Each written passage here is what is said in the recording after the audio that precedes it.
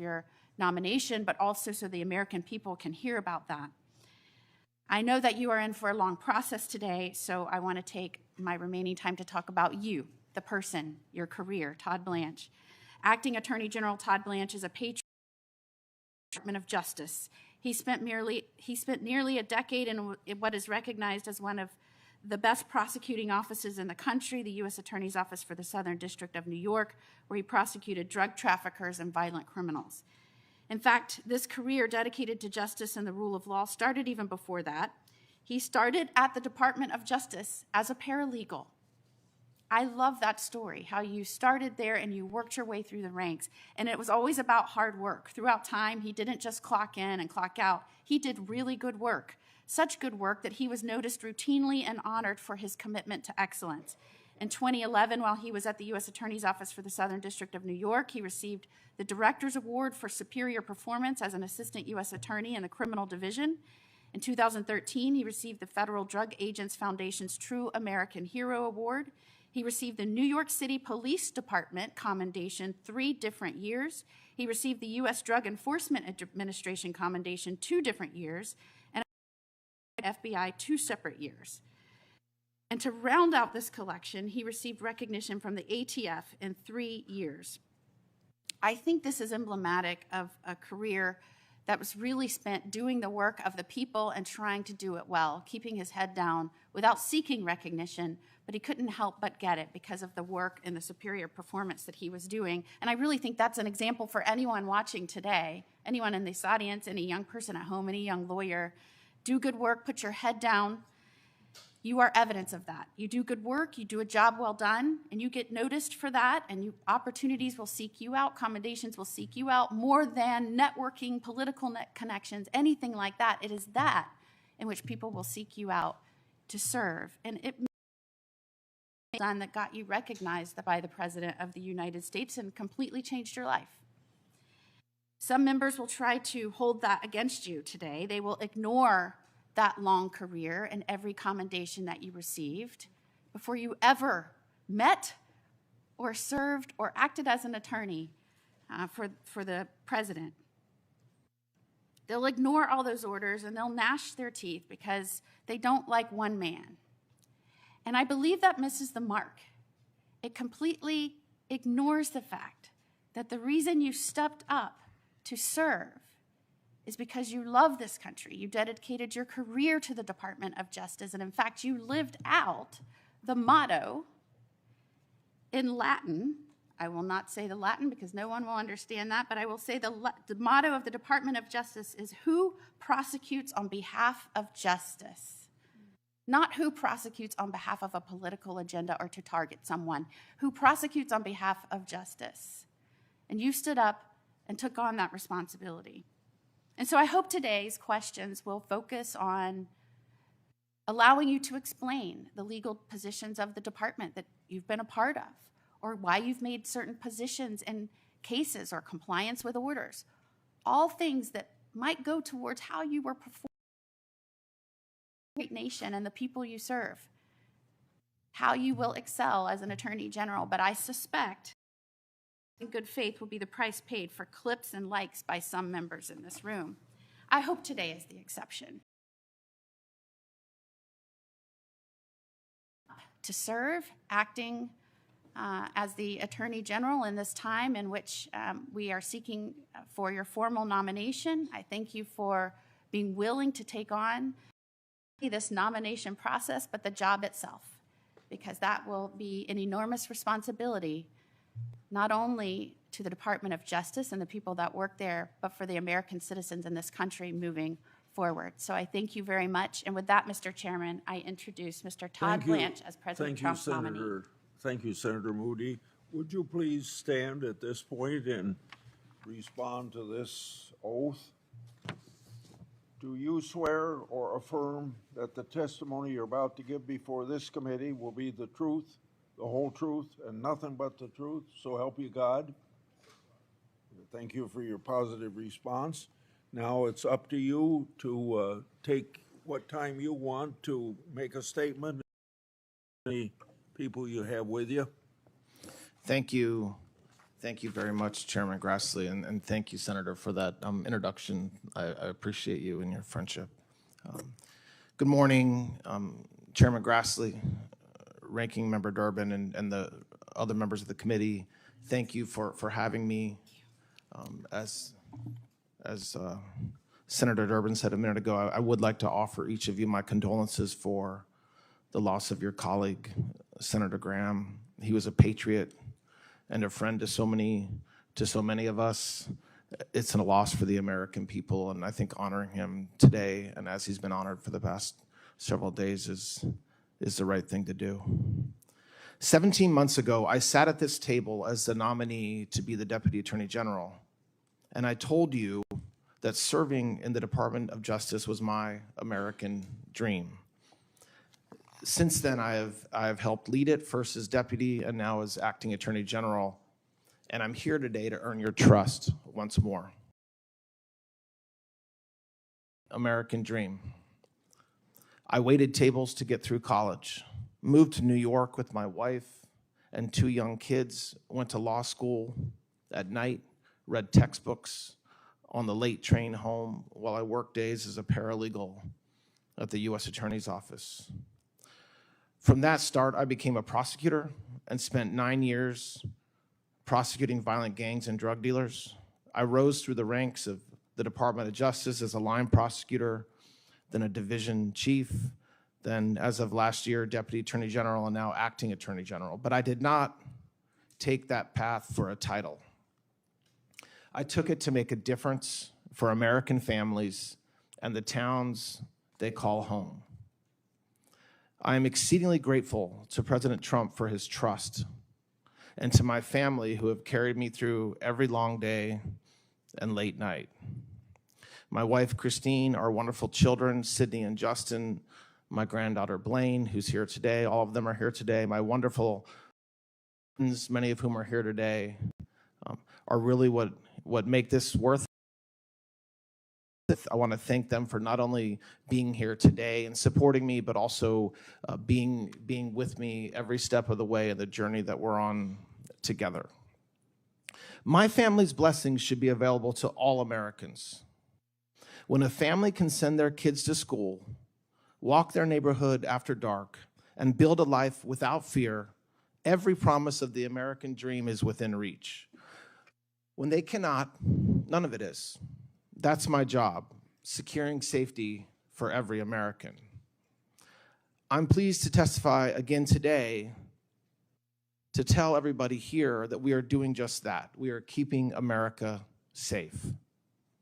Since President Trump took office, it's been said a few times this morning already, but it bears repeating.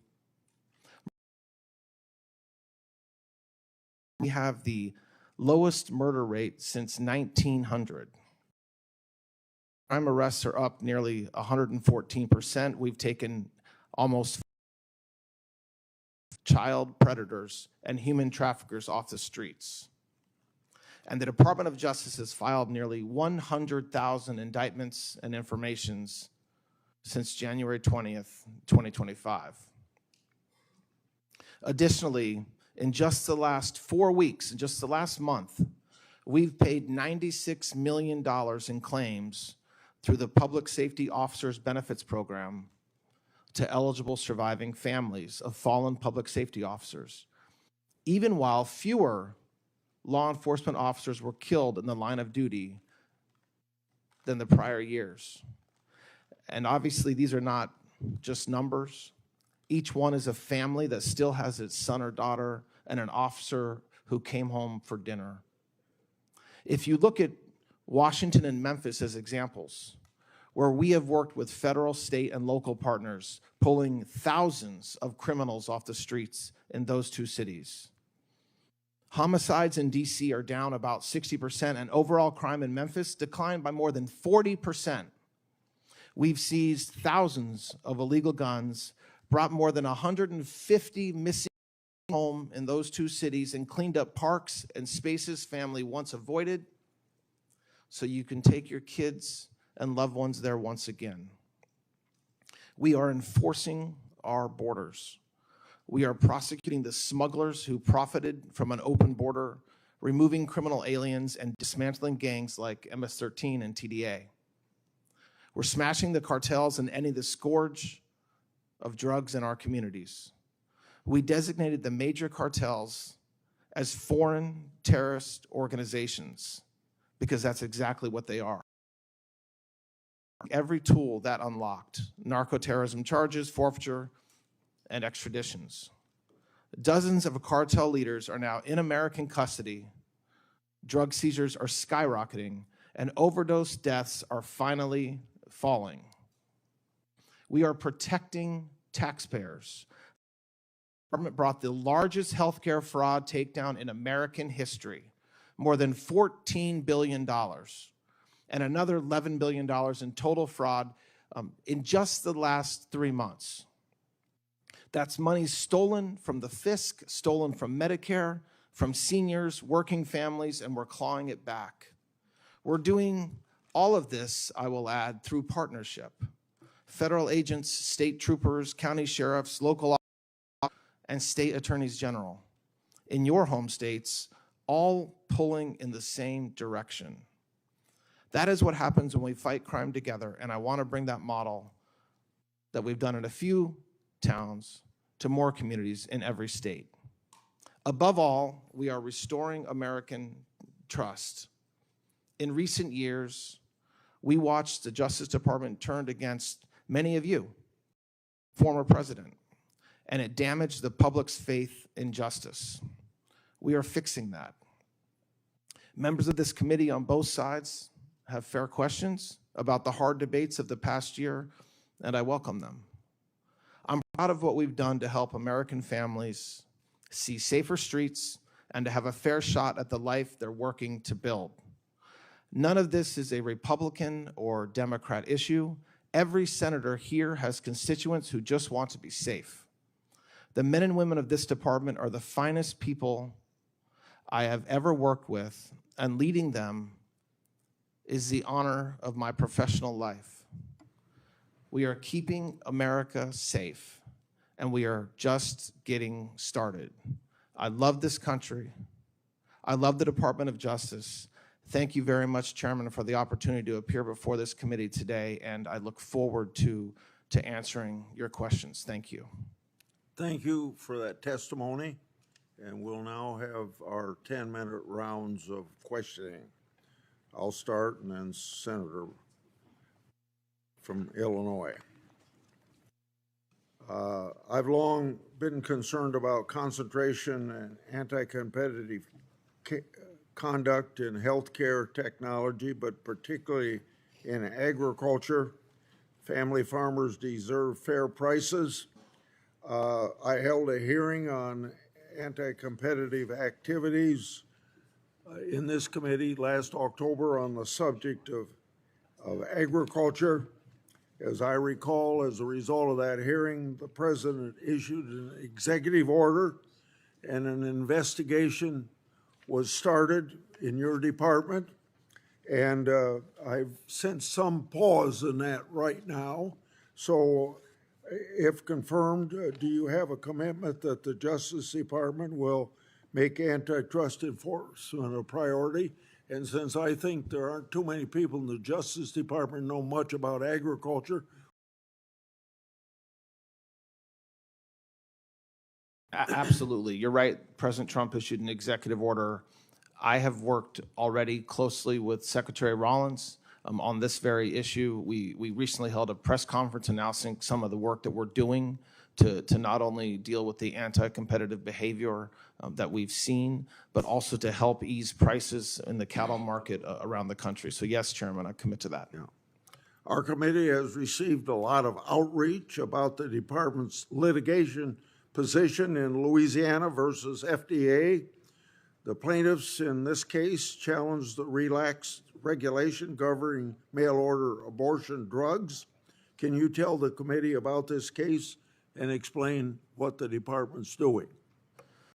Chairman, first, President Trump is the most pro-life president in history, and the work that this department's doing in that space is something that hasn't been done for 10 years. For the first time in a decade, HHS and the FDA are actually taking a real look at what's happening with some of these abortion pills and whether they're actually safe or not. As it relates to the litigation you referenced, it would be wrong for me to talk about any litigation strategy beyond what's in our briefs, but suffice to say, Chairman, that as we talk about in our briefs, we are not in any way defending what Biden and what his administration did with what respect to that judge. But beyond that, I don't want to comment on the strategy about that litigation.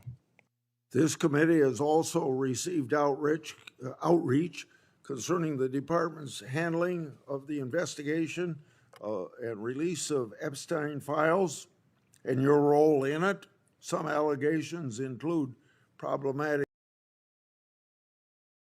effort to follow investigative leads, a refusal to meet with victims, and questions regarding the transfer of Maxwell to lower security prison.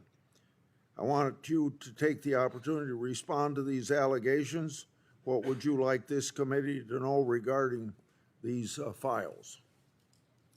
When President Trump signed the Epstein Transparency Act, the Department of Justice undertook a Herculean task to review millions and millions of potentially responsive files. We were required under the statute. The Department of Justice did so. We reviewed over 6 million pages. Many of these pages were not responsive. And what I mean by that is we intentionally over-collected potentially responsive documents. So for example, there was a case going on in Florida at the same time as the Jeffrey Epstein case involving another defendant named Epstein, having nothing to do with Jeffrey Epstein. When we collected materials, we collected everything involving Epstein, including the Epstein that had nothing to do with Jeffrey Epstein. So the review of materials included non-responsive materials. The reviewers were qualified, experienced attorneys within the department and the FBI.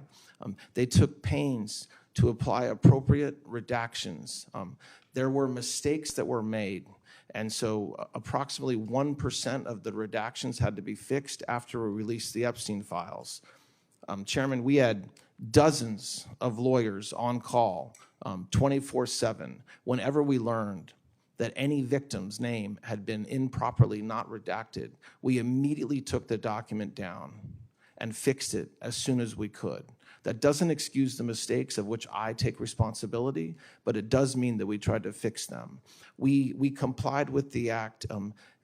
It required us complying with judges' rules in New York, which required us to redact names, even if the victim was also somebody who participated in criminal conduct.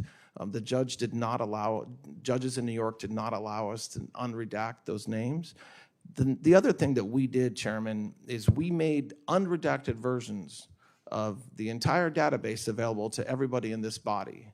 And we did that because of transparency. Remember, for 4 years, there wasn't a peep about Jeffrey Epstein. The Biden administration did nothing to be transparent about the Epstein case.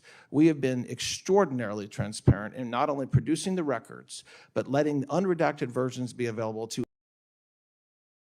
After reviewing unredacted materials, a member had concerns about why something was redacted. They brought them to the department's attention, and we addressed that. So I want to make sure the American people know that this administration, when it comes to Jeffrey Epstein, has been more transparent than any past administration, than Biden was or anybody else. And what we did is we complied with the law. And if we learn a new material, we will most certainly review it and make it available. When it comes to we will never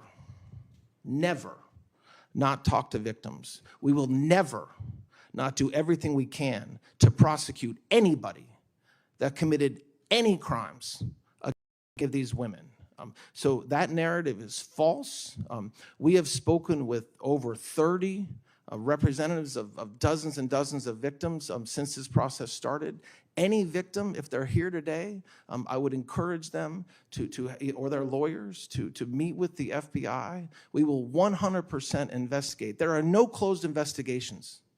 If we learn today, if we learn next week, if we learn next month that there's an individual that we can investigate, indict, and prosecute out of the Epstein files, you better believe it, we will. And so we worked hard, the hardworking lawyers within the department to do the right thing to comply with the act, and we did, and we'll continue to do so, Chairman. Jack Smith and his team possessed and reviewed congressional information and other sensitive materials when they shouldn't have and they were advised not to. Describe the steps you've taken to impose accountability so that this egregious and partisan misconduct never happens again. The biggest thing we can do, Chairman, is be transparent about what happened. And that requires us doing a check ourselves and on the work that happened before us and being transparent with this body and providing records to you. I think when the American people understand and learn what happened and the egregious abuses that happened, it will be a check on making sure it never happens again. We strive every day to not only move forward as a department doing the right thing, but to make sure that anything that happened in the past, whether it's releasing emails or admitting to things that we did and the department did that we shouldn't have done, to being transparent with the American people about that, that's the best we can do, and that's what we're doing. I made messages public between Jack Smith's office that appeared to relate to the Trump classified document case. Those messages showed government personnel left open a classified facility and potentially mishandled classified information, causing a security violation, while defense counsels to Trump did apprise you of these issues? And secondly, did the Biden Justice Administration do any investigation into this misconduct? We were never advised at that time when I was defense counsel to President Trump, and I'm not aware of any investigation that was started for that alleged conduct. The Justice Department must do a full and complete investigation into this matter. This will probably have to be my last question. On March the 15th this year, I made public a signed and sworn statement from an FBI official. That statement says two important things. Special Counsel Mueller's team lacked a legal basis to Ferris and investigate Thomas Barak, but did so anyway. Investigate these very troubling criminal allegations, and if you haven't taken any action, why not? We are investigating that, Chairman, and it would be inappropriate in this setting to get into the details of that investigation, but the sworn affidavit that we reviewed that you provided does raise serious allegations, yes. Thank you very much. Senator Durbin. Thank you much, Mr. Chairman. Mr. Blanche, I have a few questions I'd like to ask you. Is it not true that Congress had to pass a law requiring the Trump administration to disclose the Epstein files? The Epstein Files Transparency Act passed by bipartisan roll calls in the House and Senate to finally get the files made public? President Trump signed that law. Yeah, Yes. of course he did, after overwhelming numbers of the House members and Senate members voted for it on a bipartisan basis because the administration would not voluntarily produce these documents. Now, I've mentioned... That's not true. Well, what part of it isn't true? We were prohibited by law from producing those documents. This is a Judiciary Committee. There are laws that did not allow us to produce those documents, which we made plain in numerous court filings. So and President Trump had said from day one to release the files, even when he was running. Yeah. And so, yes, he signed it into law, and we complied with it. I remember, and everyone in the audience remembers, the lengths that the administration went through to delay production of these documents, to the point where Congress did an extraordinary thing, discharge motion in the House to bring this matter before them and vote on a bipartisan basis to compel your administration to disclose those documents. Let me talk to you for a moment about the survivors who are in the room. There are 10 individuals who were exploited and abused by Mr. Epstein. They are here today. None of them have had a chance to speak to anyone in the department or FBI, though they've asked repeatedly. So can I get your word under oath that within the next 30 days, you will personally sit down with these 10 victims and hear their case in terms of what needs to be done by the Department of Justice? Chairman, I appreciate them being here today. I also have somebody from my office who's spent her entire career working on cases like Mr. Epstein's. She's in charge of our task force investigating human trafficking. She's available to talk to them. She can sit right next to you. She can sit right next to you when you meet with these survivors.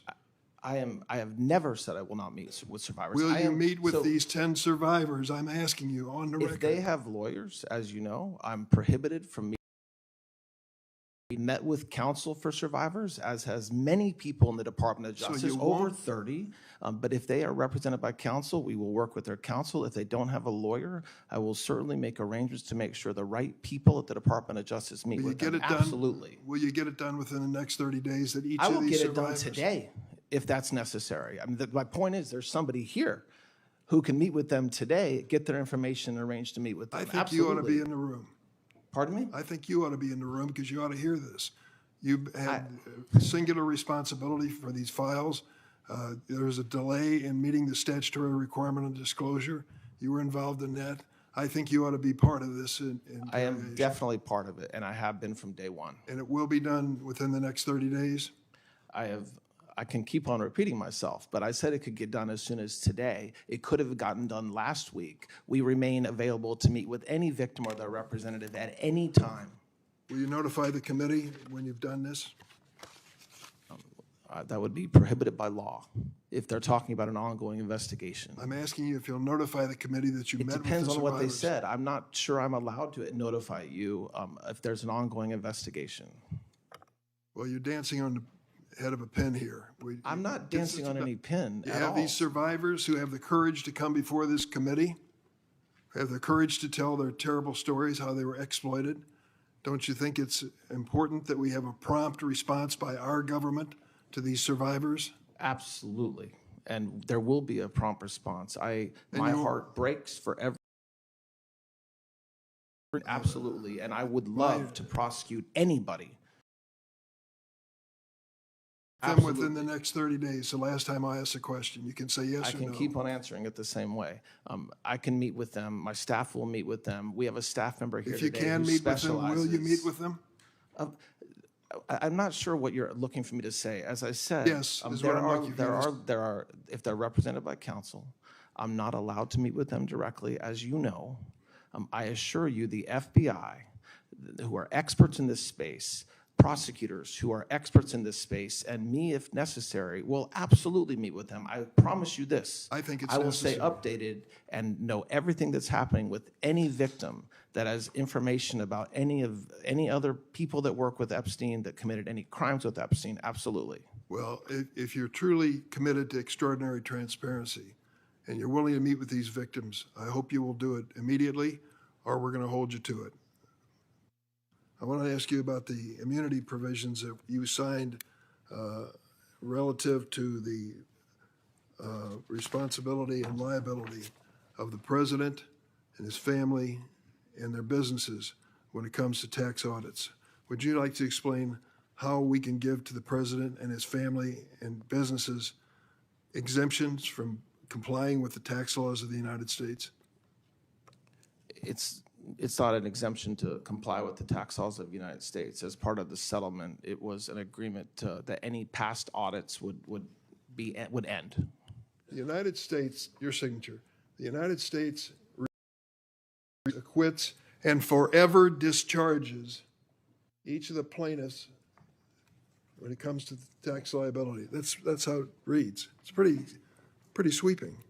You don't believe that is a discharge forever from liability? Of any past filings, yes. All right, it is. How do you explain that to the American people, everyone in this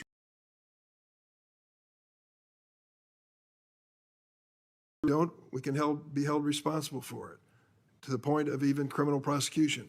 Why did you decide that President Trump and his family and their businesses should be exempt from that same responsibility?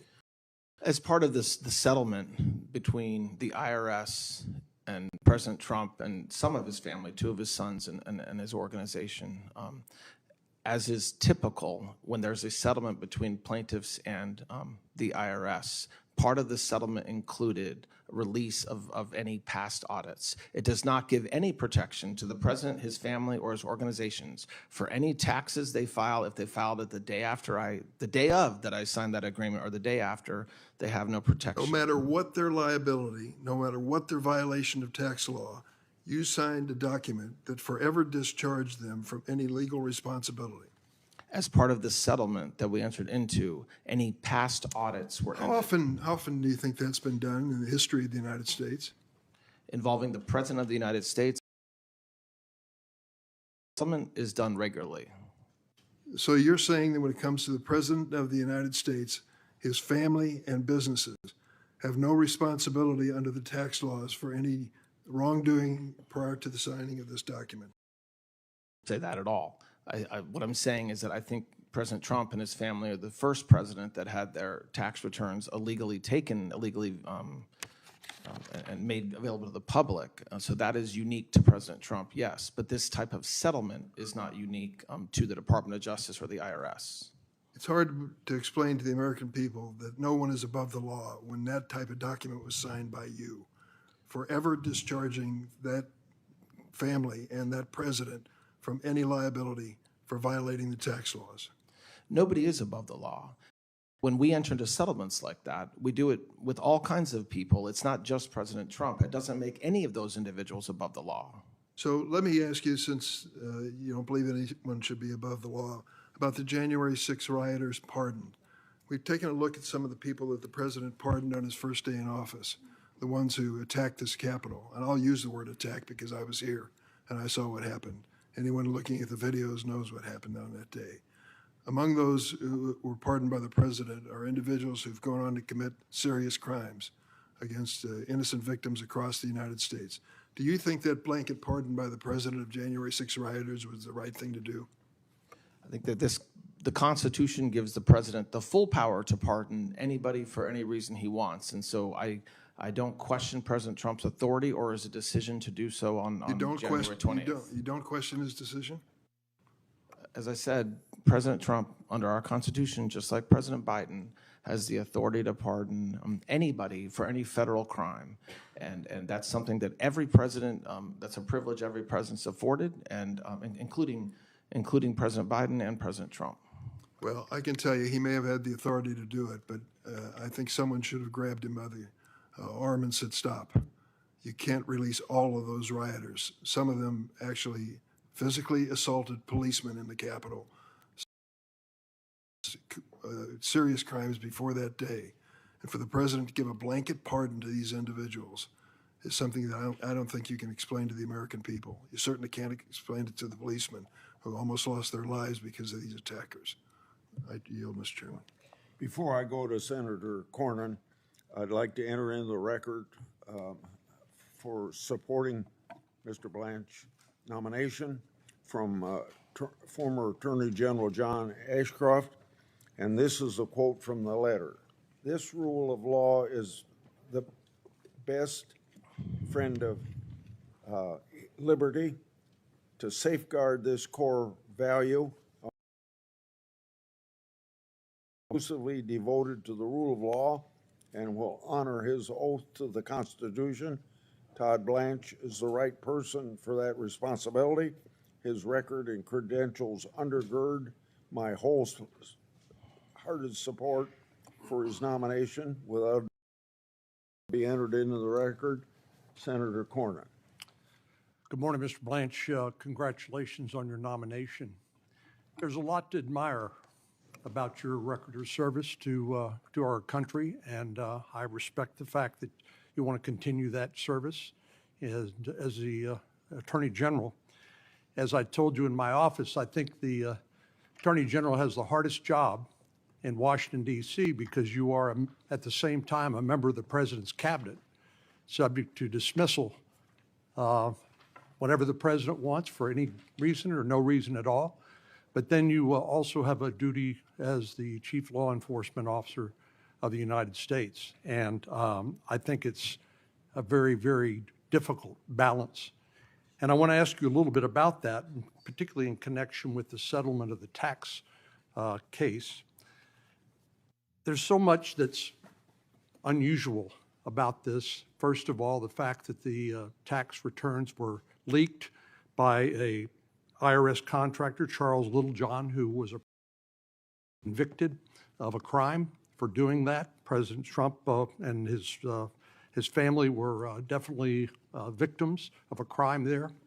But it happened back in 2020, and the lawsuit wasn't brought until 2026. So with the 2-year statute of limitations, it seems to me that that was something I know that was the subject of pleading in the complaint and attempt to avoid the 2-year statute of limitations, but that struck me as unusual. But let's talk a little bit about the settlement agreement and the release. First of all, I believe you have said that the weaponization fund is a moot issue. Is that your position? Yes, it is a moot issue, meaning there is no weaponization fund. The weaponization fund is dead. It's not moving forward. Well, I would refer you to the settlement agreement. Do you happen to have a copy of that in front of you? I do not. Okay, Senator. well, you probably know what's in it. I'm familiar with it, yes. I'm sure you are. On page 4, this settlement agreement may be modified only upon the written agreement of the parties. Has there been a written agreement of the parties to modify the settlement fund? No, the settlement fund's just not moving forward. There's no modification. It's just, it never started. No money went from the Treasury to any other account. There's no commissioners. It's not moving forward. Well, so the settlement agreement remains as it was originally, but I hear what you're saying. Is the settlement agreement enforceable as a contract by the parties? Well, yes, it's an enforceable document. So I suppose if President Trump's counsel sought to enforce it, they potentially could. Including the weaponization fund? Well, they could try to enforce the contract. They can't force the Department of Justice to move forward with the weaponization fund. They could potentially say that, I suppose, that we breached by not moving forward. They haven't done that, and I'm not aware that they're planning on doing that.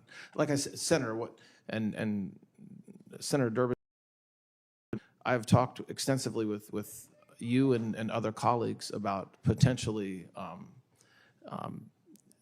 codifying so there's no weaponization fund, which is certainly something that could be done. And I wasn't meaning to insult this body, but just that in response to questions from senators about whether that could be done, we very much are okay with that. But just to be clear, the President of the United States, who is the plaintiff in this lawsuit, has not agreed in writing to delete the weaponization fund, and there's no guarantee that he or one of the other plaintiffs might raise that issue by way of a lawsuit and a breach of contract lawsuit in the future. Well, Senator, the plaintiffs have no power over the fund. The fund was administered solely by the 5 commissioners and through the Department of Justice. So no, they don't have any power with respect to the fund at all. I suppose they could bring a lawsuit and then we would litigate it. But even if we were litigating it, there's no fund. So the results of such litigation, whatever it would be, wouldn't be a revival.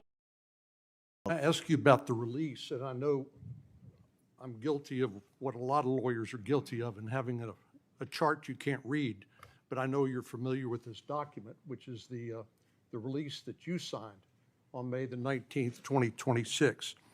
First of all, does this purport to release parties or people who were not parties to the lawsuit? No, Senator. Well, it says here that claims asserted by defendants or any of the plaintiffs or related or affiliated individuals, including without limitation family or others filing jointly, or parties including trusts, parent, sister, or related companies, affiliates, or subsidiaries, they weren't a party to the lawsuit. I didn't hear everything you just said, Senator, but the only parties that were that had any release as respect to any potential audits, even if they existed, were the plaintiffs in the lawsuit. Did you talk to the president about the settlement? He originally sued for $10 billion and settled for an apology and this weaponization fund and then the release of future liability for tax audits. Did you discuss it with him? No, I did not. He had outside counsel. I did not discuss it with his outside counsel either.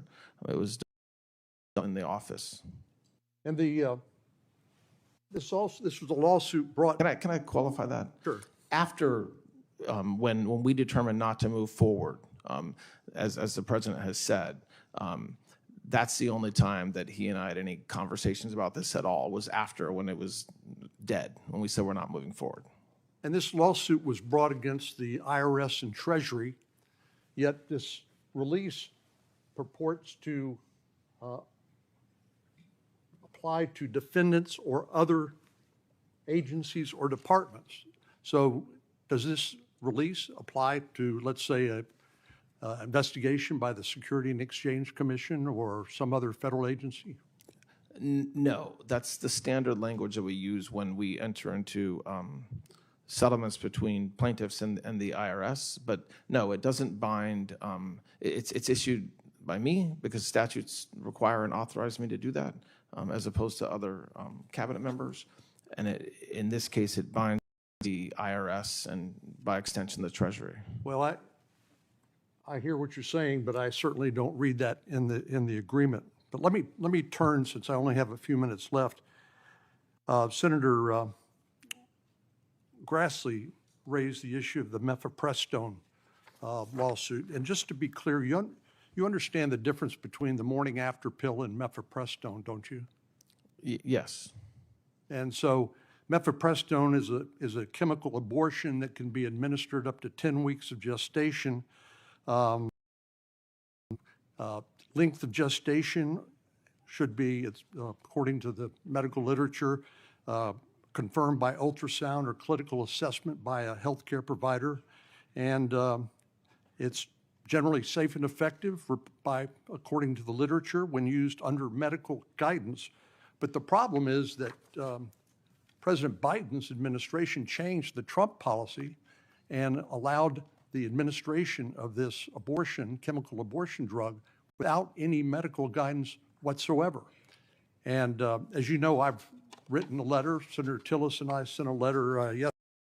And what I would appreciate, I understand you can't necessarily talk too much about your litigation strategy in the case of Louisiana against FDA, but I would appreciate it if you would respond to this letter for the record about the intentions of the administration. If President Trump is the most pro-life president, this ought to be a pretty easy, because women are hurt as a result of side effects, heavy bleeding, prolonged potentially infection or sepsis, incomplete abortion, other complications when this is being sold through the mail or through online prescription. Will you do that for me? Yes, Senator, I will. Finally, let me just go back to in the 50 seconds I have, go back to this release. This purports to release lawfare or weaponization. Those aren't legal terms of art, are they? I think they are just legal terms of art. They're not, there's not Have any. they been defined in any case or any statute? Not that I'm aware of, no. So they're not a legal term of art. Well, I think that the terms have been used by the legal community. They're in Black's Law Dictionary. So for we don't example. know what that covers.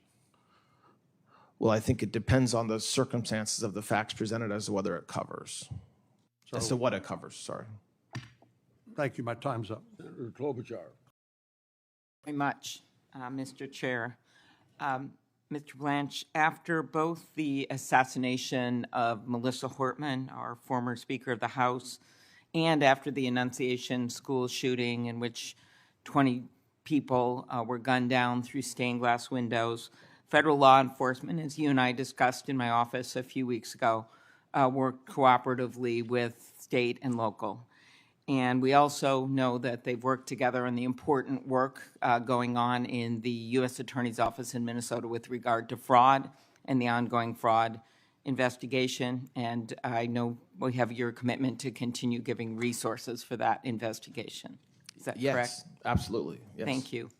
So we also discussed my concern about the lack of cooperation we saw after the horrific killings of Renee Good and Alex Preddy, with the federal government refusing to cooperate with state law enforcement for months, blocking Minnesota investigators from accessing the scene of Alex's death, even though they had a judicial warrant. They also failed to secure, according to news reports, failed to secure and process the scene, failed to process Renee Good's car for evidence.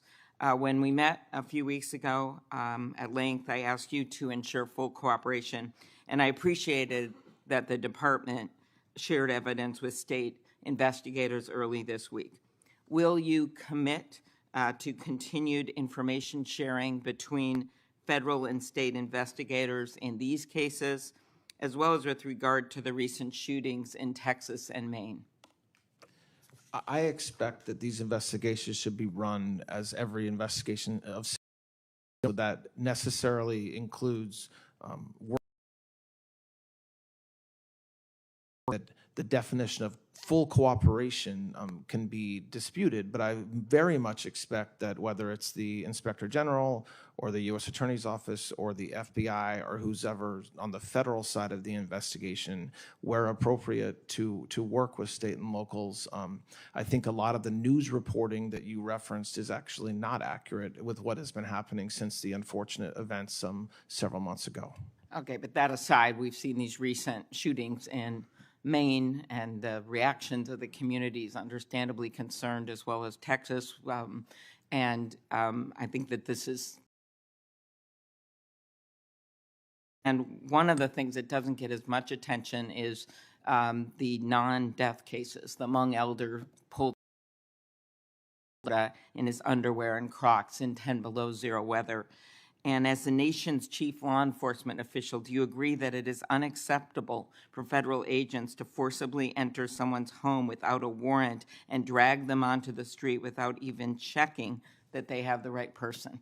Well, it depends on the circumstances, as you know. I mean, yes, obviously, law enforcement agents need a warrant to enter a house, except for limited exceptions to that. So yes, we very much believe in the constitutional protections afforded American citizens. The same protections are not afforded people who are here illegally. So it's not a black and white answer where I can say yes or no. But yes, I very much expect the law to be followed by our law enforcement agents. So since the Civil War, along those lines, federal law has made it clear that the president does not have the authority to deploy armed federal officials to election sites. Will you commit to following clear federal law and not deploying federal agents to polling locations? I will commit to following the law, Senator, of course. Okay, Yes. but does that include not deploying federal agents to polling places? I will absolutely follow the law no matter what it includes. So yes. Do you understand why voters, U.S. citizens, are concerned about armed agents at polling places? I'm not aware of armed agents being at polling places. Thank so I'm not aware of that concern, but I will tell you we will follow the law, Senator. All right. The DOJ has carried out a campaign to push states to turn over voters' sensitive and private data to the administration. 30 states, including Republican-led states like Georgia and California, have refused. In doing so, the West Virginian Republican Secretary of State said, quote, "I will not break the law, give up our state's rights, or compromise the privacy of our citizens." 15 federal courts in decisions from Democrats all found that these actions to force the states to turn over this data is unlawful. Could you discuss how cutting off anti-terrorism funding to states that refuse something that 15 federal courts have found to be illegal enhances our national security? So those cases are still being litigated, so I can't talk specifically about the cases that you mentioned, but overall, what I will say, Senator, is that election integrity is extraordinarily important to this administration. It's important to this body. And so to the extent that the work that we're doing is to make sure that we have fair and honest elections, that the only people voting are the people who are eligible to vote, and that they're only voting once, that's important. If secure elections are important, how does stopping the long-standing practice of critical information sharing and scenario planning between the DOJ, other federal agencies, and state and local elections? We're not doing Because we have heard from our own Secretary of State that, Steve Simon, that the standard briefings trainings have not happened. We're not doing that, so I'm not sure what you're referring okay, to, I'll- but I'm happy to follow up with your office about that. Appreciate that. So you and I talked about some of the antitrust concerns I have, the independence of the department. I was very concerned by the department's weak settlement of the monopolization suit against Live Nation Ticketmaster. Do you believe that this settlement was good for consumers? And if so, then why didn't, there was another case, of course, that the state attorney general's brought that is going to result in much better protections for consumers. Why didn't the DOJ join them, stay in that suit? I share your concerns, and yes, I do believe that settlement was good for consumers. The American people got a lot out of that settlement with Live Nation, and you talk about another case that's separate. That's ongoing litigation that could potentially take years to resolve. And so, when we make a decision as a department to settle a case, we are only thinking about the American consumer and making sure that we're complying not only with the laws but with what's right for. Did the White House have any involvement in that decision? In the decision regarding which case? To settle the Ticketmaster case? We work at times closely with White House counsel on certain issues. I am sure that I wasn't directly part of discussions, but so I can't speak to that, but I'm most certainly not saying they were not part of it. So, okay. Are you concerned that former Republican Principal Deputy Assistant Attorney General Roger Alford, who has appeared before this committee as a Republican witness in the past, has said that in your department, antitrust cases are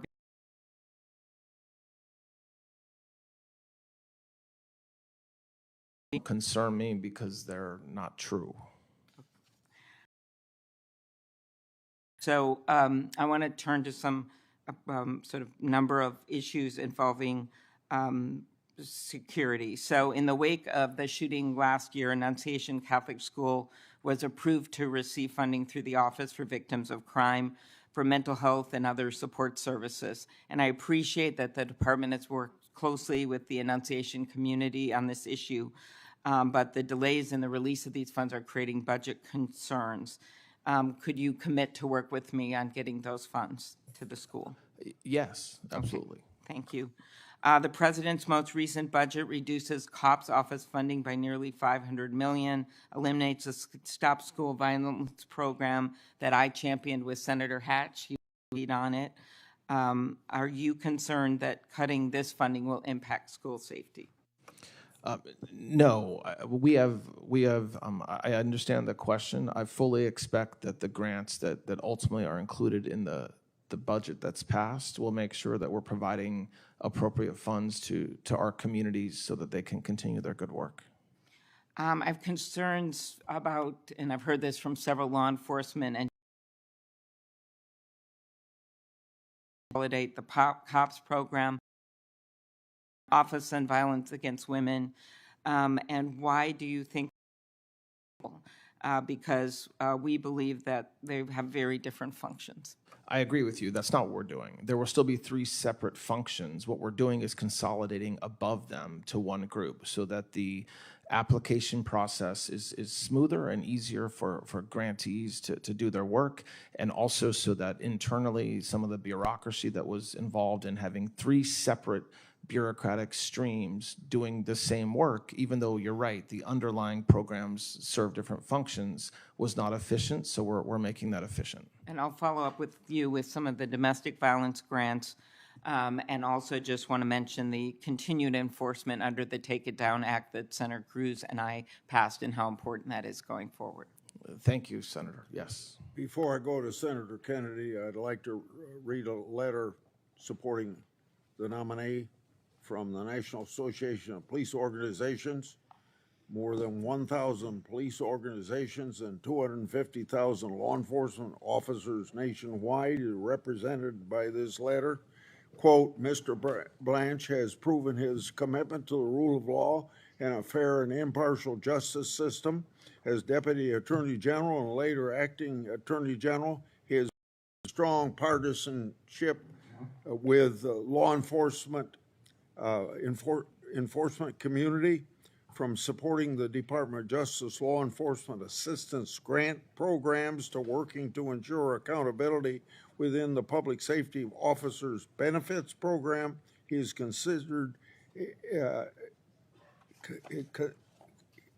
consistently endeavored to meet the needs of state and local law enforcement officers and their families, end of quote. Without objection, will be entered in. Senator Kennedy.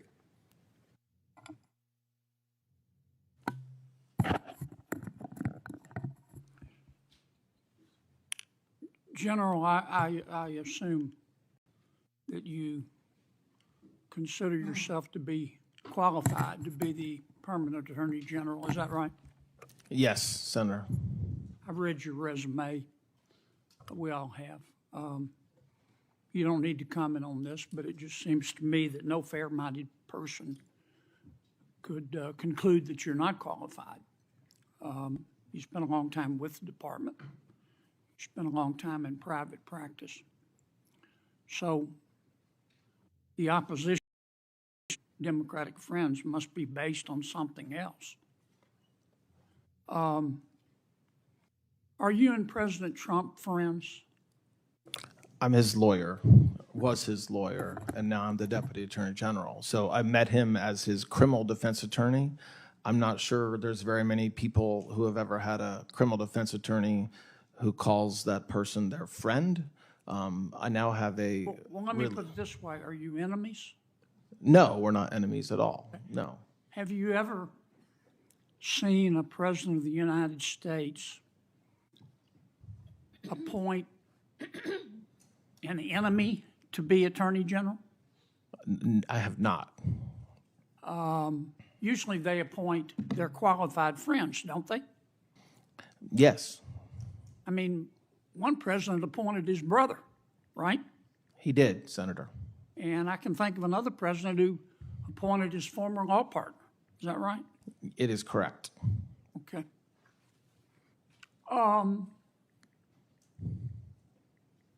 Are you responsible for all the president's decisions? No, Senator, I'm not.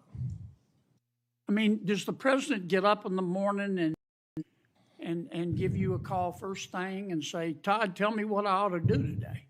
He does not. Okay. Does he ever ask your opinion on actions he should take? Yes, Do you tell him the truth? every time.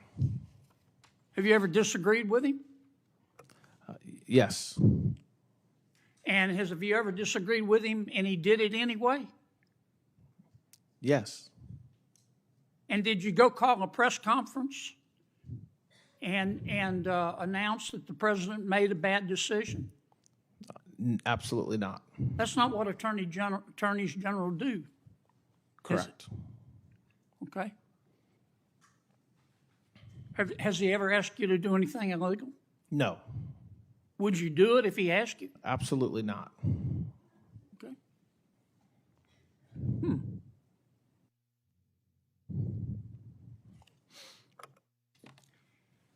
How many pages of the so-called Epstein files has the department released? Nearly 3 million. How many more pages are there? That are responsive, we're not aware of any. How about that, in the department's opinion, are not responsive? Well, from what we collected, about 3 million that were just nothing to do with Jeffrey Epstein or the case at all. Okay. Why don't you just release everything? Just let it rip.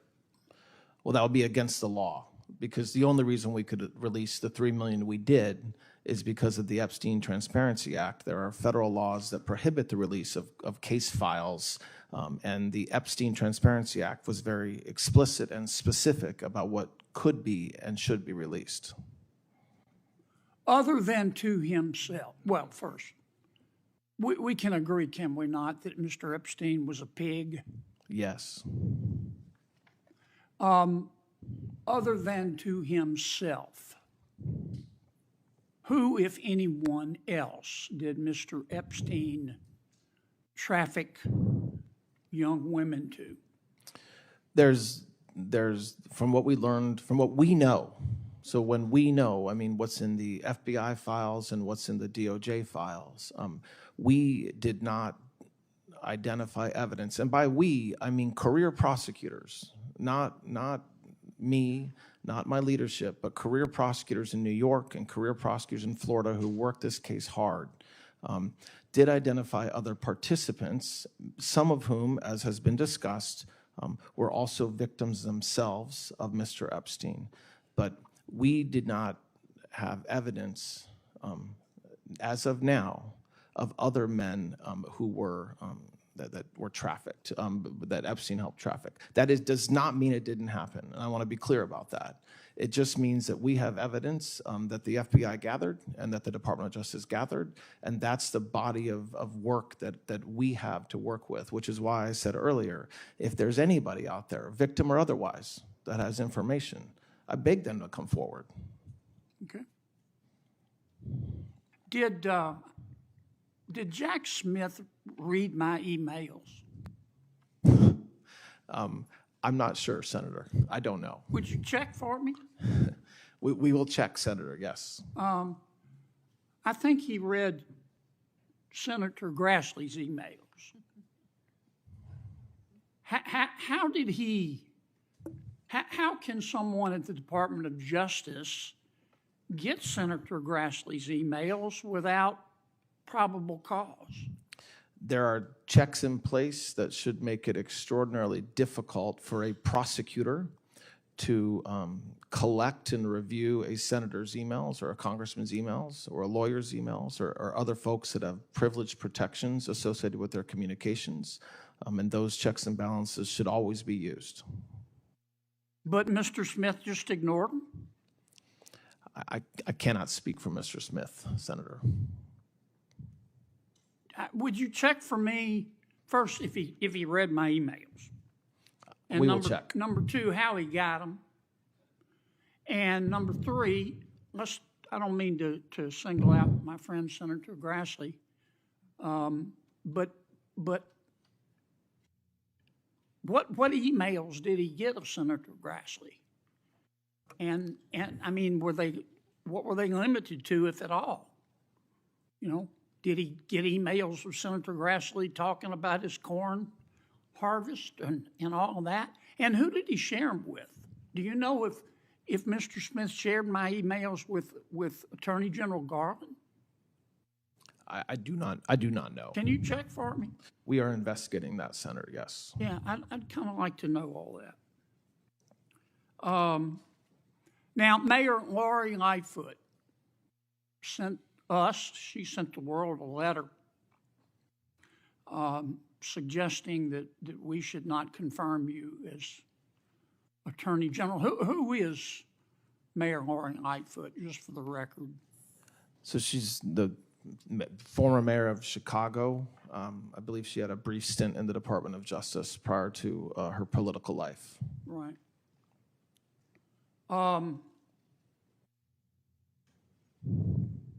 And you had some conflicts with her. I do not believe she supports our administrators' efforts making America safe again. Okay, right. She thinks cops are a bigger problem than criminals. Would that be a fair assessment? She definitely, her public rhetoric is not something that either myself or this administration supports, which is to always back our law enforcement. She thinks if a cop shoots a criminal, it's automatically the cop's fault. But if a criminal shoots a cop, it's automatically the gun's fault. Would that be a fair assessment of the mayor's position? Her public statements suggest that. Yeah. Would you put her even in charge of a ham sandwich? I don't believe she should be any part of this administration. Well, the people in Chicago apparently agreed. I think she ran for re-election and got 16% of the vote. Is that right? Do you recall? I'm not sure what percentage she got, Senator. Okay. Tell me a little bit. One of the things that under your authority, the department has concentrated on, which I agree with, in addition to prosecuting crime, is the prosecution of white-collar crime, fraud. Tell me a little bit about that. It's incredible since COVID, the absolute thievery that's happened from the fisc by people in this country. And so we have focused tremendous amount of efforts, not only in the new division, but at every U.S. Attorney's Office, with every Inspector General and their offices, the FBI, DHS, and HSI, to just root out this fraud. You have examples of individuals just stealing. So setting up entire centers for autism when there are no patients, when there is no center, and taking millions of dollars of hard-earned taxpayers' money. And so we are very focused on that. We've already, like I said earlier, billions and billions we've already collected in just the past couple of months. That effort is going to go forward for as long as I am in the position that I'm in now, no matter whether I'm confirmed or not. And it's extraordinarily important to every American that this doesn't happen, because we're not talking about whether someone agrees or disagrees with a policy. It's just outright theft by individuals, and unfortunately, many state governments, if they didn't absolutely know it was happening and just encourage it, they certainly stood idly by while it was happening, which is also a problem. Okay. Don't forget to check on my emails for me. Senator, yes. Thank you. Senator Whitehouse. Morning, Mr. Blanche. Good morning. Why won't you tell us what became of the $50,000 in confidential money that the FBI reported that it gave to Tom Homan? I'm not aware of what you're speaking about. To the extent that there have been public reporting about an investigation, I know nothing about it. Well, the public reporting is that the FBI reported giving $50,000 in the nature of a bribe to Tom Homan, and there's been no report of what became of that $50,000. Will you answer that question? Not now, but will you answer that question? Because we've been asking for a long time now. Your department certainly knows what's happening. I'm not aware that that's true. Well, take a look at it, and it's publicly reported, and the FBI reported it, and you should answer the question. That's not the only one. Here's a list of unanswered questions that I have just asked. I don't know how it is that the chairman thinks that you've cooperated with the committee or that you've been transparent with the committee. That is not my experience. You said earlier that you welcome our questions. Great. Answer our questions. That's the real point. Where we've failed to get answers to our oversight questions, we've actually had to revert to the Freedom of Information Act, the general law of government transparency, to try to get answers from the Department of Justice. Here's how we did. Not well. We have this stack of questions that you haven't answered in the nature of oversight. We have this stack of FOIA requests that you haven't answered. And I think it's important for us to believe that you actually take seriously your constitutional oversight responsibilities in order to confirm you, that you actually take seriously your obligations to this committee irrespective of party, majority or minority, in order to confirm you. So I will ask before we get to a vote on this that you take a look at these and get us answers. Where we have had answers, Mr. Blanche, they have not been informative. They have been blow-offs. So let's move on to Trump versus IRS. Our research indicates that senior DOJ officials have never in the history of the department before faced a judicial inquiry into a fraud on the court participated in by the Department of Justice. That was the inquiry opened in Florida. The question about fraud on the court committed by the Department of Justice remains open in the judge's decision. Here's what she did find. She found that the Department of Justice colluded with the Trump plaintiffs, that the Department of Justice violated DOJ policies in that collusion, that department attorneys were derelict in their responsibilities as DOJ attorneys, that the department failed to zealously advocate on behalf of the United States of America, its true client.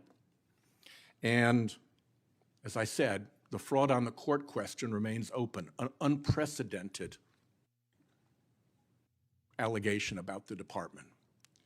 As a result of that, the order was transmitted to the New York State Bar for potential disciplinary proceedings. I would like to ask, in addition, since this is new news, the decision was, 2 days ago? I would like to ask that you say to us that you will be willing to provide all of the documents and communications between the Department of Justice and the Trump plaintiffs in that matter. I'm not aware of any communications. I didn't have any. So if you put a request in, we'll look at it. I mean, obviously that's active, continued litigation in the Southern District of Florida. So it depends on. Explain how it is active, continued litigation in the District of Florida. Well, there's been several indications that the parties of, I never entered notice of appearance, but that the parties intend to appeal the judge's Monday 56-page decision. Well, it'll be interesting. Do you intend to appeal the Department of Justice? We weren't really even part of that decision. So to the extent there's something that we can appeal, I very vigorously will encourage the department to do so. Well, here's the tell. In that case, the Department of Justice filed no answer, filed no agreement with respect to the extension of time, filed no response to the case or controversy amici, filed nothing related to the withdrawal of the complaint, filed no settlement, and filed no response to the fraud on the court inquiry. To me, as a one-time litigator, that looks like really weird behavior. And when for the first time in history there's an inquiry into fraud upon the court committed by the Department of Justice, the silence from the department in response to that is deafening, Mr. Blanche, deafening.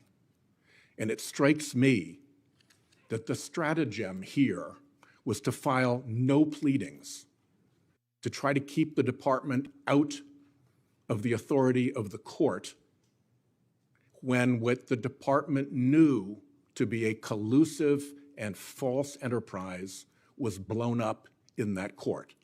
Now, it didn't work because the court found collusion, and it takes two to collude. And they also went on and made the other adverse findings about the department's conduct. And the problem here, Mr. Blanche, is that it's not just that one occasion. Between judges appointed by every president harshly criticizing the department's work in your tenure, grand juries rejecting indictments, judicial findings of outright misconduct, capable lawyers fleeing the stinking ship, this seems to be the most troubled Department of Justice in history. Here are some of the misconduct findings against your U.S. attorneys. And if I haven't put it up yet, here's a word cloud of the commentary by federal judges about the conduct of your DOJ. These are red flag words that when I was a U.S. attorney would have provoked, at minimum, an internal conversation about what the hell went wrong, and very likely a conversation with OPR and maybe OPR pursuit. Words like pretext mean a lot coming from a judge about a government argument, usually enjoying the presumption of regularity. We need answers. I need you to be able to tell me that this kind of misconduct is going to stop if you're confirmed as Attorney General. Can you say that? The Department of Justice works hard. The prosecutors work hard every day, and I appreciate the hand-picked words that you have behind you right now, but that's not reflective of the 100,000 indictments and informations that have been filed to do the work that I talked about earlier today. And so while cherry-picking a few isolated words from district court or magistrate judges in certain districts is something that you're entitled to do, it's absolutely false to suggest that this Department of Justice is not executing as we should and doing the right thing every single day. I will tell you that you are wrong. That in the history of the department, this kind of criticism by federal judges is unprecedented, and it comes from judges of every different political persuasion. Let me ask about the FBI. How long do you intend to put up with that Kash Patel character? Are you good with his airplane jaunts? Are you confident he's not drinking on the job? Are you sure none of his travel is a pretext for vacation activities like snorkeling, Olympics, and visiting girlfriends? Are you sure he knows what he's doing? Do you vouch for him? Are you willing to look at whether he lied to this committee? That's an extraordinarily obnoxious question, Senator, and I have full faith in Director Patel and the work that he's doing every day. Great, you get to own that. One last thing, if I may. You have refused to exclude January 6 rioters from your anti-weaponization fund. You have refused to put in writing that the slush fund is dead. Indeed, you signal to allies that payouts are still on track. You have vacated seditious conspiracy convictions against members of the Proud Boys and Oath Keepers. You hired January 6 rider Jared Wise, who had urged the mob to kill police officers. You scrubbed press releases about January 6 prosecutions and called the releases partisan propaganda. You denied that Trump encouraged any violence on January 6. You've cleaned house of every attorney who worked on a case related to Trump, and you've bragged that bringing justice for violent rioters meant that every one of them was either pardoned or had their sentence commuted. I hope that our colleagues who are concerned about what happened on January 6 take that into account. Thank you. Would you like to respond? I would. Almost everything the senator just said, and he's protected, he's allowed to lie, but almost everything he just said was absolutely false, okay? Starting with the fact that I have never said that any sort of violence against law enforcement is appropriate. I have never said that publicly. I have never said that in a speech, and I certainly do not believe it. I did not hire the person referenced. And that is, again, something that just happens not to be true. When I talk about what happened with the convicted January 6 defendants, I talk about what President Trump did. He has the absolute right to pardon anybody for any reason he sees fit, and every one of them got pardoned or commuted. I am not celebrating that. It is a fact. And the fact that my department had to take action in response to those pardons by dismissing some cases is exactly what I have to do under the law, and it's what I did. So that the narrative that the senator just suggested and put on me as something I believe is absolutely not true. Since he accused me of lying personally, Mr. Chairman, let me ask that I put this series of concerns into a question for the record, and that you, under oath, one by one, tell me where there's a lie. I'm happy to do that. We'll get that to you. I'm happy to do that. Absolutely. Before I go to Senator Blackburn, since oversight was brought up and responsiveness of your department, I'd like to speak about how it was with the Biden Justice Department's non-responsiveness to my oversight letters if the Biden Justice Department would have been remotely responsive, there wouldn't be such a backlog right now. So let's not pretend for a minute the last administration was a benchmark of responsiveness, and this administration, to its credit, has been more responsive. I talked about, in my opening statement, 43,000 pages of documents that you have released compared to a lot less in the previous administration. Senator Blackburn. Thank you, Mr. Chairman. Thank you for being with us today. Before I get to my questions, I would like to make you aware that when Ranking Member Durbin was chairman in the last Congress, I tried repeatedly to subpoena the Epstein files so that we could get those banking records and those flight logs, and repeatedly that was blocked. So the Democrats at that point didn't want to know what was in the Epstein files until they lost the majority, and then they were hell-bent to get that. I also want to make certain that we get on the record that you and that DOJ has met with the following list of attorneys who represent victims, including many who have claimed that they've never had a meeting with DOJ. Now, here is this list: Sigrid McCauley, Jordan Merson, Gloria Allred, Eric Fidai, Alan Goldfarb, Daniel Kaiser, Miriam Meyer Wang, Glenn Neck, Adam Horowitz, Jack Scarola, Dennis Artie, Kevin Menser, Jill Greenfield, Julie Keys, David H. Brody, Robert Glassman, Kate L. Doniger, Andrew Villacastin, Brittany Henderson, Brad Edwards, Avron Robin, Neil Binder, David Flessig, Roberta Kaplan, Tasha Thompson, for the record. I do want to talk with you a little bit about Memphis and the Memphis Safe Task Force. We are so grateful. When you talk about a success, the work that has been done in Memphis in fighting crime, this is going to be a big part of President Trump's legacy and his commitment to Memphis. The commitment that has been made by his administration is something that Memphians and all West Tennesseans are incredibly grateful for. And this is something with President Trump, with Kash Patel. We started saying, please help us, and that call was answered. I brought the crime stats. We get the daily report from Memphis. 11,040 arrests have been made.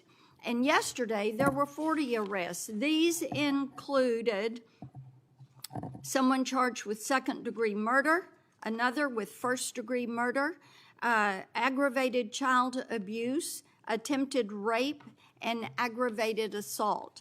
There have been nearly 2,000 firearms that have been seized, and there have been 155 children that have been recovered. The stats here tell the story. You, President, Director Patel, and the agencies that are there working with our governor, state agencies, the Memphis mayor, the Memphis police chiefs. This is the way to fight crime. And we are ever so grateful.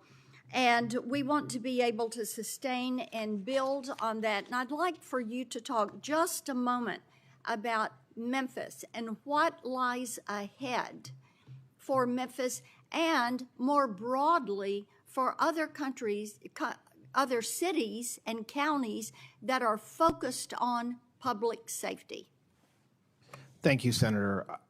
What we have done, and by we, I don't mean the Department of Justice alone. I mean state and local partners, the National Guard, all of our federal agencies, DHS in Memphis should be a poster child for a lot of cities in this country. You have a city that had skyrocketing crime and restaurants that were out of business, storefronts that didn't exist, they were boarded up, and we came together. And you're right, it was President Trump.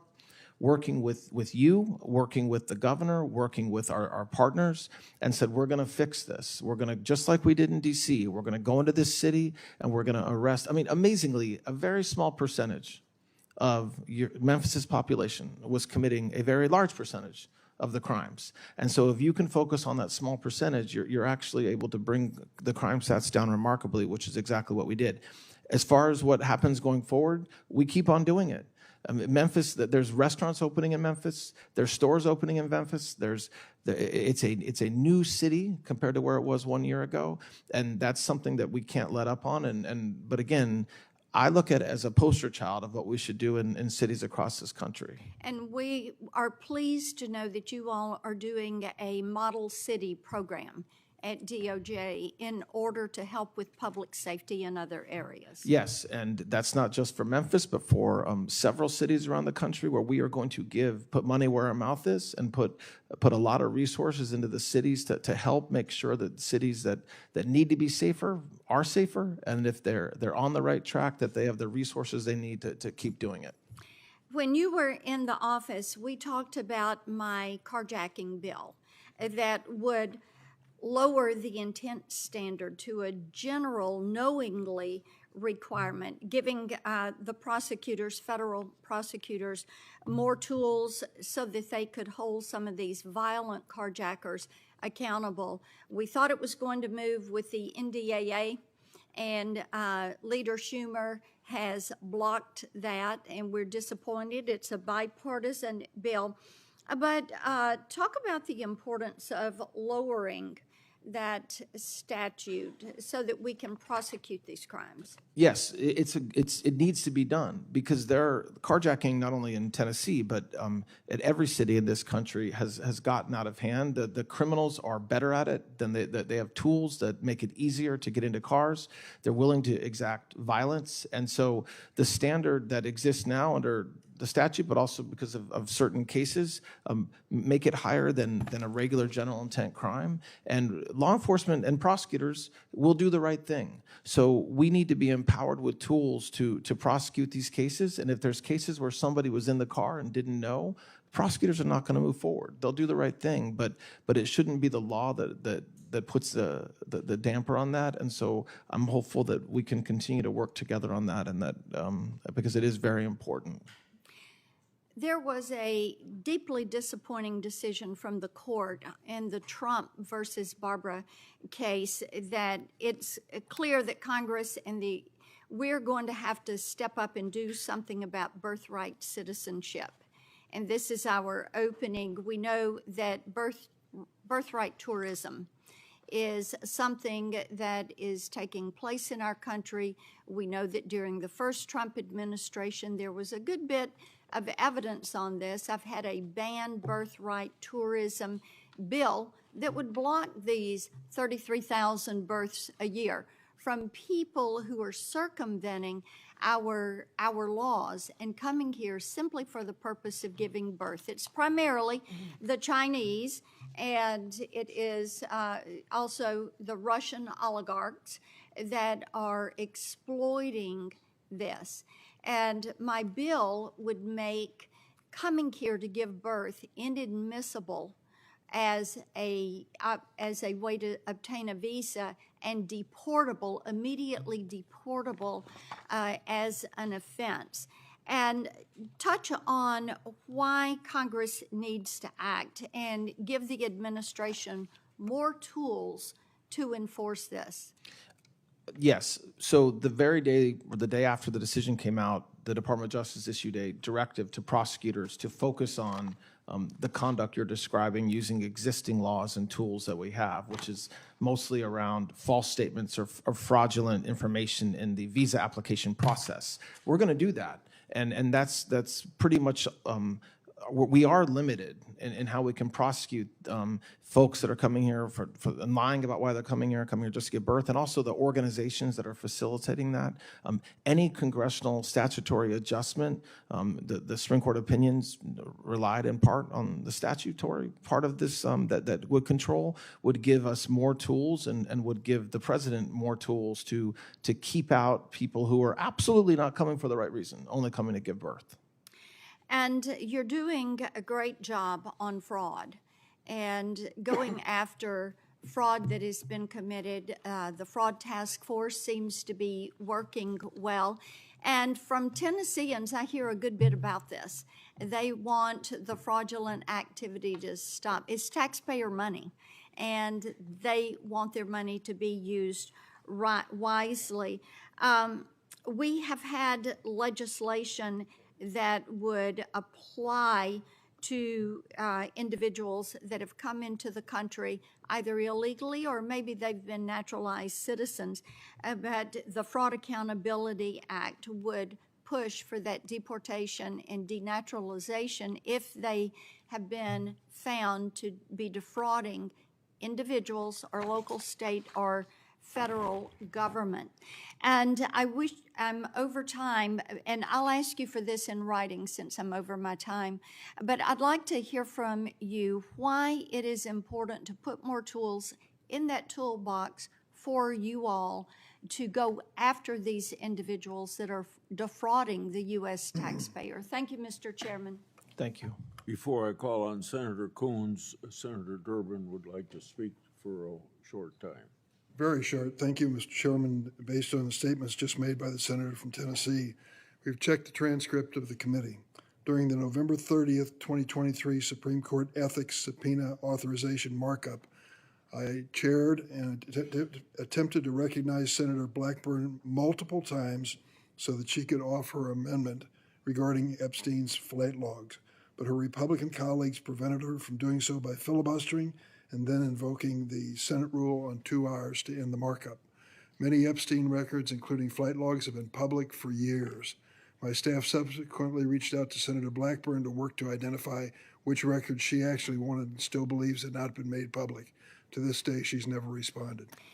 Mr. Chairman, since he mentioned my name, I have previously and will continue. There is video, there is a transcript, and Mr. Blanche, I'll be happy to forward that to you.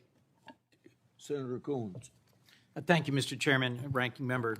Acting Attorney General Blanche, thank you for your service and for appearing here. And thank you to your family and to the men and women of the Department of Justice who work tirelessly to fight crime and to make our nation secure. I'm grateful for their service. I'm sorry that your schedule apparently didn't permit us to meet before this confirmation hearing, but I hope and expect we'll find time to meet soon after today. Absolutely. Thank you. As I consider your nomination, like all other nominations to similar cabinet positions, I need to know you're qualified to serve. You demonstrably are. That you have the policy views to serve well. We will discuss that today. And most importantly, in this role, that you have the independence to serve as the Attorney General for the American people. And that last question has troubled me the most. You're in charge of a Department of Justice I don't recognize, prosecuting the president's political enemies, firing rank-and-file prosecutors and FBI agents because of the cases they were assigned to, slashing grants for law enforcement and public safety. These are some actions that in your previous confirmation hearing before us, you said you would not take. Now, I appreciate your statement walking back the $1.8 billion weaponization fund that you created, but I question how it got that far, and we'll get into that. You sat in appropriations hearing earlier this year before me and defended it at that time. In fact, if I remember correctly, you told me I was wrong for criticizing it. But following questions by Senators Durbin and Cornyn, I'm concerned it's not dead yet, and I think we should talk that through. Overall, this is not what I believe the American people expect or deserve from the Department of Justice. Having spent critical parts of January 6th in this room, taking shelter from the mob, I just wanted to open with some questions. How many people were convicted of assaulting law enforcement officers on January 6th? I believe around 120 approximately, but I could be off a few more. You are. The answer is more than 200. And how many of those individuals had their sentences commuted or were pardoned by President Trump? President Trump either commuted or pardoned every defendant from the January 6 events. That's correct. And in this room right now and outside this room are Capitol Police officers protecting us in this hearing room. How many of them do you think might have friends or colleagues who were attacked by supporters of the president on January 6th? I don't know the numbers, but I'm sure many of the Capitol Police officers who are here today were working on January 6th or knew people who were. I'll just say that I consider it a shameful slap in the face of the men and women of law enforcement for those convicted of assaulting police officers to have been pardoned. I know you were not serving as Deputy Attorney General when President Trump pardoned those folks, but you said just a few moments ago that you were not celebrating this decision by the president. He was exercising his constitutional power. But earlier this year, in front of CPAC, a conservative event, I would say from the transcript, you actually trumpeted it as an achievement. And I quote, saying, if you look at what happened to the men and women convicted because of January 6th, by 5 p.m. on January 20th, every one of them was either pardoned or had their sentence commuted by President Trump. So when folks say you've done nothing, I say you have a very short memory. Would you say that you're proud of President Trump's decision to pardon individuals who assaulted law enforcement? No, that's not what I was saying there at all, Senator. So I was responding to inquiries around why more hadn't been done by the Department of Justice with respect to January 6 defendants. And so my answer was that January 6 defendants and some of their lawyers had a short memory because a lot had already been done. Indeed, by the end of the day on January 20th, they had all been pardoned or commuted. So I wasn't celebrating it. I was merely stating a fact, which is that the January 6 defendants did receive a very generous pardon or commutation from President Trump, every one of them on January 20th. A generous, and in my view, for those who had assaulted police officers, unwarranted, unjustified, ahistorical, and a terrible precedent. Let me move on to questions I've asked in previous hearings. Is President Trump, just as a simple matter of constitutional law, eligible to run for another term as president in 2028? I don't believe he is, no.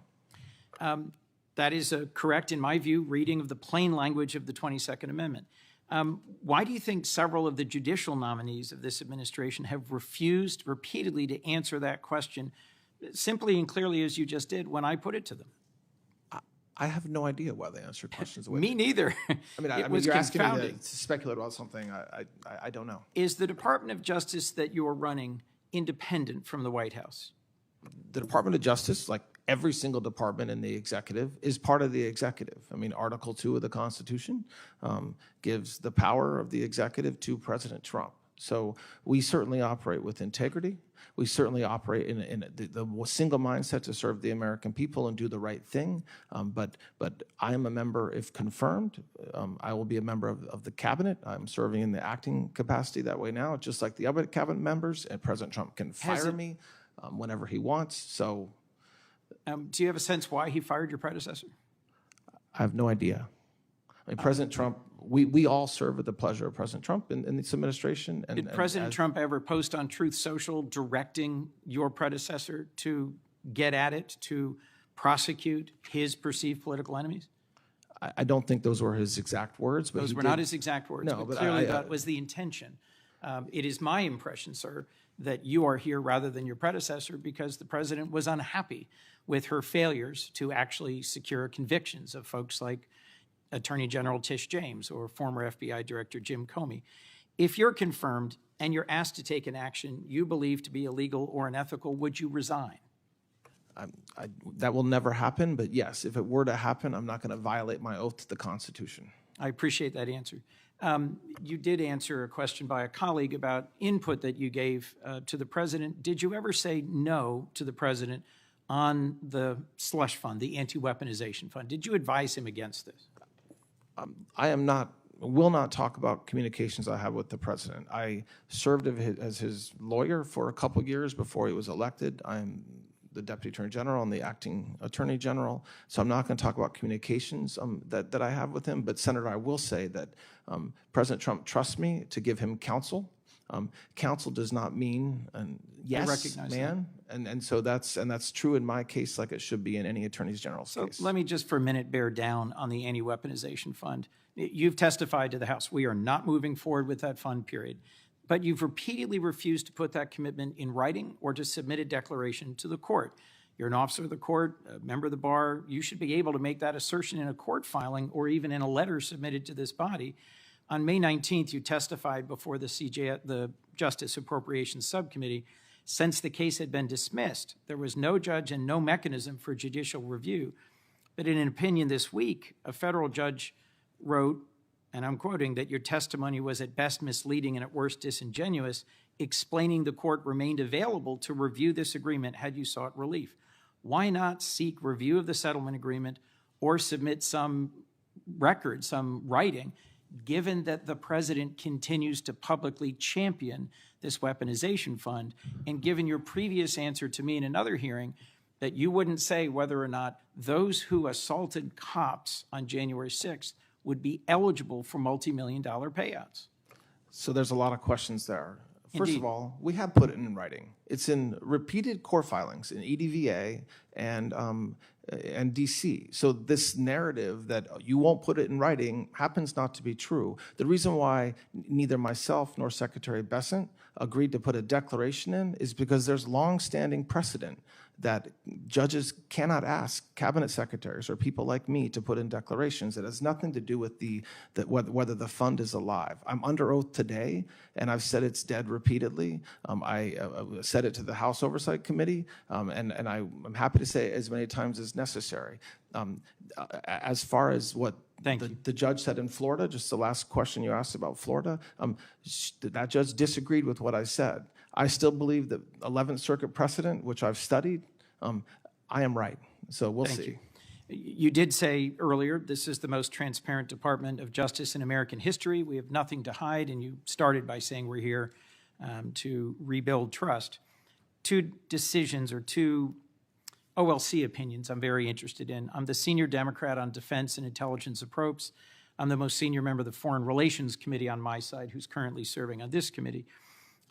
I'm curious as to why the most transparent department has refused to release the OLC opinion that justifies the 66 strikes the military has conducted on boats in the Caribbean, which have killed more than 220 people, either a redacted version or in a classified setting to me and others who are in relevant decision-making positions.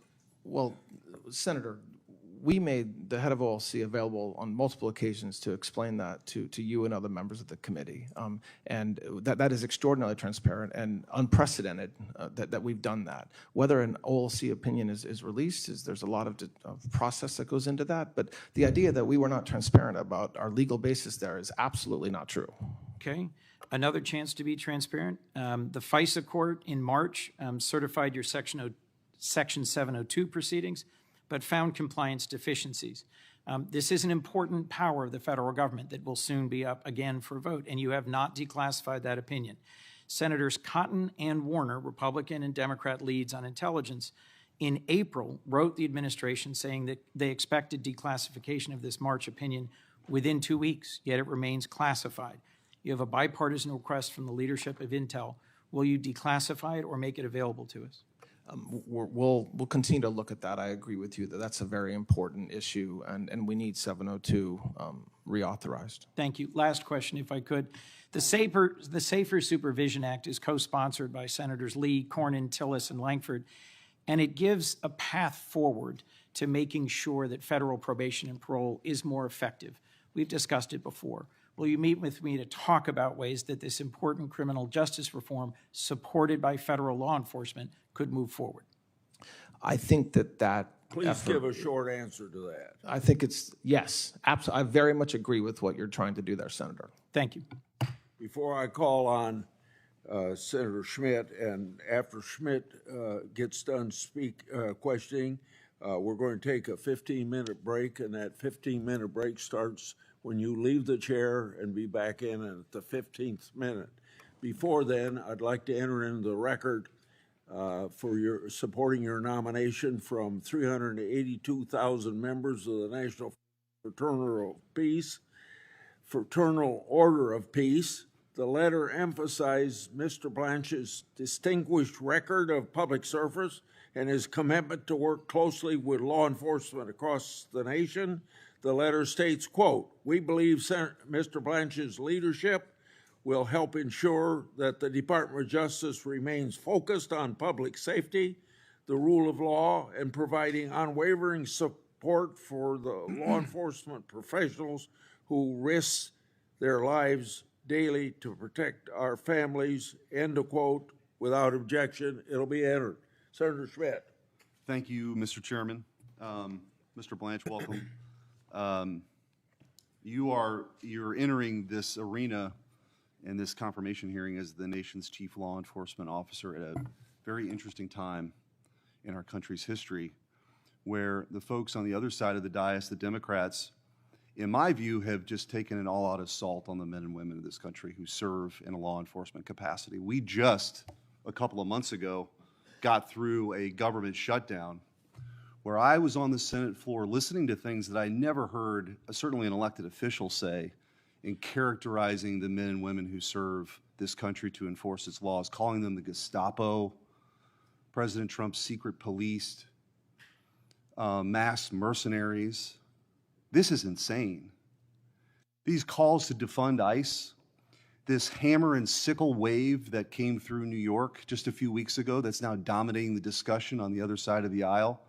The central plank, of course, is defunding the police, assaulting, overthrowing Western civilization.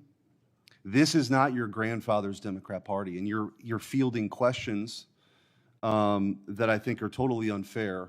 But it's all meant, I think, to undermine and demoralize. I saw it in my time as Attorney General in Missouri, where we had a Soros-funded prosecutor who refused to prosecute crime. And police officers, many retired early. Fewer came into the ranks to protect and serve. And so you're coming at an important time. I think President Trump, like he has with the military, has inspired the men and women on the front lines to serve. You're helping, I think, restore that with your focus on violent crime, your focus on fraud. I heard one of my colleagues say that this is the most troubled Department of Justice in history. I happen to live through the previous administration where you had a Department of Justice completely weaponized against political opponents. They tried to throw their chief political opponent in jail, ruin his family's lives. You were his lawyer to see some of that, and I was with you in a courtroom in New York to witness that defense in one of those cases.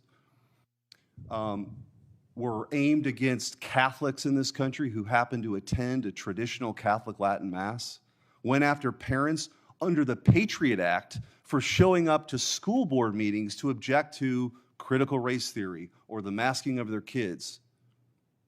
We lived through Jack Smith, and the chairman has just revealed new revelations, of course, that he was reading text messages. By the way, Jack Smith testified under oath he didn't do that. He testified that they just had the phone logs. We know that's not true now. Jack Smith should be subject to prosecution for lying to Congress. So this weaponization, let's draw a distinction. When you go after your political opponents, that is a weaponization. When you hold people accountable who weaponize the justice system, that's not the same thing. So you have a very important job. I want to highlight a few things that you've done in your time as acting Attorney General. Hopefully, as Attorney General, you're confirmed. You created the National Fraud Enforcement Division. I think this is very, very important. I think it's the tip of the iceberg, what we're seeing in Minneapolis, in California, and places that I think the work will continue. Carried out the largest healthcare fraud takedown in department history. Expanded the fight against Medicaid fraud after the $90 million Minnesota fraud takedown. You secured 6 fraud convictions involving more than $1.1 billion in less than 3 weeks. Cleared the backlog of immigration cases, allowing for deportations, more deportations. You filed a historic number of denaturalization cases. You secured major anti-DEI wins against IBM and PayPal. You ended the EEOC's racist disparate impact regime. You secured 450 years of prison time for Antifa members involved in the terrorist attacks against ICE. You prosecuted the Southern Poverty Law Center for secretly funneling millions of dollars to the KKK and neo-Nazis. That's a hell of a record in 100 days. But more work continues. I want to talk about a few things that I'd like to, and I'm going to allow you to answer, to focus on. First, I think we have to break this sanctuary city scam, the system. To the people watching or listening at home, what is a sanctuary jurisdiction? Here's what it means. It means that if you are a criminal child rapist and you're here illegally and you've been released from prison, they will not tell federal immigration authorities that that person is being released. They would rather have that individual, that monster, released into the community than be deported. That's how sick this regime is. And so we were able to secure in the ICE funding, I was able to secure in the ICE funding $350 million to clean up this mess, to allow ICE in those sanctuary jurisdictions to actually carry out those deportations. Sanctuary cities be damned.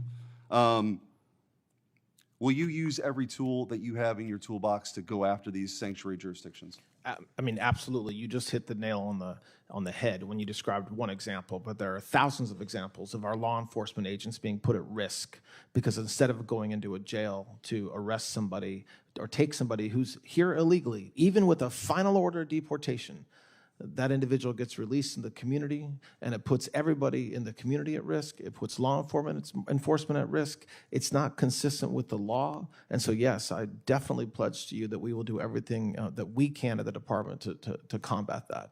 The second one is to crush the machinery that converts illegal conduct into political power for the left.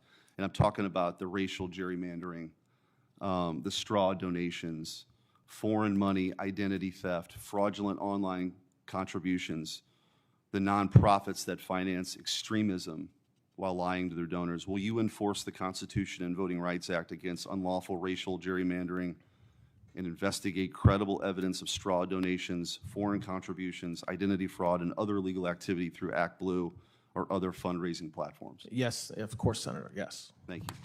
Third, protect free speech from the new censorship machine. Search engines determine what information Americans find. We're more and more reliant on these things. App stores determine which platforms can reach the public. AI systems increasingly determine which claims are treated as true, false, respectable, extreme, or beyond discussion. Will you enforce a zero-tolerance policy for federal officials who pressure technology companies to suppress lawful speech and work with Congress to expose communications between federal agencies and the companies controlling search, social media, app distribution, and AI? Absolutely, yes, Senator. Thank you. I want to just give, for the 2.5 minutes I have left with my time, I guess give you an opportunity. You saw what happened to the Department of Justice under Merrick Garland and the dirtbag Jack Smith and under Joe Biden's regime. What lessons do you draw from that? The biggest one is that the Department of Justice belongs in the business of protecting our communities. And so when I talked about, during my opening statement, about bringing the violent crime rates down and combating fraud and going after the fentanyl crisis in this country, that's the lesson I learned, is that we do not need to be spending millions and millions of dollars, bringing hundreds and hundreds, if not thousands of prosecutors to D.C. To go after literally an entire administration. Yes, the president, yes, his family, but also anybody that knew him, anybody that worked with him. His gardener at Mar-a-Lago was targeted. We should not be doing that. We should be arresting bad guys. We should be, and that's what we're doing. So we're empowering assistant U.S. attorneys around the country, FBI, ATF, marshals, DEA, HSI agents, to go out and make communities safe. And in my mind, when it comes to the federal government, that's combating drug dealing, combating illegal immigration, narco-terrorism, using our HSTF task forces, and above all, and just as importantly, is fraud and bringing money that is stolen from the American taxpayer and getting it back and putting the guys responsible in prison. That's what I've learned, is that we can just go out and do our jobs, and we can do it. There'll be noise in D.C. Like I said, we prosecuted nearly 100,000 informations and indictments since January 20th. We're talking about 3 or 4. And that's the message that I take to prosecutors around the country. Thank you. And I also want to thank you early on with this administration in Kansas City, but specifically in St. Louis, working with the department, Kash Patel, others. St. Louis got the largest infusion of permanent FBI agents anywhere in the country, and they're helping clean up the streets. People feel safer. It's a great American turnaround as relates to crime. Those numbers hopefully will continue, and I look forward to working with you on those efforts as well. Thank you, we will. Thank you, Thanks. Senator. Before we take this 15-minute break, I wanted to say that from 12:30 till 1, I'll be in the Capitol to vote. Another Republican will chair the meeting, so we're going to go on through the noon hour. And so we'll take a break now, and we'll be back at 11:45, and Senator Blumenthal will be the first person to ask questions.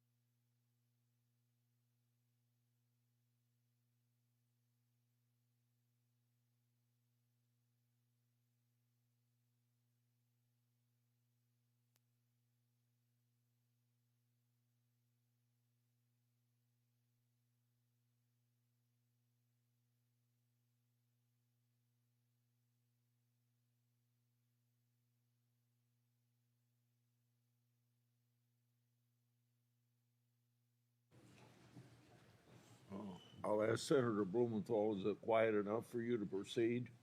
Yes, sir. Proceed then. Thank you. Welcome back, Mr. Blanche. Thank you for being here. Thank you to your family. And I want to join in thanking the men and women of the Department of Justice for their service. I want to begin where maybe we have some common ground. You would agree that the Islamic Republic of Iran is well known to detain, torture, even kill political dissidents, including evangelical Christians, would you not? Yes, Senator, they have done that, yes. And last week, the Iranian American Legal Defense Fund filed a lawsuit alleging that the Trump administration has adopted a policy of collaborating with the Islamic Republic of Iran to provide details about asylum applicants.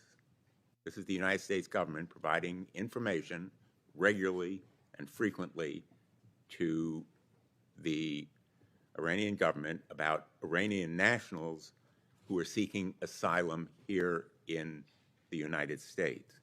These are declarations made under oath before the court about high officials stationed here with Iran getting information from the United States government, and then the American government deporting hundreds of individuals, including evangelical Christians, back to Iran, where they face torture, imprisonment, potential death.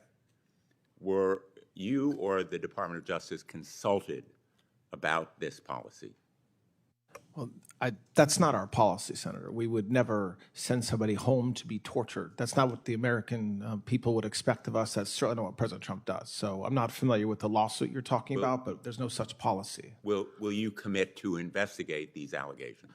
I know nothing about the lawsuit. I will, when you say commit to investigate allegations, we don't do that. But certainly if the lawsuit needs to be answered and part of that includes investigation, absolutely. Well, you do investigate allegations of illegality. This policy would clearly be not only illegal, but morally repugnant, would it not? You've agreed with me that it should not be the policy of the United States to do it. But in your question, you're suggesting there is such a policy. I'm telling you there is no such policy. Well, if there is no such policy, then I presume you would investigate it. When I see the lawsuit, I'm just not familiar with it. We will, of course, do what's appropriate. But you'd agree with me that it would be wrong. That it would be wrong, meaning it would be wrong to send somebody home to be tortured, yes. Let me ask you about allegations in connection with David Gentile. I think we talked about these allegations when you visited me. Thank you for coming to my office. In May of 2025, David Gentile was sentenced to 7 years in prison for his role in an almost $1.8 billion Ponzi-like scheme that defrauded over 10,000 investors, many of them middle-class retirees, of their hard-earned savings, and he was imprisoned. He boasted to fellow inmates and others that he was going to be released because he paid $2.5 million for clemency. Evidence collected by the Eastern District of New York supported those allegations and reportedly also included statements by Father Frank Mann that he spoke to the president about David Gentile. The Eastern District of New York was investigating these allegations and reportedly received a call from one of your top deputies instructing them about the concerns of the Department of Justice. The investigation was stopped by the Eastern District of New York. I wrote to you on June 23rd and United States Attorney Joseph Nacella about these allegations that an investigation into this impropriety was shut down at the request of your office. Did you have any involvement or knowledge about the commutation of Mr. Gentili's sentence? President Trump, as I've said a couple times today, has full authority to pardon or commute anybody convicted of federal crime. That's not my question. So I'm answering your question, Senator. Did you I'm answering know your about question. What my communications with President Trump, I will not talk about. He does not, nor should he. He has no obligation to discuss pardon or commutation decisions with me, and he has not. As far as what you just suggested about an investigation, I believe you're referring to a news article that was the result of apparent leaks, and I would caution that there's falsehoods in those news articles. I'm asking you whether you had any involvement in commuting that sentence or in stopping the investigation into the allegations of impropriety, possibly payment to Father Frank Mann. And I answered the first question, but when you say stopping an investigation, there's an assumption built into your question that I will not concede.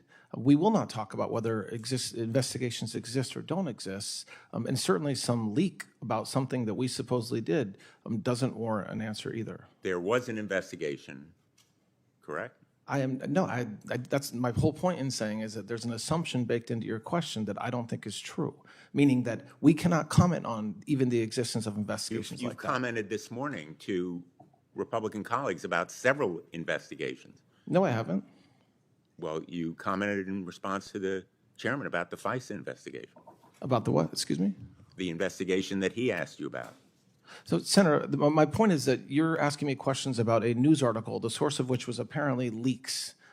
It would be inappropriate for me as the acting attorney general to comment on such leaks or news articles that you're referencing. But I accept that you're not going to answer my question, but I think there is a need for the Inspector General to look into the investigation that was apparently, according to these articles and other information, stopped as a result of your intervention. Let me move on. In 2017, more than 10,000 9/11 victims filed suit against the Kingdom of Saudi Arabia. That lawsuit is heading to trial. Information was promised by President Trump in September of 2019. That information has not been provided. Will you commit to meet with those families and provide the information they need for their lawsuit? Folks from my office have met with the representatives of those families. We will commit to continuing to have communications, of course. And provide the information they're seeking? Well, you're saying, I don't know what the information is you're talking about. So obviously I can't just commit to providing the information. Well, let's talk about other information. Information about the Epstein abuses. Your predecessor apologized to the Epstein survivors with good reason, because as you've said today, mistakes were made. I'm asking you today, with Epstein survivors in this room, to apologize to them. Well, so my heart breaks for every victim of any sexual crime, whether it's involving Mr. Epstein or somebody else. And so if you're asking me to apologize that this happened to them, of course, absolutely. This is a horrible thing, which is why this Department of Justice, this administration is focused very heavily on going after these predators. And so, yes, of course, that's part of my job as being empathetic to the victims of crime. Will you apologize to them for the mishandling and mistakes that were made by the United States Department of Justice? I will absolutely say that any mistake that we made should not have been made. And I very much apologize. I can answer the question, or you can just interrupt me, Senator, but I am answering your question. I very much and I have said this to anybody that asks and publicly before, any mistake that was made is not appropriate. And so, yes, I am sorry that in about 1% of the documents, mistakes were made. But what I will say on top of that is we put tons of resources to rectifying those mistakes immediately, including pulling down documents within minutes of being informed that there were mistakes, potential mistakes made, and working 24/7 to rectify any mistakes. And that's what I would expect the victims would want us to do, and their counsel and this body as well. And you would agree with me, wouldn't you, that you can well meet with any of the survivors or victims with their counsel present? You said you can't meet with them, but you could meet with them if they're I never counsel said I can't meet with them. I said if they were represented, I had to meet through counsel. But of course, I can meet with them. I'm the acting Attorney General of the United States, so yes, I can. I very strongly believe that if for these victims to tell their stories and the evidence that they have, they should meet, like any victim of a crime, with the FBI or a law enforcement agent, and that we will do everything we can to prosecute if we can. The judge in Florida referred your misconduct. She concluded that there was misconduct and misrepresentation and improper purpose in that legal action to the bar of New York for potential discipline, including losing your law license. I know you disagree with the result of the ruling. Has that kind of referral ever happened by a federal judge for an Attorney General of the United States? Can you? I don't know, but I'll tell you something. That judge never asked us to respond. She never gave us an opportunity to respond to anything, and she didn't refer me. She just asked that a copy of the order be provided to the New York bar, because there are several activist groups that have filed complaints against me. So listen, as I've said earlier, I think anybody on this committee, especially the lawyers that have practiced, can read that opinion and reach their own conclusions. But I very much disagree with the judge's insinuations about me, and we're going to do what we can to make that right. One last question. Would you agree with me that agents of the United States should not fire into cars unless fire their weapons into cars unless there is an imminent threat? Give a short answer to that. There's a well-established standard as to when an agent can discharge their firearm, and I think that's something that should be followed in every case. And that includes not firing weapons into cars. Mr. Chair. Do you want to respond to? I mean, there's not really a response. It requires federal agents to follow the rules. Then let's move on. Before I call on Senator Britt, I want another letter supporting the nominee from the American Border Story, a national organization representing 300 angel families. Quoting from the letter, the families we work with are not focused on politics. They want leaders who take crime seriously, who understand the national security implications of open border criminal networks, and who will prioritize victims over ideology. We believe Todd Blanche understands that responsibility and would approach the office of Attorney General with seriousness it demands. End of quote. Without objection, that'll be entered in the record. Senator Britt. Thank you, Mr. Chairman, and I think that's an excellent segue. I appreciate your commitment to all of the victims, the Epstein victims, your commitment to hear from them and fight for them. Thank you for saying that today.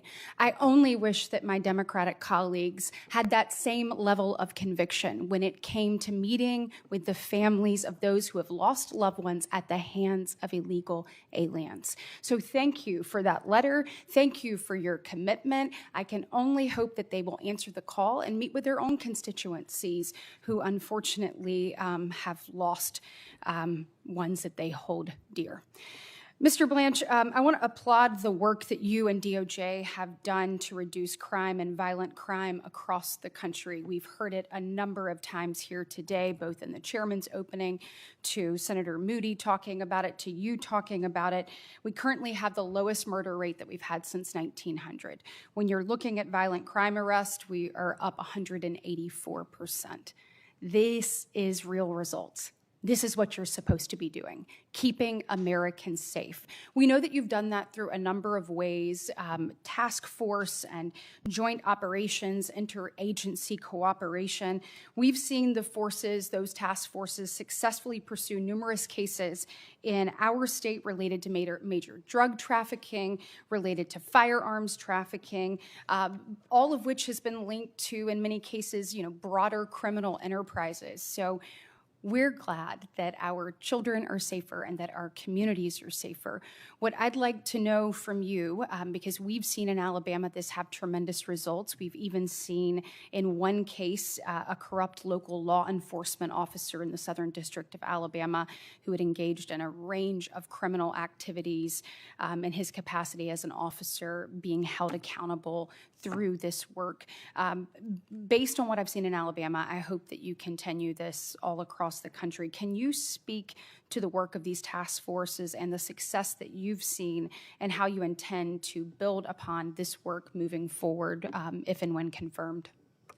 Yes. So the Homeland Security Task Force regime that we've set up in every single state and every single district in this country is designed to do just what you were describing. So work not just with the federal government, not just DOJ, but to work with Department of Homeland Security, sheriffs, cops, local prosecutors, local law enforcement, and assistant U.S. attorneys to go into that community and eradicate it of human trafficking, drug dealers, narco-terrorism, and the results, it's been set up for almost a year in most places, and the results are evident in the statistics that we show, but they're really more evident when I go out to U.S. attorneys' offices and meet with HSTF groups like I do all the time.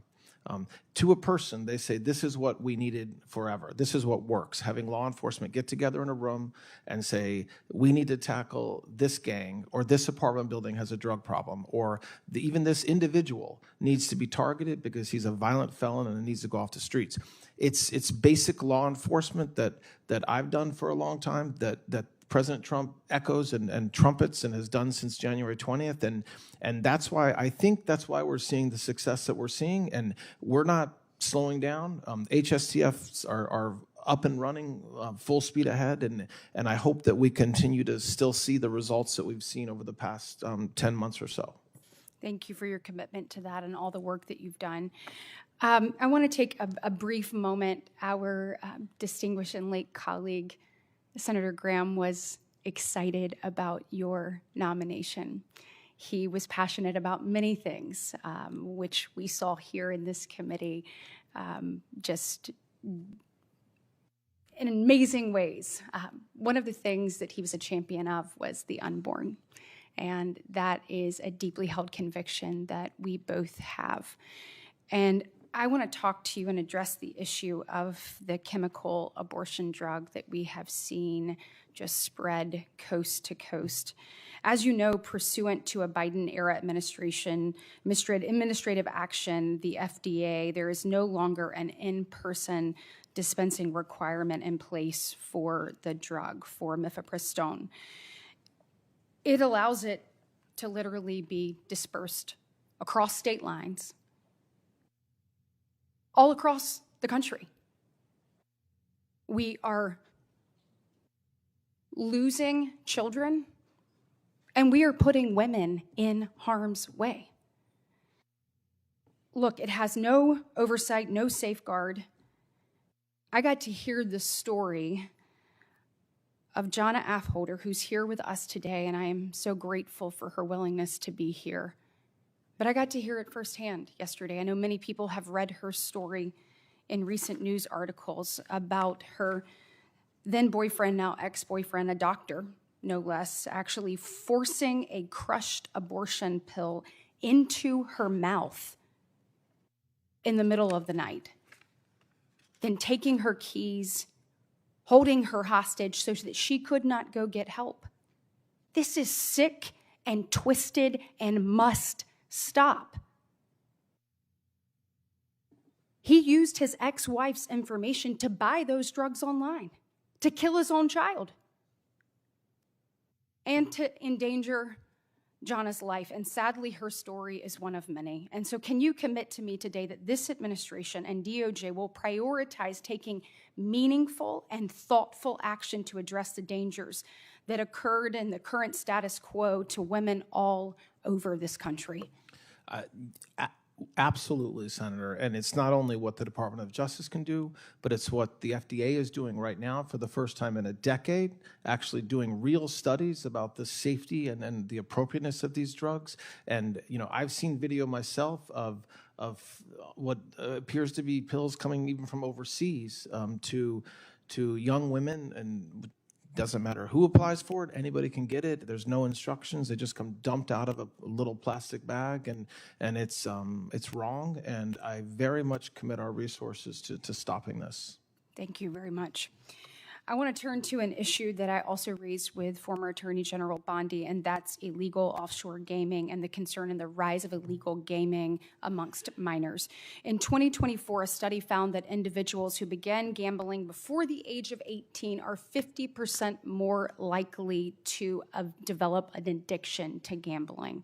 This has become a major issue among America's youth, in particular America's young men.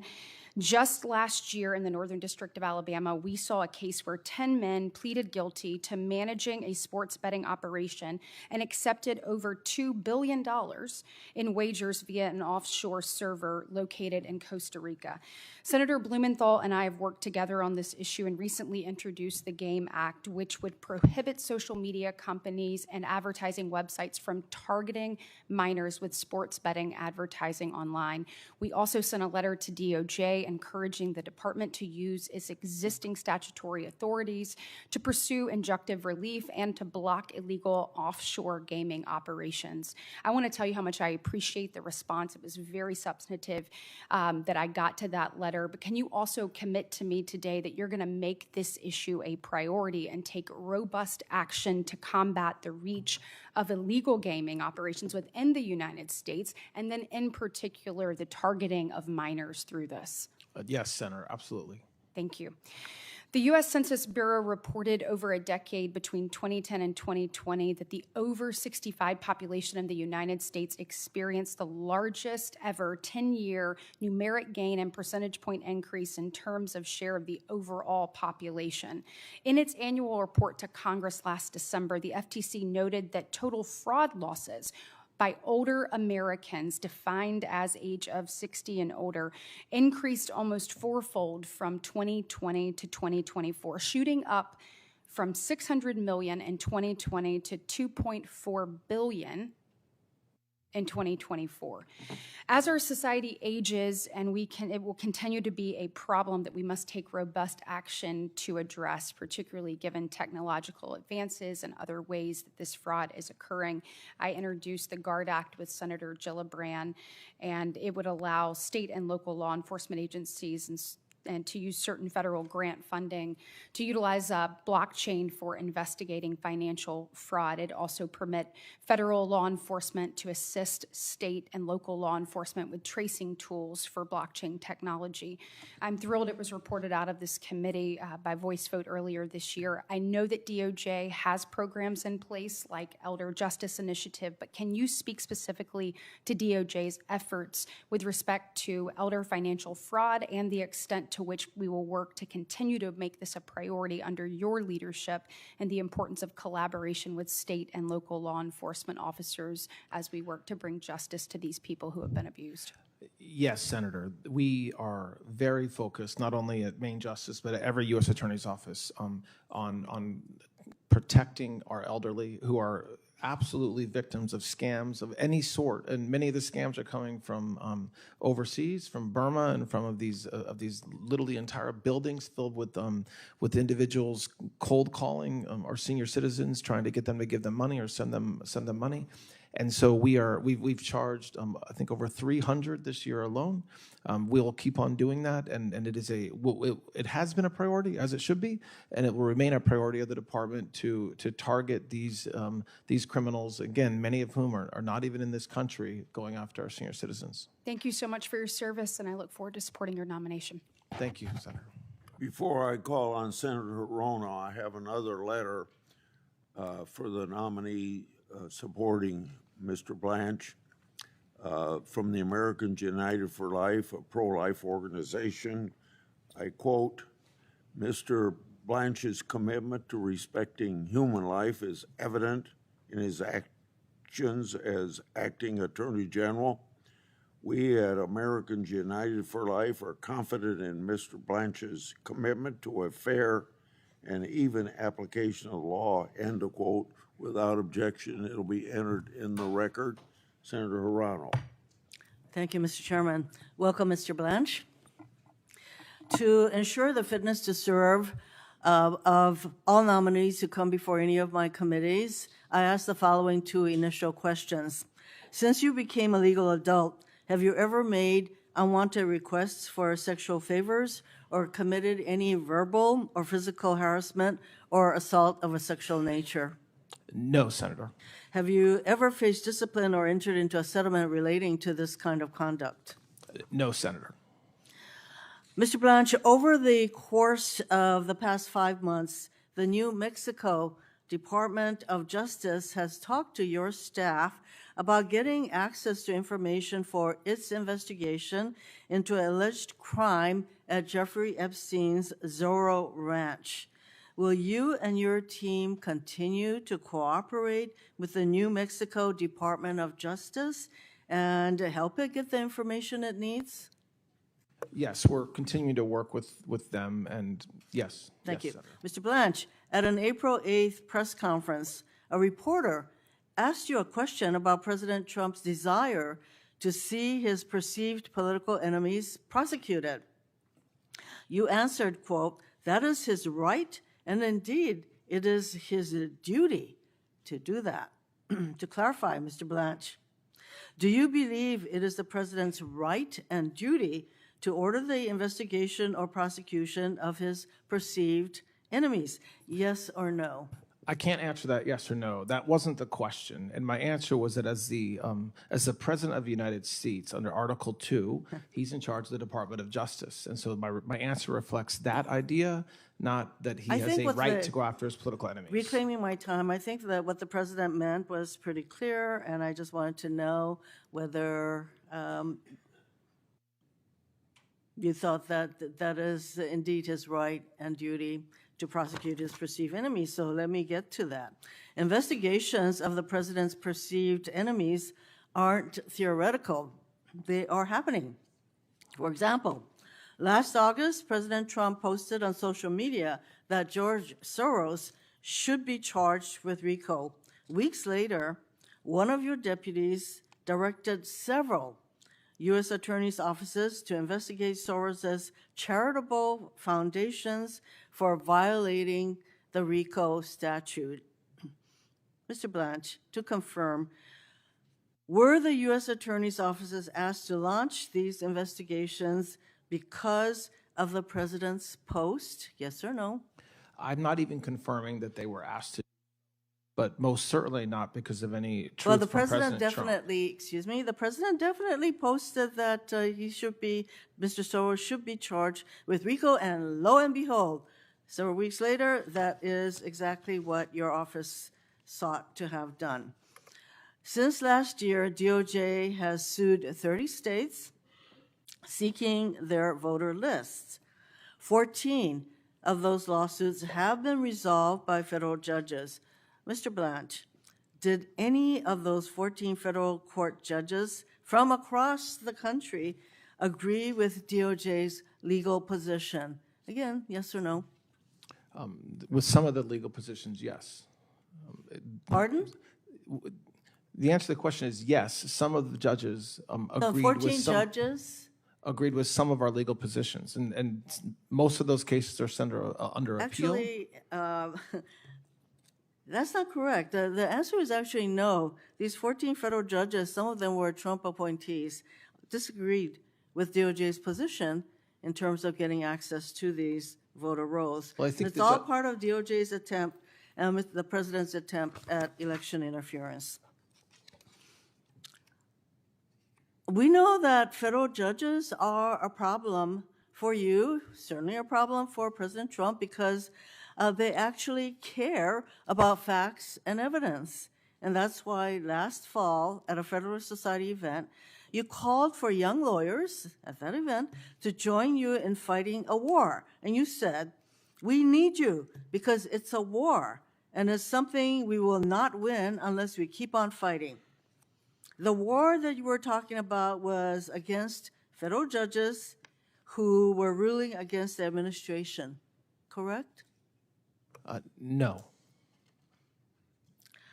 Well, then do you believe that judges should be impeached based on their rulings against this administration and the president?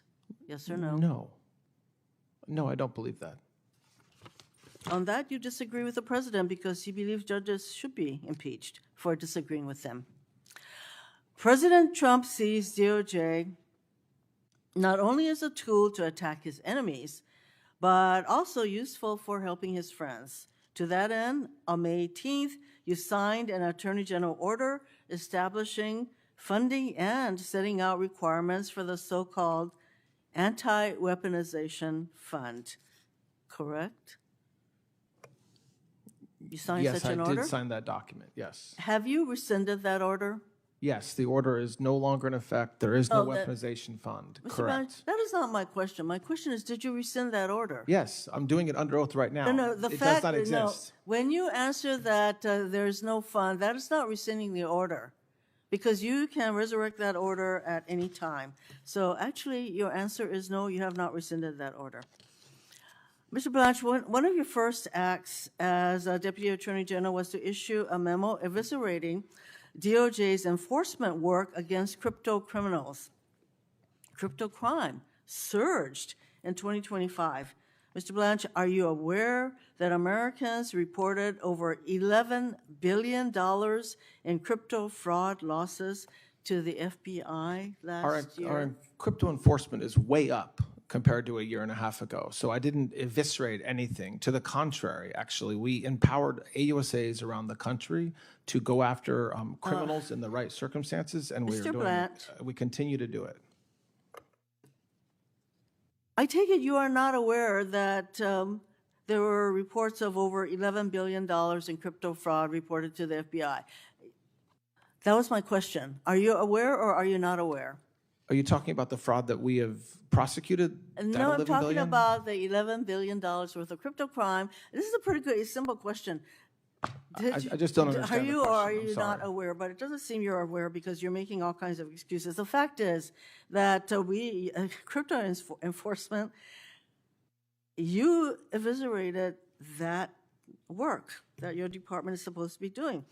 And so anyway, Mr. Blanche, when you issued your memo ending crypto crime enforcement, you held significant amounts of cryptocurrency yourself. And I sent you several letters asking you about it, and I am still awaiting your answer.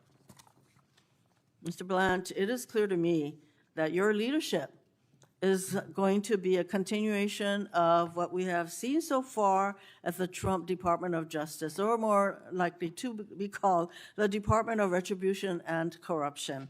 You see nothing wrong with the president treating DOJ as his own personal law firm to use as a weapon against his perceived enemies and as a way of helping his friends, and as a tool to interfere with the upcoming elections. The states run elections in this country, but you want to insert DOJ at every step of the process, suing the states with frivolous claims and sending threatening letters to secretaries of state. You want to suppress the votes of American citizens who will have a chance to resoundingly reject the president's corruption at the ballot box this November. You signed a memo eviscerating DOJ's cryptocurrency enforcement work, leading to a surge in Americans being victimized by cryptocurrency fraud. You also championed a slush fund for the president's allies who attacked police officers on January 6th. From the beginning, we all knew that that's what this fund was for, but now we have findings of fact from a federal judge concluding that the fund came out of a fake lawsuit filed solely to lend an air of legitimacy to the president's attempt to compensate his insurrectionist allies. You played a key role in attempting to perpetuate this fraud on American taxpayers, and you oversaw the botched release of the Epstein files, denying justice once again to survivors who have been waiting so long for it. You have no business being the Attorney General of the United States of America. I certainly urge my colleagues to vote against your confirmation. Thank you, Mr. Chairman.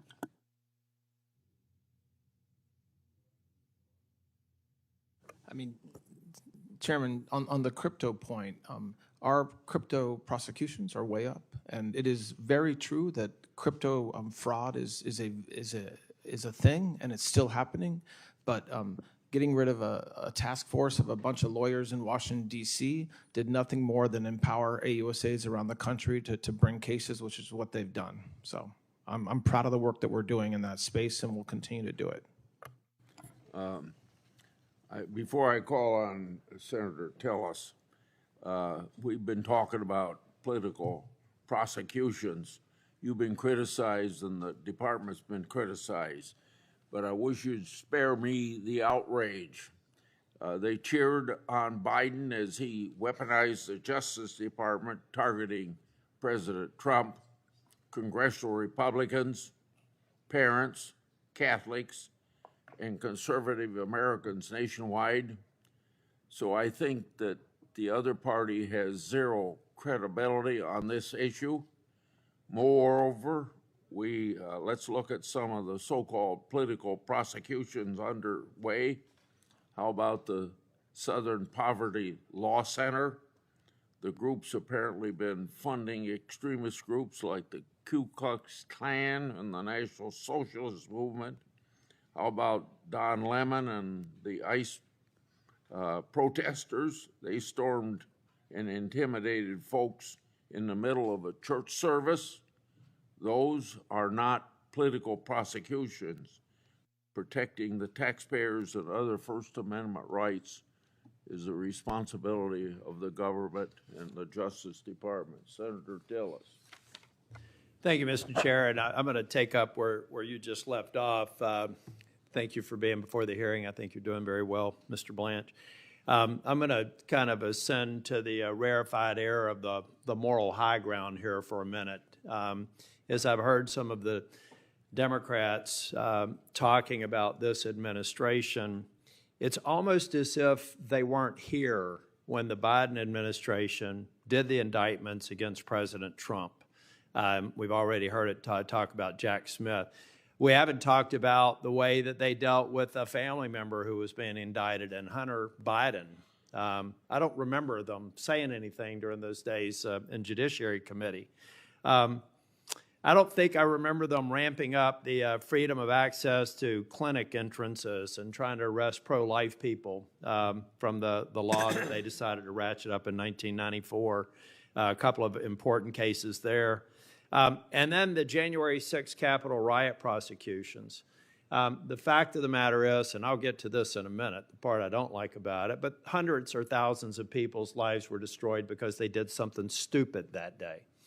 And there's a vast difference between doing something stupid and doing something that destroys your career and ruins you financially. And this administration, the Biden administration, tapped on the emotions of the time to over-prosecute and weaponize the DOJ and went after people that I believe deserved a pardon because they weren't the people that attacked police officers. They weren't the people who knowingly destroyed the Capitol. They weren't the people who proudly went in like the QAnon shaman and pretending like he'd taken the Senate ground. They're the people that get me mad, which is why I'm not going to talk about them anymore. But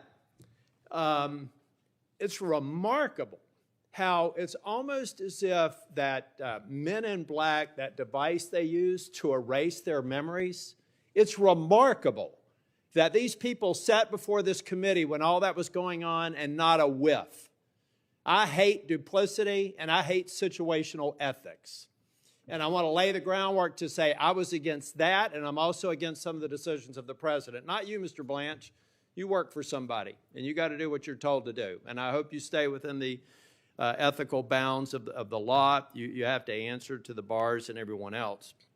but it's just jarring to hear people criticize this administration when they can't look in the mirror and ask themselves why they weren't criticizing an administration when they happen to have a blue jersey. Now, my criticism of the administration with the red jersey. January 6th, I have searched heaven and earth, and I haven't found anything except a passing comment at a C-SPAN conference. So can you tell me definitively that you think that any Capitol police officer who was harmed on January the 6th was a victim of a heinous crime at the hands of the person who did it? Yes, and should have been prosecuted and was. And they were. And so I just, with the members, please, you know, as long as you can prove you've been consistent, use those sound bites. But don't use them when you look the other way, when fundamentally at the abstract level, President Biden did everything that you're accusing President Trump of doing. And a part of what we've got to get rid of, Mr. Blanche, is this political physics going on. American people are an exceptional people, and they always like to best each other. And what I've seen happening here is when we have a bad action of one administration, I'll be damned if we don't repeat it with the other one. I want leadership that says we're going to ratchet things down and not make the heinous mistakes that the Biden administration did. Let's be better than them, not better at prosecuting people that maybe we shouldn't, or take a little bit more time before we indict them. But let's just be better than them. Let's set an example and stop this spiraling, or the next Congress that I will not be a part of will be talking about it again, or in 2029, if a Democrat president comes in, they're going to up the ante, and they're going to go right after the behavior of this administration as an example of why they should.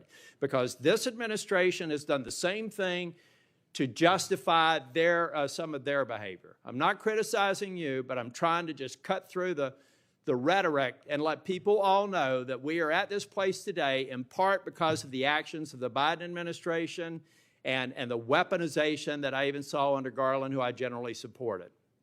So let's just be real here, people. If you're going to criticize one administration, look in the mirror before you do it. Now, Mr. Blanche, I want to stick a fork in this turkey of a 1776 fund. And you've said that it's moot. I've had colleagues here, attorney. I'm not an attorney. I'm a business consultant. I see a problem. I want to solve it. This is a problem. It should never be paid out. You've said it's going to be moot, that it's moot. Others, these smart attorneys that I'm surrounded by, think that the courts are probably going to deal with it. But why should we waste the court capacity on this issue? If I could walk to the Senate floor with an agreed-to piece of text coming from the administration that just renders this whole thing dead, gone. I don't need a probe's language. I don't need a statement from the administration. All I need is language to say everybody around here said it's over. So why can't we agree to language that I can walk down to the Senate floor and get a UC and dare the Democrats to oppose ending this, and dare a Republican to if the president supports it? Why is that a bad strategy? It's not. I mean, certainly the Department of Justice and the White House has worked with you and your colleagues to come up with language. We do not object that path or including it in some other. I want to make the distinction, though, because I know that Senator Collins and the appropriations team are working on this language. But you've already, I don't know if you've been paying attention to Congress. You've got your own job to do, but we're not necessarily getting along really well right now on the party lines. Schumer's already threatening a government shutdown. We haven't even had appropriations discussions, except ongoing negotiations. He's already threatening a shutdown. So that language could be in a bill that's dead on arrival because nobody's going to do it. My question is, who on earth, who in this Senate chamber would raise an objection if we were able to put something on the floor that ended this debate? The only reason I think that a Democrat would be opposed to it is they love milking this thing for what it is. I want to stick a fork in it. And can I get your commitment to maybe provide us with some technical assistance on what that language would look like? Absolutely. Thank you. Mr. Blanche, I did want to just echo, and Mr. Chairman, I know I caught him off guard, or if I can seek unanimous consent to put into the record the letter that Senator Cornyn and I sent to Mr. Blanche. Without objection. So that's the letter on the issue that Senator Britt most recently brought up. I think there's a way to solve that, and I have confidence in your ability to do it, Mr. Blanche. But it is very important. And I guess for the purposes of back to the pardons, I get pretty emotional about that.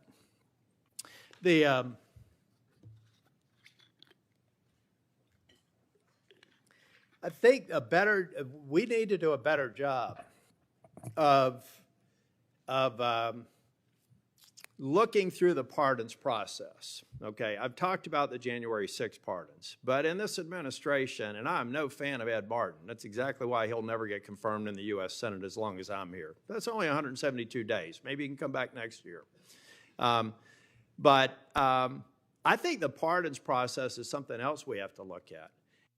The Democrats are criticizing this administration for pardons. You take a look at the egregious list of pardons in the Biden administration. And let's not forget that the Biden administration also had prospective pardons, get out of jail free card. I heard people criticizing some of the get out of audit arguments from the agreement, 1776 agreement. Have they all forgotten that Biden in the 11th hour gave prospective pardons to people who hadn't even been charged with anything?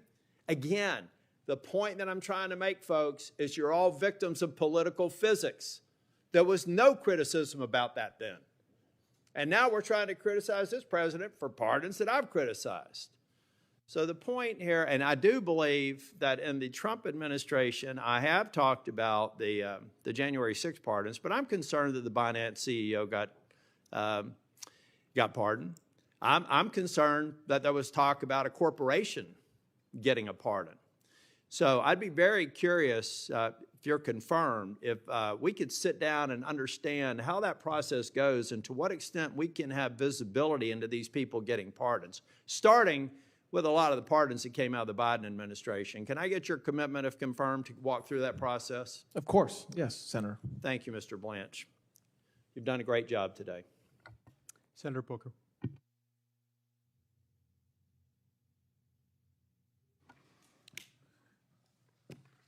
Good afternoon, Mr. Blanche. Good afternoon. Our president has a very well-documented history of attempting to corruptly influence government officials to advance his own personal interest. He called the Republican Secretary of Georgia asking him to find enough votes to overturn the election. He withheld military aid to pressure Zelensky to investigate Joe Biden's son. For these things, he has been impeached. He's been criminally convicted in Georgia, indicted in Georgia, because he uses his power to unjustly influence people. When a president routinely pressures public officials for his own personal benefit, the Department of Justice has to remain independent. This brings me really to you, and I think what has you at the center of so much concern is that you seek to lead the Department of Justice after being the president's personal lawyer. The American people are really entitled to know whether your allegiance to the rule of law is your focus or your allegiance to one man who clearly has an insatiable appetite for revenge, self-enrichment, and the abuse of power. So I want to talk about your record. Under you, the department has prosecuted people that have caught folks on both sides of the political aisle by surprise. Jim Comey, Letitia James, my colleague Adam Schiff, Federal Reserve Governor Lisa Cook. This casts a shadow over your ideas, any ideas of independence. You directed the arrest of Mayor Ras Baraka of my city of Newark. You weren't at Delaney Hall on May 9th, 2025 when he was arrested, but yes or no, did you have a conversation with Special Agent in Charge Ricky Patel ordering him to arrest Mayor Baraka? I had a conversation. I didn't order him to arrest. I authorized the arrest, which is my job. So you were not there, and we have body camera footage of him then moving and saying, "We are arresting the mayor right now per," this is his quote, "the Deputy Attorney General of the United States." I want to put that into the record, your comments there. And the district court, assessing all of your conduct, admonished the Department of Justice. This is the quote of the judge, of the federal judge. "Your role is not to advance political agendas. your allegiance is to the impartial application of the law and to uphold due process for all. But this is just one example cited by over 1,200 current and former Department of Justice officials appointed under presidents of both parties who warned that you should not be in this position because of your inability to be independent from your personal allegiance to Donald Trump over the rule of law. I met yesterday with Epstein survivors. Some of them are here in the room today. Congress, in a bipartisan fashion, passed the Epstein Files Transparency Act because the American people were demanding justice. Yet you failed to abide by that law and release the files by the deadline established by the law.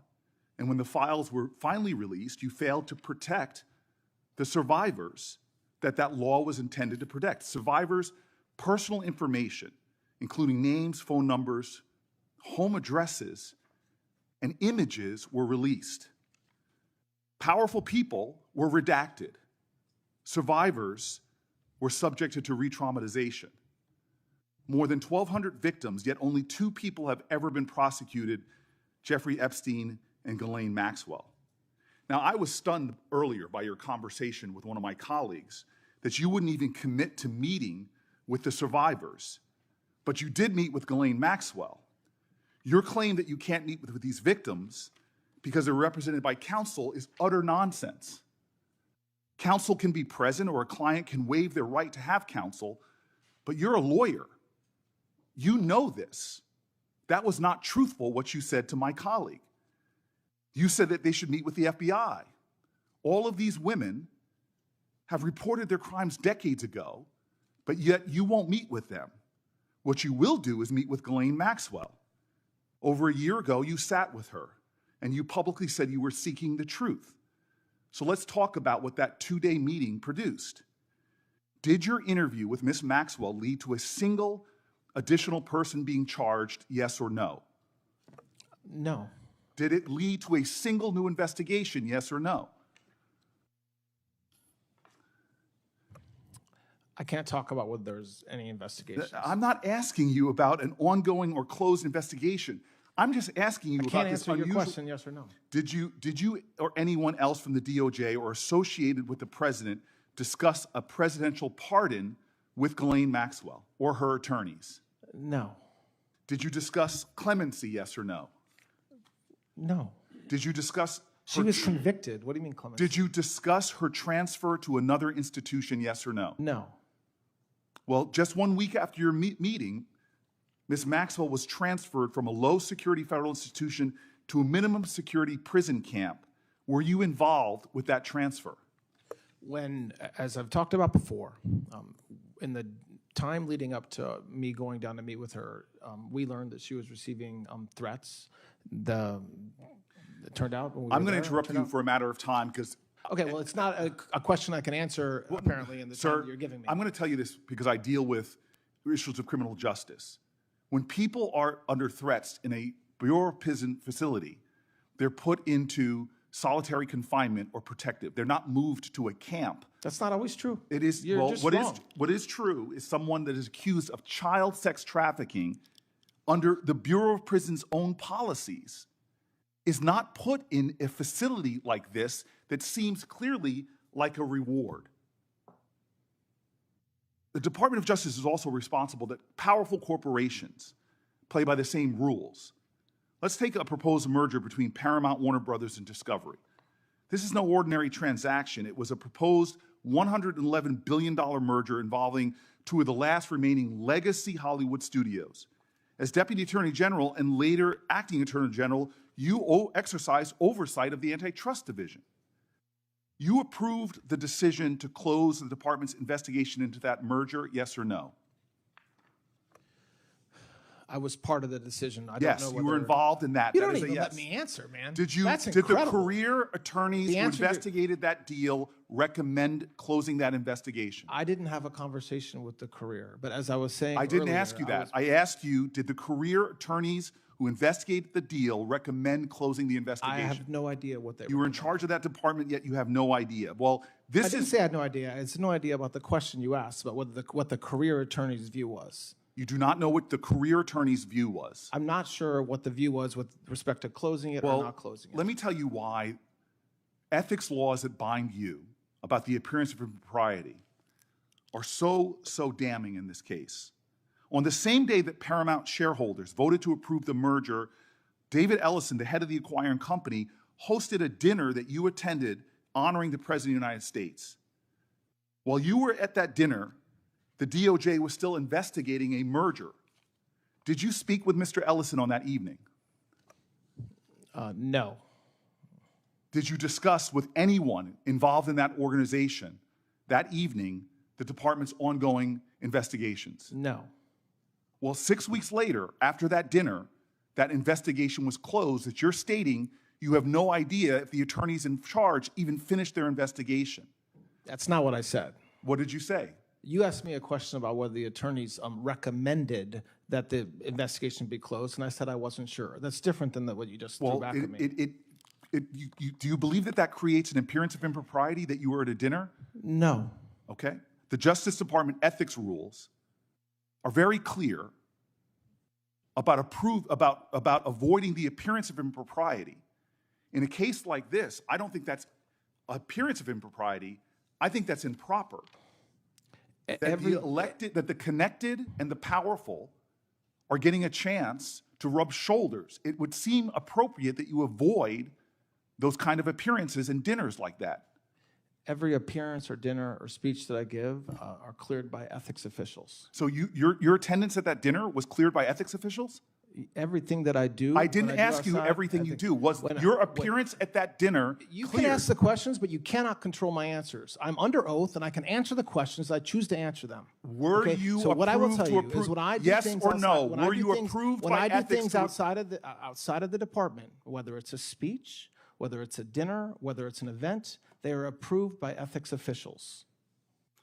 You did not answer whether that attendance was approved. Every time I go out, it's approved. Yes. You know, Lincoln, it was said about him that if you want to see the true character of a man, don't view him in adversity, give him power.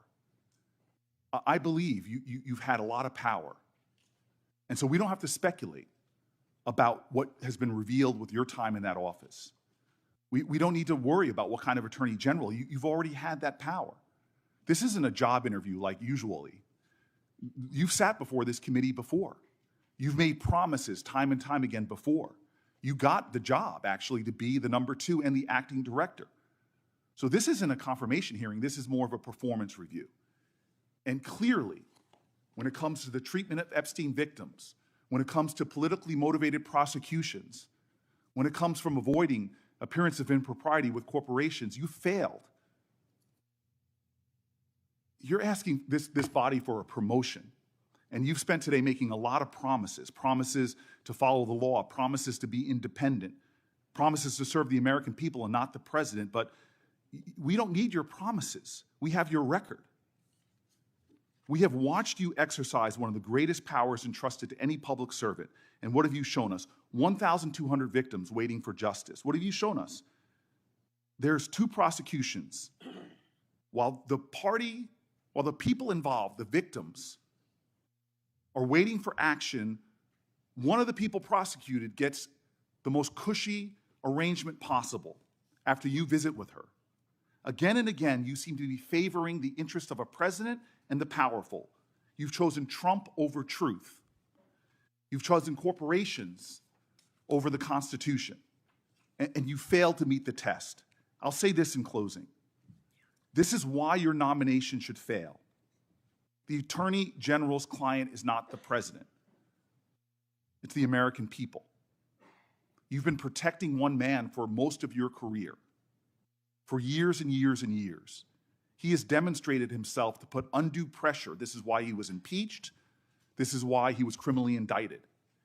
If your record and your testimony today should show us anything, it should show you, in my opinion, that you should not be confirmed to this job. Thank you, Senator Booker. Before I commence with my questions, I've been asked by Chairman Grassley to enter something into the record. On behalf of Senator Grassley, I'd like to enter into the record a letter supporting Mr. Blanche's nomination. This is from the Newark Police Superior Officers Association, which represents the leaders of the Newark, New Jersey Police Department. The letter touts Mr. Blanche's experience, character, temperament, and leadership. It goes on to state, quote, Mr. Blanche has consistently demonstrated an unwavering commitment to the rule of law, the fair administration of justice, and the constitutional rights afforded to every citizen, including the due process rights of law enforcement officers. Throughout his distinguished legal career, he has earned a reputation for integrity, professionalism, sound judgment, and respect for the rule of law. These qualities are essential for the nation's chief law enforcement officer, close quote. Without objection, I will enter this into the record. Mr. Blanche, at the outset, earlier you were asked by one of my colleagues about the settlement agreement and about the definition of some of the terms. Now, as I've been going through that, it seems to me that some of those terms were defined earlier in the agreement, albeit not in the section of the agreement that you were shown on the board. Is that correct? Yes, Senator. And those make a difference, do they not, to the nature of the question asked to you? Yes, of course, yes. You have no reason to believe that the so-called weaponization fund will continue because of the settlement agreement. Is that correct? I am confident it will not. Right. Now, during the previous administration, we saw an unprecedented and unfortunate weaponization of the U.S. Department of Justice, an institution near and dear to my heart, as I know it is to yours, and an institution that's got a long and storied reputation for impartiality. Public trust in law enforcement plummeted as a result. That should concern every member of this committee and indeed every American.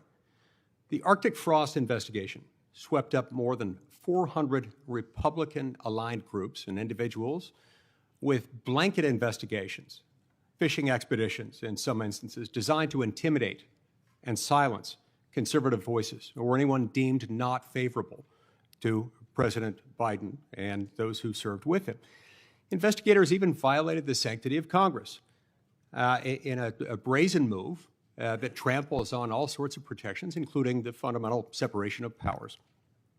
As Chairman Grassley's investigation continues, just yesterday, we learned that Jack Smith's team bypassed a required filter review and directly accessed the text, not metadata, not information about who texted who and what time they did so, but the actual content, the substantive content of texts of 44 members of Congress, 6 of them on the Senate Judiciary Committee, all without notice in a baseless fishing expedition. This was un-American, and it comes uncomfortably close to spying on a co-equal, coordinate branch of the U.S. government. As you know, protecting individual liberty and our constitutional rights is a top priority of mine. I appreciated your testimony in May before the CJS Appropriations Subcommittee, in which you called the secret collection of phone records from a dozen members of Congress, quote, the worst form of abuse, close quote. I sponsored the bipartisan NDO legislation long before Arctic Frost, and I believe this must be fixed, no matter who holds the presidency, in a way that protects all Americans. In fact, this calls upon us, underscores the need to pass that NDO reform measure. What steps have you already taken in your capacity as Deputy Attorney General and now Acting Attorney General? And what reforms do you plan in the future to end these practices and this trend of weaponization within the department? Thank you, Senator. Well, there's a number of things we're doing. Most significantly, it's getting materials together and being transparent with this body and this committee like we did recently with the emails that you just referenced. Because one of the best ways that we can make sure we never do again what we did before is by exposing ourselves and letting the American people see what we did. We're also taking steps to right the wrongs. So that means, again, going back and issuing reports and issuing findings and conclusions around not only what the Department of Justice did at times, but other agencies within the executive, and calling ourselves, holding ourselves to account that we shouldn't do it again. And the most important thing and it's come up a lot today, but it is just having prosecutors prosecute bad guys. And so it's getting prosecutors out of D.C. and into U.S. attorneys' offices and unleashing them to do what they should be doing and what they should have been doing for the past 4 years as well, which is tackling the drug pandemic and epidemic we have in this country, going after the fraudsters. And that's the best way to make sure that the next Department of Justice continues doing the right thing and not the wrong thing. That's wonderful. Sometimes when you're doing the things that are not supposed to be done, you're not doing the things that are supposed to be done. And I appreciate your efforts in that regard. On another topic, federal law prohibits non-citizens from voting in federal elections. Separately, a law called the National Voter Registration Act of 1993, sometimes known as the NVRA, requires, among other things, that the states keep their voter registration files clean, removing voters who have died, who have become ineligible, and to make those maintenance records available for public inspection. The Department of Justice has relied on that disclosure requirement to request state voter rolls and to confirm compliance with this mandate in the NVRA among the states. But a number of states have refused. And when the Department of Justice has sued in order to correct this problem, some federal courts have issued rulings indicating that the NVRA doesn't clearly authorize the NVRA. The NVRA doesn't clearly authorize this kind of compelled production of the complete voter registration files. So the department is thus left without a reliable, viable enforcement tool, even where noncompliance might be staring us in the face, as it is in some jurisdictions. Put simply, non-citizens can't legally vote. But a number of these states, blue states more than others, are doing everything they can to prevent the Department of Justice from enforcing the law. In the meantime, we've got an interpretation of other provisions of the NVRA that have made it, in tandem with this other problem, virtually impossible to enforce the law prohibiting non-citizen voting in federal elections. In your view, would the Save America Act give the Department of Justice clear authority in its efforts to protect the sanctity and security of those elections? Yes, absolutely. Yes. Thank you. I appreciate that very much. This is a very important issue. Now, under your leadership, the Department of Justice fraud enforcement has seen some real success. You've got a lot of success stories under your belt already. Can you describe how you're leading that effort in the department to combat citizen fraud, healthcare fraud, and fraud in taxpayer-funded programs and organizations? Yes, we're making it a high priority. We're working with the White House and the Anti-Fraud Task Force and unleashing, again, having prosecutors focus on fraud. And so that means working with inspectors general, that means working with the FBI, DHS, to get these cases, take them to prosecutors. The fraud division itself is being built up. We've already had tremendous success just in the past 4 weeks in recovering billions of dollars that had been stolen from the FISC. And this is work that is just starting. We've always done fraud cases. This isn't a new thing for the Department of Justice to do, but the focus on these fraud cases and the focus on every U.S. attorney having multiple prosecutors focused on going after fraud cases is something new, and it's something that is important to President Trump, and it should be important to everybody, not a Republican or Democrat issue at all, and that's why we're doing it. Shifting gears a little, tell us just very briefly about what the department's doing under your leadership to protect children from predators. Listen, there is no greater responsibility prosecutors have than protecting our most vulnerable. And so we recently stood up, I have a leader, she's here today, running our task forces going after any sort of human trafficking or child predators in those cases, making sure we're coordinated.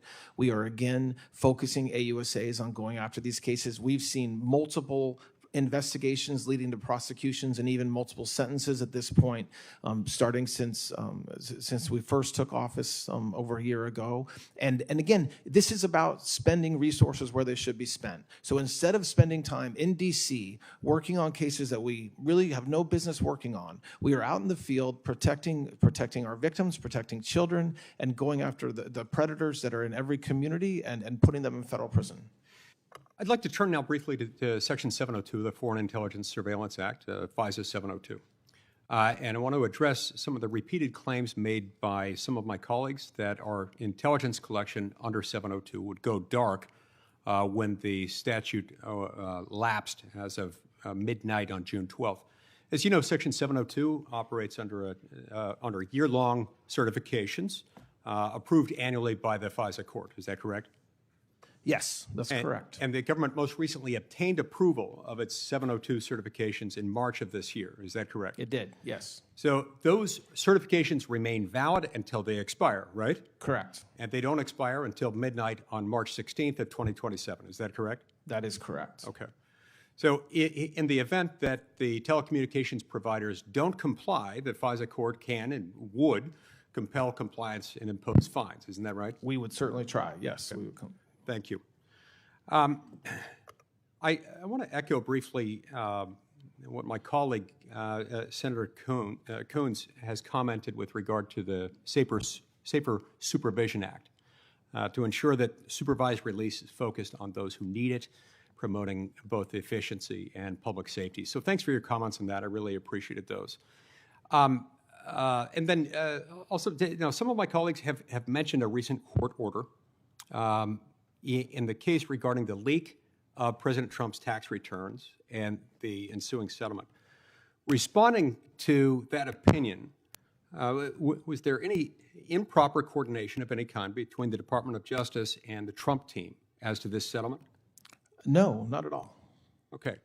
So, in fact, the case itself was settled based on an apology without any compensation being awarded, without the president receiving a penny. Isn't that right? Correct, and completely consistent with the Federal Rule of Civil Procedure 41, which absolutely allows what happened here to happen. It happens in hundreds, if not thousands, of cases around the country every year. For any entity, whether it's the U.S. government or otherwise, that's been sued for $10 billion or any significant sum of money, that seems like a pretty darn good deal. I see my time's expired. I believe Senator Padilla is up next. Thank you, Mr. Chairman. Mr. Blanche, welcome. Do you believe every human life is sacred? Can you repeat that, Senator? Sorry. Do you believe that every human life is sacred? Yes. So do I. A lot of my colleagues have made remarks about our colleague who recently passed. This last week, we've also seen Lorenzo Salgado Araujo fatally shot by an ICE agent during an enforcement operation in Houston. Earlier this week, Juan Sebastian Guerrero was killed in another fatal ICE-involved shooting in Maine. I'm not here to debate immigration policy or how immigration enforcement has been conducted by this administration. My questions are specific to law enforcement policy and best practices.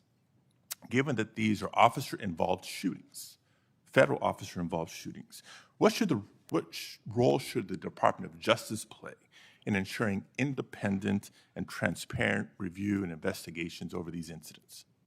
It depends on the agency that the law enforcement officer was a member of. So if it's a FBI agent as opposed to an ICE agent or an HSI agent. And the role that we should play depends. It depends on the conduct. Normally, each agency has their own procedures for investigating any type of shooting. And it usually involves their inspector general or an internal office. At some point along the way, the DOJ I don't want to cut you off too quickly here, Sure. but I want to come back to that point. Sure. But first ask, should state and local law enforcement be involved in ensuring that there's an independent investigation of these incidents? I mean, it depends. I think there's a lot of times when state and locals should definitely be involved, but I don't think unequivocally state and local have to be involved for independence. Of course not. Here's the bottom line why I'm asking these two questions. Because in prior incidents, referenced Minnesota earlier in your testimony, Alex Preddy and Renee Good were also fatally shot. And as far as we can tell, it's been months and months, there's been no justice in these cases. As far as I can tell, those officers were not fired. They have not faced any charges. So it does undermine any confidence anybody should have in the Department of Homeland Security's ability, through the Inspector General or otherwise, to investigate its own. So I come back to the question, what should the role of the Department of Justice be when there's federally officer-involved shootings? Well, I very much disagree with the statement you just made.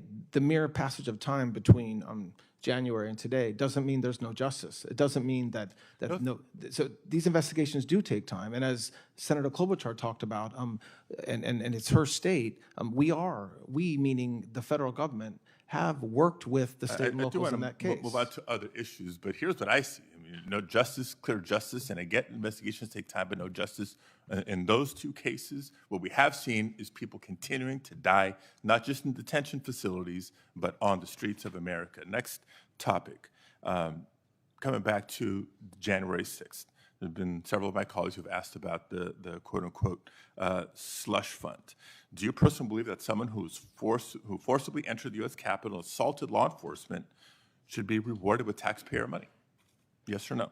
I can't answer it yes or no, but if you want the answer, I think that the fund that doesn't exist anymore set up parameters where, no, somebody that you just described would likely not recover funds. Which brings me to my other point, because several members have asked, and I know Senator Till is specifically focused on the weaponization slush fund and language versus declarations versus appropriations bills on how to undo this. I also need to be clear that January 6ers should not be able to seek payouts from other sources, including the Federal Tort Claims Act. Do you commit to vigorously defending taxpayer money from being paid out to January 6 riders, those who were convicted of their involvement with January 6, regardless of the source of funding from the Department of Justice?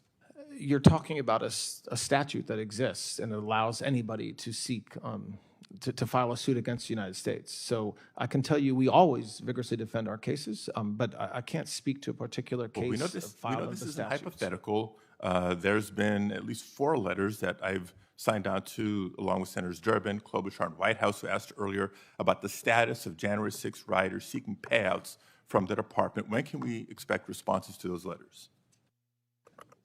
When you say status, you mean those that have filed cases in court? I don't know what that means. The status of their request for payouts being reviewed, approved, or not. I think anybody, including January 6 defendants, can file a claim under the Federal Tort Claims Act, and I think some of them have. Those cases are ongoing. They're publicly available on ECF. And I know some people would suggest, well, they've all been pardoned for their crimes on January 6th, and so this may be fair game. Are you aware that at least 97 January 6ers have been accused of new crimes since January 6, 2021, including violent crimes, by the way, child molestation, etc.? That sounds like the worst of the worst to me. If anybody commits a crime, they should be investigated, arrested, and prosecuted. So if you're talking about people that committed federal crimes and they happen to have been pardoned before, they should be arrested and prosecuted. Yes. Well, I look forward to that as well, and we'll follow up in questions for the record. Mr. Blanche, during our courtesy meeting a few weeks ago, you said that, quote, independence of the department was a misnomer in the context of the Department of Justice because the president sets policies and priorities, and your view, the Department of Justice must enforce the law in a way that carries out the president's goals. Do you recall that conversation? Yeah, I definitely did not say that, but nice try.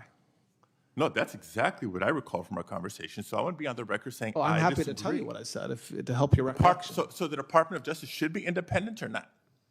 I think as I said earlier, the Department of Justice is under the executive branch.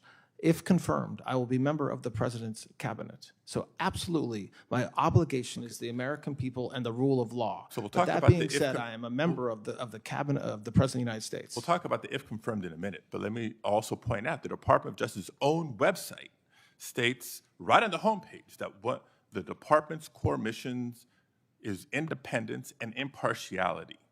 So let me bring a specific example. Last fall, President Trump issued a statement for National Domestic Violence Awareness Month, where he said, quote, I'm steadfastly devoted to uplifting survivors of domestic violence and ensuring they know they are never alone and that help and support are always within reach, end quote. Sounds like a statement that we'd all agree with.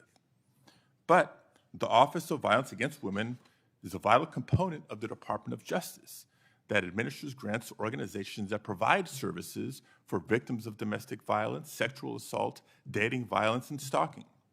It provides critical resources to organizations that support victims. Yes or no? Are you aware that the office is substantially delayed in notifying grant recipients of awards that were intended to begin October 1st of last year? We are rolling grants out on a rolling basis, and we continue to do so. We will continue to do so. We didn't have the grants authorized till January of this year. And it's now July. It's been 6 months. Next, yes or no question. Are you aware that as a result of the delays, many organizations have been forced to lay off staff and reduce services for domestic violence victims? Yes or no? I am not aware of that, no. Okay. We're happy to provide you information and cases. Are you aware that many notices of funding opportunities for the fiscal year 26 have yet to be posted for grants that are supposed to begin on October 1st of this year? I know that we are posting, that we are caught up from the last fiscal year. The budget wasn't approved until January of this year. We had to finish last year's first. We're putting them out every single day. Again, it's been 6 months. Are you aware that multiple congressional offices from both sides of the aisle, this is not partisan, on a bipartisan basis have reached out to the office about delays and have not been given any concrete timeline despite the real and substantial impact that these delays are having on domestic violence services? That's not true. I've testified publicly about it on multiple occasions, and we have given a timeline. I just gave you the timeline today, which is that we're doing it every day on a rolling basis. We're caught up to last year's, and we're moving forward, and we anticipate having all of them done by the end of this fiscal year. Every other state, for that matter, can know when to expect their funding. I know my time is running out. Let me just end with this.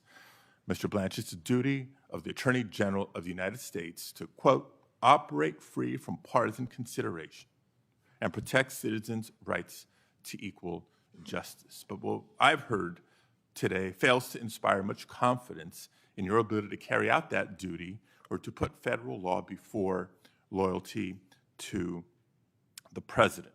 I add to that facts from the judiciary. District courts in 31 cases have recognized that the administration has violated court rulings. The Solicitor General refuses to rule out refusing to abide by court rulings this circuit court rulings that they disagree with. In immigration cases alone, the administration has admitted violating court orders in the District of New Jersey alone more than 50 times. This does not sound like a Department of Justice. The American people deserve better. And a lot of nominees come before us and say, well, if I'm fortunate enough to be confirmed, then this or that. I'm not buying that. I know you're not confirmed for the top spot. You're acting in the top spot. You were the number 2 from nearly the beginning of the term. Yes, a lot of this accountability falls on your shoulders. The American people deserve an Attorney General who put the Constitution above political retribution. I don't think you're fit for this job. Thank you, Mr. Chair. We'll go next to Senator Moody. Before we do that, I've been asked by Senator Grassley, the chairman, to enter into the record a letter supporting Mr. Blanche's nomination from the United Coalition of Public Safety, which represents many of the nation's largest law enforcement organizations and tens of thousands of law enforcement officers across the country. The letter highlights both Mr. Blanche's qualifications to serve as Attorney General and his unique approach to the criminal justice system. It states, quote, "We believe Mr. Blanche will serve with honor, fairness, and a steadfast commitment to the rule of law. His leadership will undoubtedly enhance collaboration between law enforcement and the Department of Justice, ensuring that our communities remain safe while reinforcing public confidence in our own system. Without objection, this letter will be admitted into the record. And Senator Moody, you're recognized. Thank you, Mr. Chairman. Good to see you again and get to talk with you about your nomination, Mr. Blanche. And everything that I warned about in my introduction seems to be proving true, that good faith and nuance is just going to be thrown out the door as a price to be paid for clicks and tweets and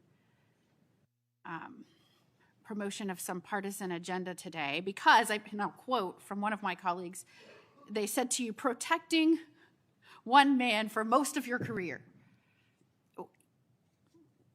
Would you define your career as protecting one man, Mr. Blanche? And if not, why not? I mean, absolutely not. I mean, I am a prosecutor. I'm a career prosecutor. I started out as an intern down the street at the Department of Justice. I was a paralegal. I was a law clerk. When I was representing President Trump, I had other clients as well. So the fact that I represented President Trump for a period of time under 2 years does not define my career, nor does it define me. I should be defined by the work that I did as a prosecutor and by the work that I've done leading this department since March of last year. I think one of the true crises that we face as a nation right now, and you can pick the subject matter at which this would apply, but the American people who are supposed to be where the power lies in this country. It was how our government was set up. It was a government to serve them and first and foremost to protect their rights. And as part of that, even our founding fathers said, in order to do that, you have to have a government that effectuates safety. And so I truly believe that your agency is one of the most important in our government structure for those reasons, because you have the responsibility of all of that. And one of the really, the most serious challenge I see facing our nation right now is that the people don't trust that Washington is indeed working for them or being accountable to them or being serving their interests first. And I just came from a hearing where you had Nick Shirley, James O'Keefe, really a partisan swath of witnesses testifying about fraud in this country. And I think, this administration is making announcement after announcement. You yourself are making announcement after announcement. The extent of fraud that has been uncovered. And I commended Nick Shirley, and this is he described himself as an independent journalist, but he started out disrupting, young at like 15 weddings, I want to say. And I think that spirit of challenging the status quo or formality has really driven him to disrupt what I think the American people believe is a bureaucracy historically that has not only maybe because of its size, maybe because personnel in there aren't too quick to want to uncover, but has really been not inclined, complacent, or is set up to not uncover and really go after some of this fraud. And I've been astounded by the amount that this administration has uncovered. And I commend people like Nick Shirley and James O'Keefe that have been out there because they're American citizens and they believe that their government owes them accountability and stewardship of taxpayer money, first and foremost. And he said, I can't believe that for so long, nobody paid attention to this. And we're seeing just fraud that is just something that we haven't imagined. And I'm really proud of this administration and the DOJ, specifically under your leadership, for setting up a specific division now to go after these things that are raised. The results speak for themselves. I mean, you've established a new National Fraud Enforcement Division charged with bringing a comprehensive approach to rooting out fraud. We just saw a 2026 National Healthcare Fraud Takedown where you charged 455 defendants in connection with schemes involving more than $6.5 billion in fraud. I believe we brought together the most states and territories ever in the history of the department's existence in going after fraud. That was all under your leadership and this administration. And I think that delivers a remarkable message, not only to the people out there committing this fraud against the American taxpayer and really against the next generation that's going to inherit this. I mean, I'm a mother of a teenager right now. I feel terrible that they're going to inherit all of this because before Biden ever pushed out swaths of money that went to corruption and fraud, an American taxpayer had to earn it, or we had to borrow it on the backs of our next generation. And so I am proud of the department saying enough is enough. The free ride is over. We're digging in. We're going to take, not only are we just going to, talk about it, we're going to actually show you what we're doing, and we're going to create an entire different division. I think it speaks volumes that you have the new head of your fraud division with you today in the audience. I think America should know that. That didn't exist before you.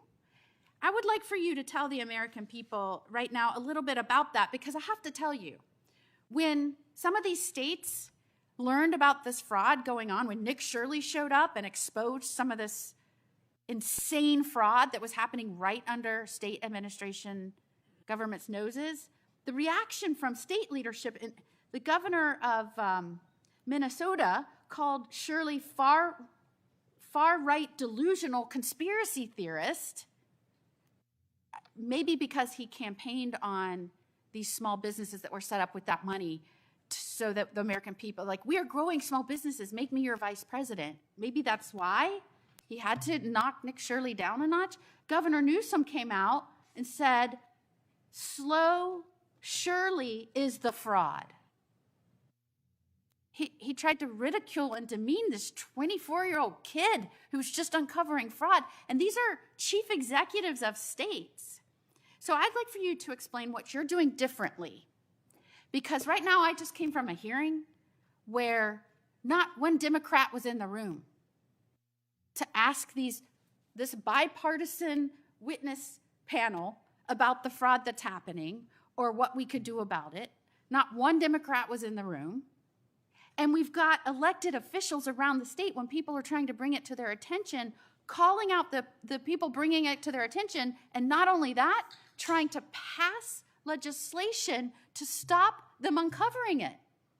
In California, they have a Stop Nick Shirley Act, which should be called the Protect Fraudsters Act, I assume. But tell us what you're doing different and how you're going to work to uncover and root out and go against criminals in these states where these elected officials are complicit, maybe aiding and abetting, because they're going after the people that are trying to raise the issues. Yes. So before we talk about California and Minnesota, it's worth talking about states that are working with us. So places like Florida, places like Ohio, where we're working closely with the local government, getting information about individuals who are committing fraud, applying for money from the federal governments, where the state serves as a pass-through. And what President Trump and the Vice President did last fall was said, enough is enough.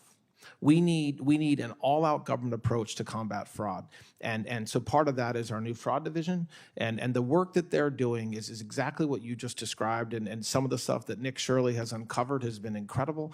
But it's going into these states and identifying, at this point, just low-hanging fruit. So fraudsters that have set up daycare centers, that have set up autism centers. And leering centers. Maybe. Learning centers. Hearing centers, everything. And all they're doing, and there's no patience. They're just collecting money off the backs of taxpayers. And then you have, it's true, the governor of Minnesota did nothing but obstruct our efforts month after month. And then when we did a takedown and we executed a law enforcement action on a given day, he hopped onto X and said he was happy to partner with us. He's not partnering with us. He's not working with us. And so that's very disappointing. The same thing with the governor of California, where the amount of fraud that's being stolen out of the generosity of taxpayers around this country is in the billions of dollars. But listen, without talking about that, what we can say that it's extraordinarily positive is that we have arrested hundreds and hundreds of fraudsters just this year alone. And we've got a lot more to do between now and the end of the year.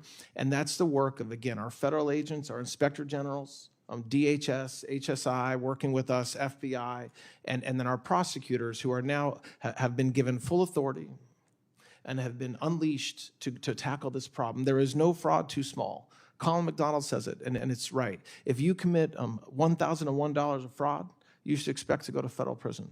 And we're going after the biggest fraudsters and the smallest fraudsters, because any dollar that's taken inappropriately is something that this Department of Justice won't tolerate.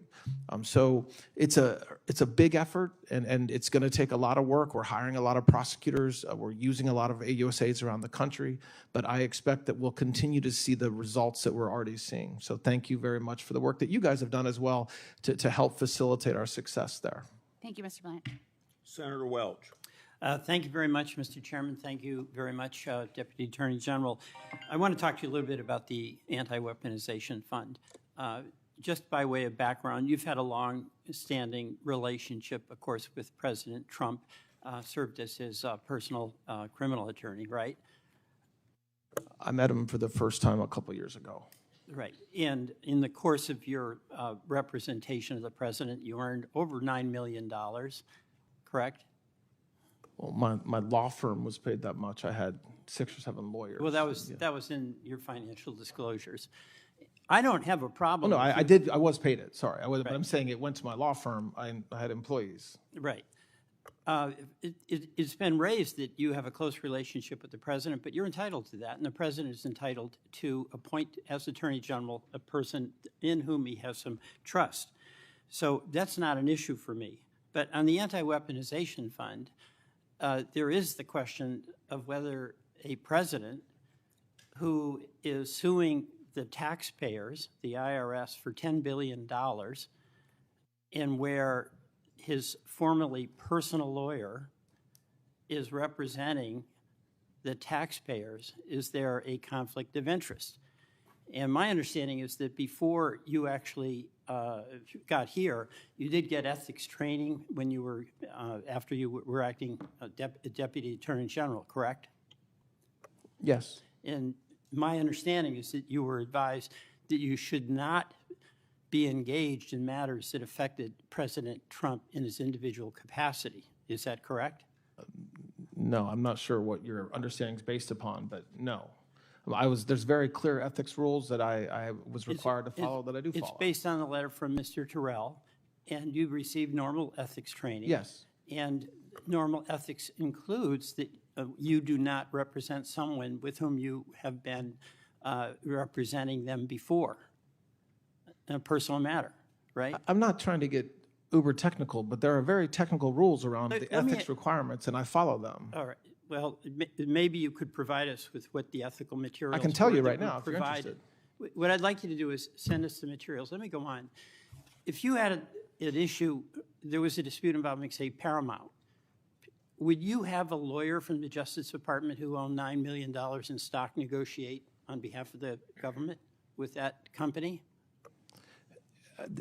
It depends on as long as there's an ethical and no reason there was no conflict. So if I had $9 million in stock with Paramount, I'm representing the people. There's an adverse relationship, adversarial relationship. You'd let me negotiate on behalf of the people when the outcome of those negotiations would have an impact on my stock price? Sorry, I just want to understand your hypo. If a lawyer for the Department of Justice has $9 million in Paramount stock, they should not be on that case. Right. I agree. Yes. Okay.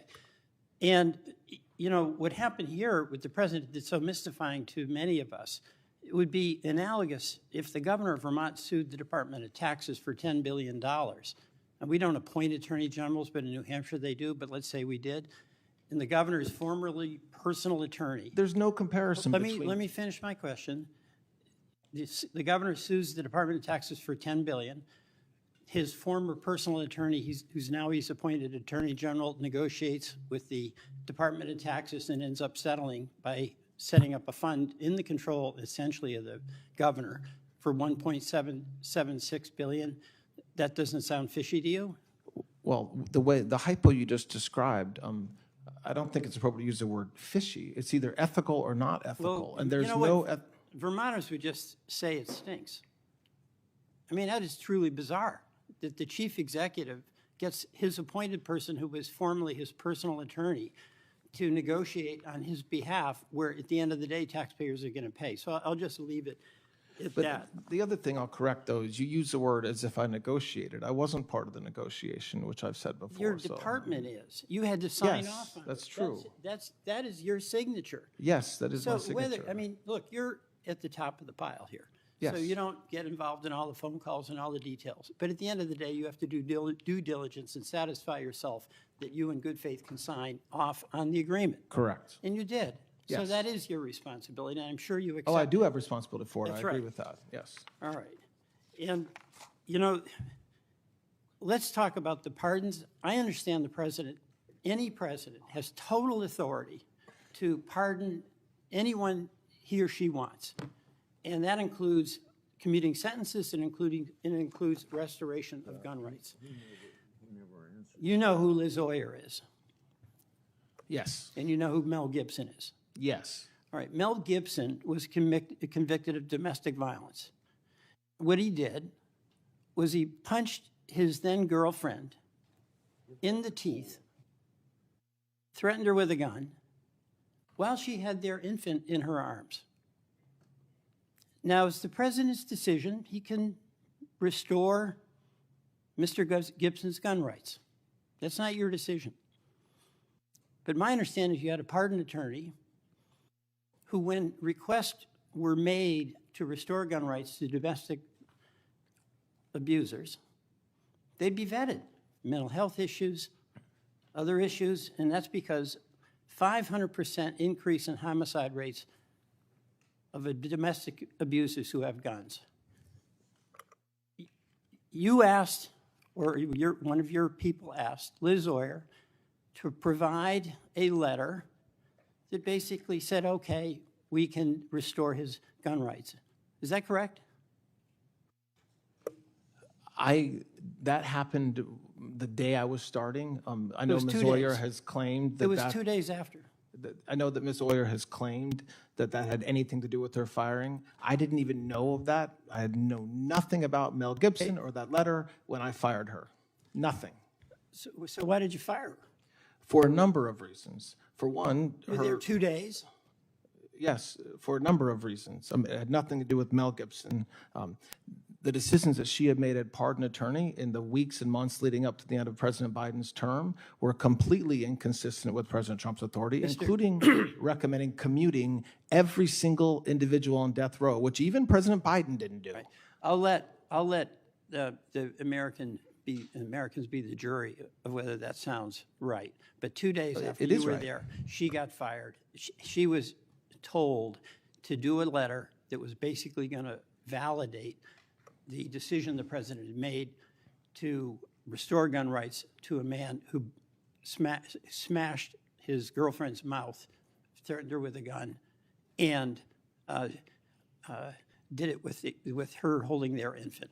And had nothing to do with why she was fired, by the way. Nothing. Now, what also is documented is that she was going to testify here in Congress before a roundtable. And people were dispatched, federal marshals, to go to her home at night. It turns out she was not there. Her 11-year-old son was there alone. And fortunately, at the very last minute, that access to her house, or the trip to her house, was canceled. That's not true. I mean, if you want me to answer with the truth, I can. What part of it is not true? When we learned that she was going to testify about privileged communications, like we do anytime a former employee is going to violate their ethical duties, we drafted a letter. We tried to serve that letter on her via email. We tried to contact her. She would not answer her phone. Okay. So the way the Department of Justice serves people in every case is with Deputy United States Marshals. We endeavored to do that, and then she accepted service. Thank you. I'll go on. Kash Patel, I do want to go back to my colleague, Senator Weiss, has some concern. I have concerns about him because of the reports about his drinking, about the incredibly bad morale there. But I'm not going to ask you on that. You are a supervisor, so obviously you have some responsibility to be reviewing this behavior. I don't think he has any issues drinking. He has no issues with morale. All right, but here's what is very clear. He was at the White House for 8 hours, and this is after a report came out in the New York Times that talked about the $400 million Qatari plane that was Air Force One not having certain deceptive defensive capabilities, and issued subpoenas to reporters demanding that they turn over their news sources. I happen to believe it's extremely important to protect the right of the press to have confidential sources in order to get out information that is absolutely in the public interest. Do you support Mr. Patel's efforts to subpoena and get reporters under the grill to disclose who their confidential sources are? The Department of Justice requires that I authorize it, which I did. And those reporters, we're not targeting reporters. They're material witnesses, just like a reporter would be a material witness to a car crash. Yeah, they are witnesses. And so, and the question you want to ask them is, who were their sources? That goes to the heart of the First Amendment. No, the question we want to ask them is who provided them with classified national security information, which everybody in this body should want to protect. I would hope. Senator Hawley. Thank you very much, Mr. Chairman. Mr. Blanche, good to see you. You too, Senator. You're getting towards the end here. Are you still sure you want this job? I do, Senator. Good. Thank All you. right. Good. Good. Well, that was a rhetorical question, but I'm glad the answer is yes. I want to start with Jack Smith and the latest revelations of his illegalities, which seem to have no end. I mean, listen, I've had my text messages, did have my text messages by him scooped up, read. Who knows what he did with them? I've had my cell phone monitored. He tracked my incoming calls, my outgoing calls. He tracked my metadata. He tracked my location. I mean, Lord knows what else. The part that really offends me, though, is that he didn't just do it to me and members of Congress. He did it to ordinary Americans. I've had Missourians come to me and say, I had FBI agents show up at my door, knock on my door and say, were you in Washington, D.C. in January of 2021? These are people who did nothing wrong. They weren't even here. They come to me and they said, what is going on? What am I going to do? I can't afford an attorney. What really gets me at the end of the day is he lies about it. I mean, he has lied and lied about it. And I want to just make good that claim. Here is a record. I'm going to read it to you. A record of Jack Smith's responses under oath now to members of Congress. He is asked, question, as it relates to members and their staffs and senators, it's just the toll records as far as you remember. Smith, that is my recollection. Question, did the records that you requested include the content of text messages? Smith, answer, no. Now, maybe there's some nuance I'm missing here, but it sounds a lot to me like this guy didn't tell the truth. Have you thought about investigating this guy for perjury? We take testimony in front of this body very seriously, yes.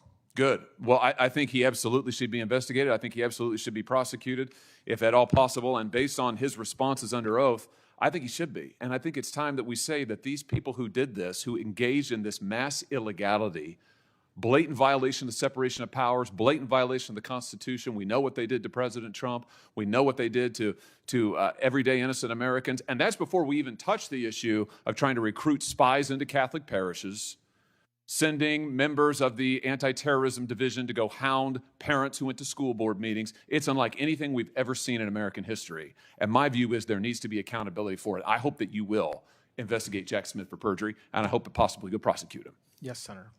Let me switch gears and ask you about a Missouri-specific issue. My state has a number of laws that protect the unborn. We're a very pro-life state in Missouri. And that includes laws that limit the use of the chemical abortion drug, the circumstances under which it can be prescribed. You need to see a physician and so forth under Missouri law. Now, as you know, Joe Biden gutted all of those restrictions. He took away President Trump's safety restrictions on this chemical abortion drug. He instituted a mail-order abortion policy. So my state went to court to try to defend our state's laws. A number of other states, Republican states, did this. And of course, in the meantime, the president changed, thank goodness, and now we have President Trump. But that means that now we have the state of Missouri, Republican state, along with a number of other conservative Republican states, are in court against a Republican administration fighting over Joe Biden's abortion policy. And by the way, while I'm on this subject, I just want to show you why it matters to Missouri. Here's what happened in Missouri after Joe Biden changed the rules and contravened our state laws. Look at the abortions. I mean, dramatic increase.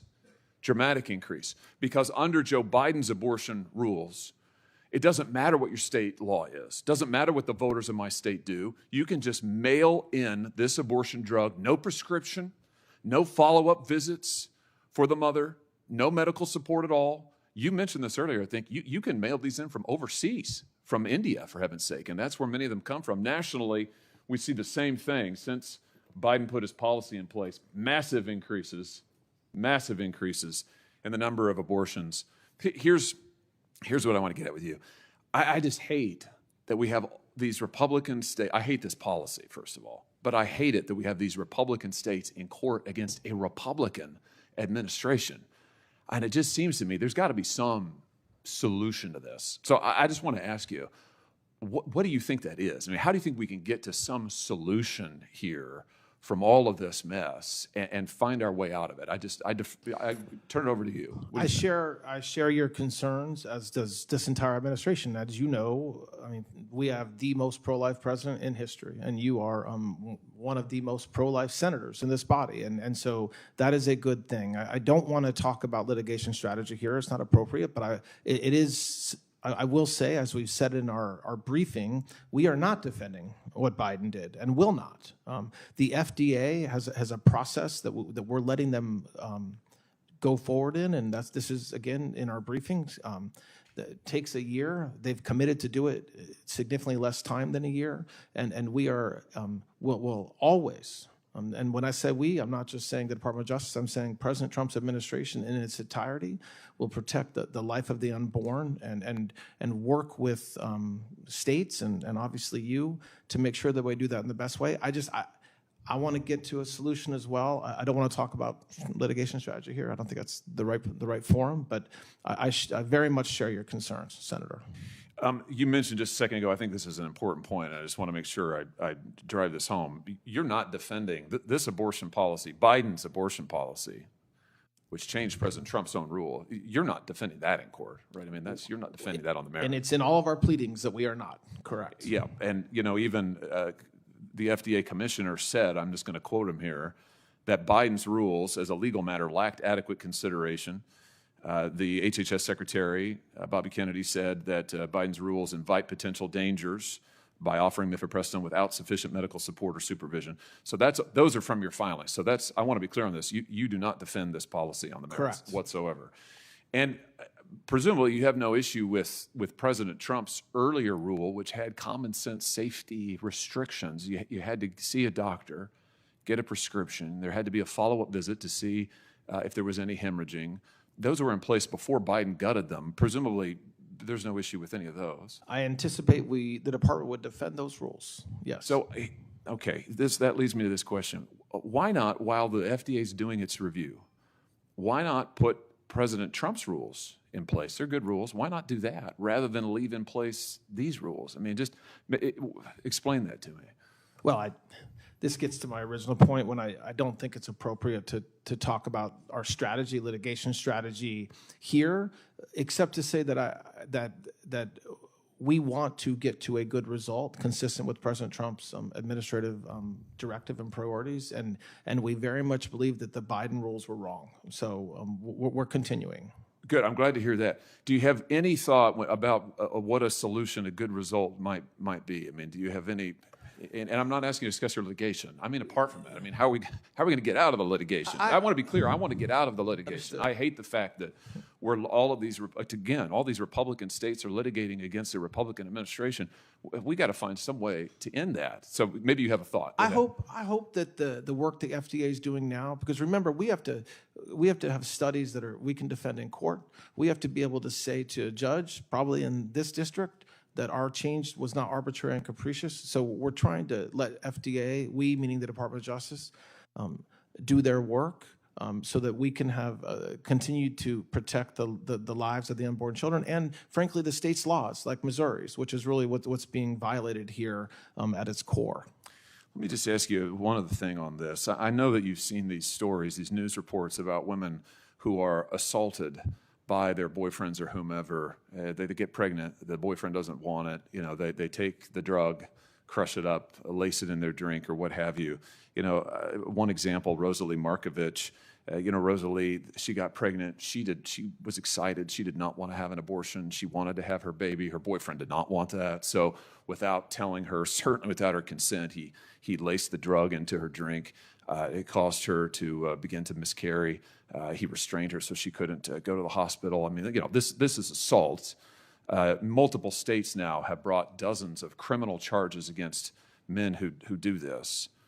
My question to you is, have you thought about devoting resources at the Department of Justice, putting together an initiative that might bring resources from the criminal division, the civil division of the U.S. attorneys together, call it a Protecting Women and Children initiative that would work then with states to go after these coerced abortions, to protect these women, to help states enforce their laws, and to go after these criminals who are using Joe Biden's policies to commit assault left, right, and center. I very much commit to looking at that. I share your concerns. The story you mentioned, I'm aware of that story. It's horrible. I think there's a lot of that is not necessarily a federal crime, but the federal government can certainly help in that space. I think if you, and I'll end with this, Mr. Chairman, I think that if you stood up, I mean, as a former state attorney general, I can just tell you that when you can get resources in investigation and prosecution, it's immensely helpful. You've had tremendous success with that already under your tenure in other criminal areas. I think that if you were to stand up a full-fledged initiative at DOJ, put somebody senior in charge of it, to go after these actors who are abusing the rules that Biden put in place, I think that would do a lot for women and children, their safety in this country. Thank you, Senator. Yeah, thank you. Before I go to Senator Schiff, I'd like to enter another letter in the record. This supports the nominees from civil rights lawyers who litigated cases against the Justice Department across multiple presidential administrations.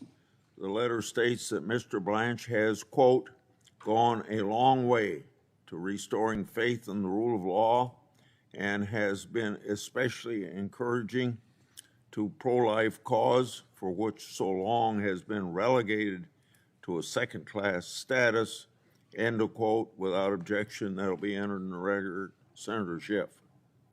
Thank you, Mr. Chairman. Mr. Blanche, you represented the president in at least three criminal cases, the hush money payment case in New York, the January 6th case, and the Mar-a-Lago classified documents case.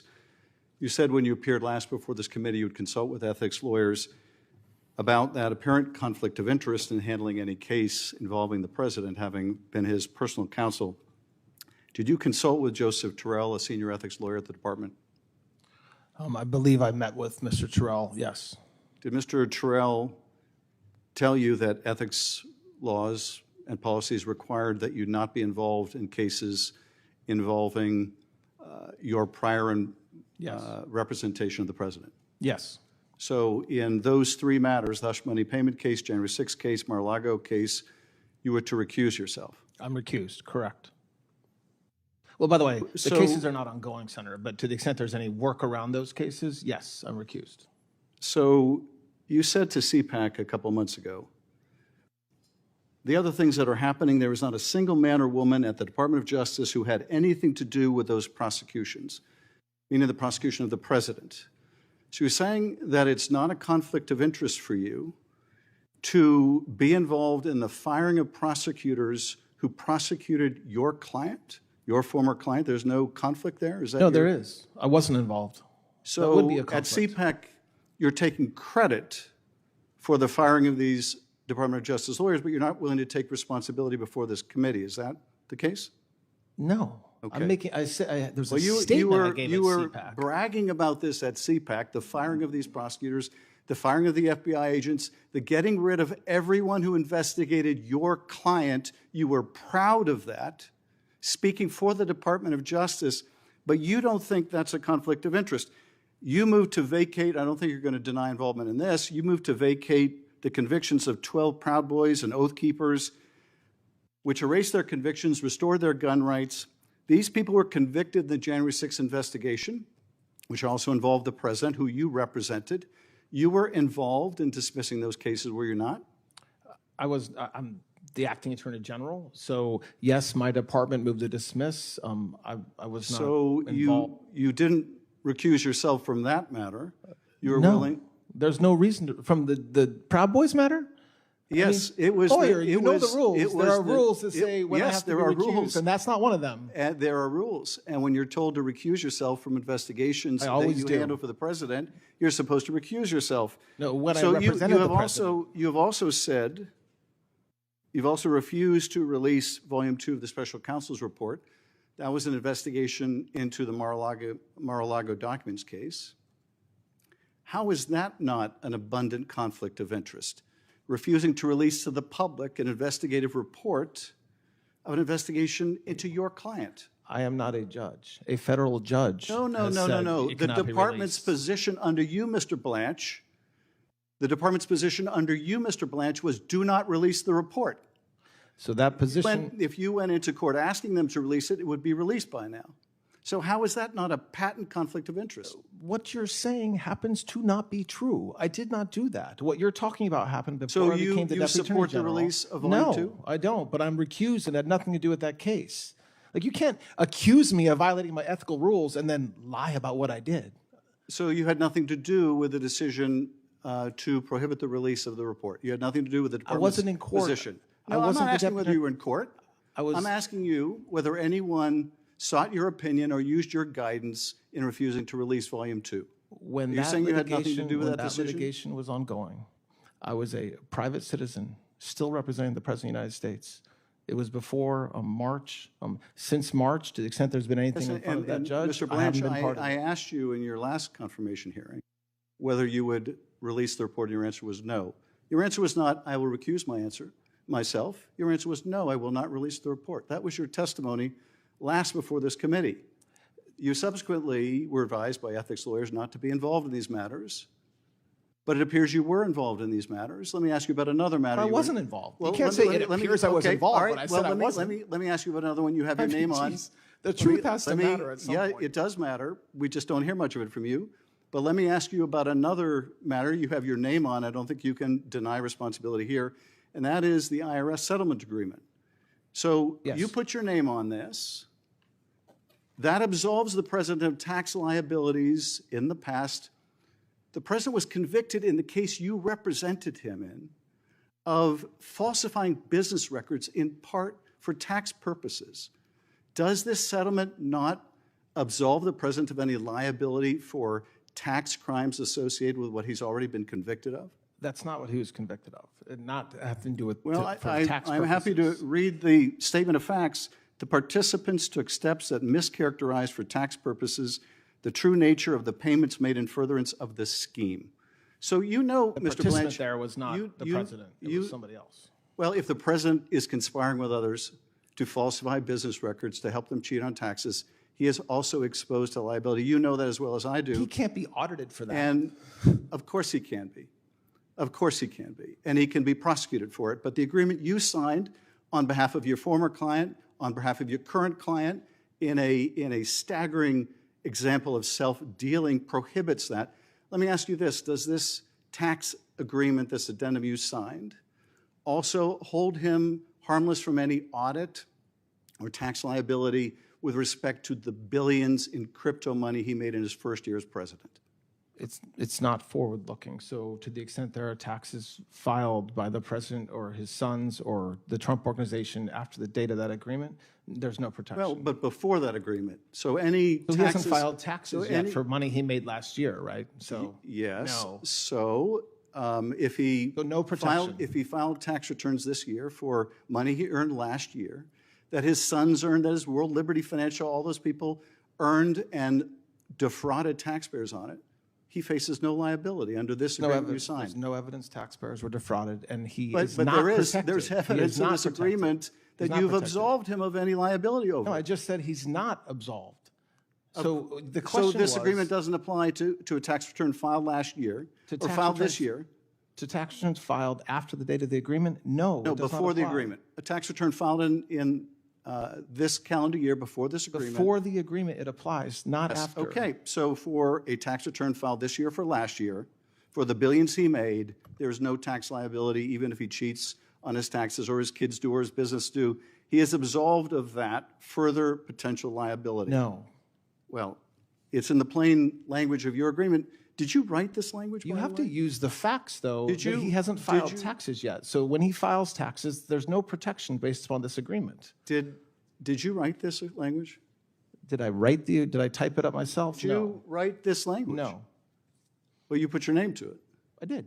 So who wrote this? I don't know the person that actually typed it. I don't know who it is. Was Someone it, within the was it Department one of of the Justice. president's lawyers or was it someone from the Justice Department or IRS? This document would have been Yes. somebody within the Department of Justice. Well, you have no idea who that is.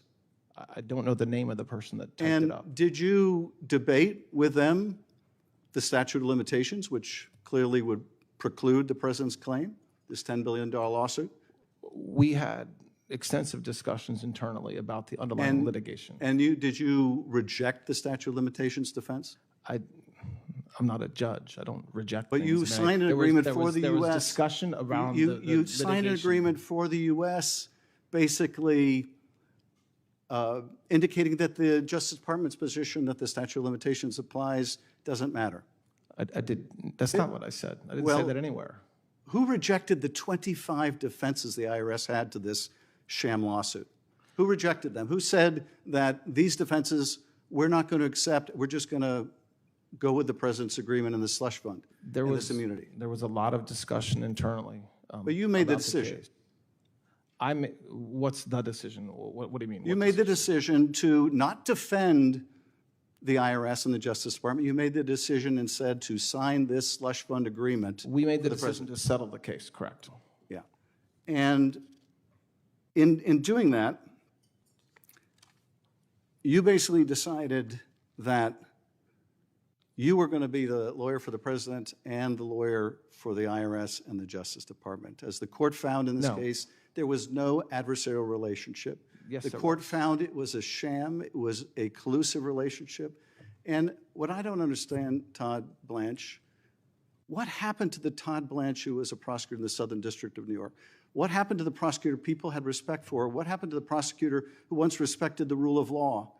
What happened to the prosecutor who said that there wouldn't be a whiff of political partisanship and then prosecutes the president's enemies over Seychelles cases, over making a video stating the plain law and Constitution? What happened to the Todd Blanche of the Southern District of New York that could convert him into you, someone willing to say the president has both the right and the duty to prosecute his political enemies? I cannot imagine the Todd Blanche of the old days would have ever done that. What happened to you, Todd Blanche? I'll tell you this. I think Robert Caro had it right when he said that power doesn't corrupt as much as it reveals. I suspect it has just revealed who you are, and who you are is someone willing to sacrifice everything you once believed in for that title, for that position of Attorney General. And it is a sad story that we have seen from Trump appointee after appointee after appointee. We have seen people compromise themselves little by little and then a lot by a lot until they're sitting before this committee and trying to justify the unjustifiable. I yield back. May I just briefly respond, Chairman? Yes, you may. Very briefly. So you asked me what happened to Todd Blanche. I am still here. I am the same exact person I was when I was a federal prosecutor in the SDNY, which is do the right thing and do everything you can to keep communities safe.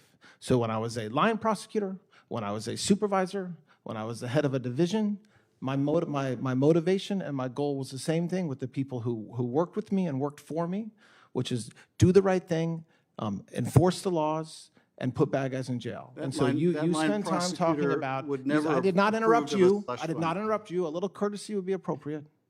So when you ask me what has changed, okay, and you talk about a single document that I signed, okay, and somebody had to sign that document when the president sued, okay, so I tried to do the right thing.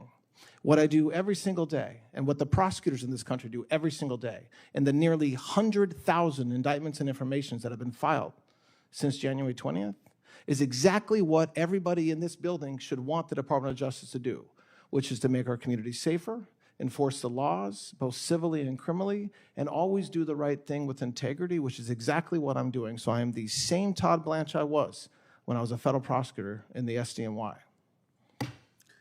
Before I call on the last senator to ask questions, I'd like to enter into record a letter supporting the nominee from Peter Furselli, retired law enforcement officer, as the NYPD homicide detective and ATF special agent.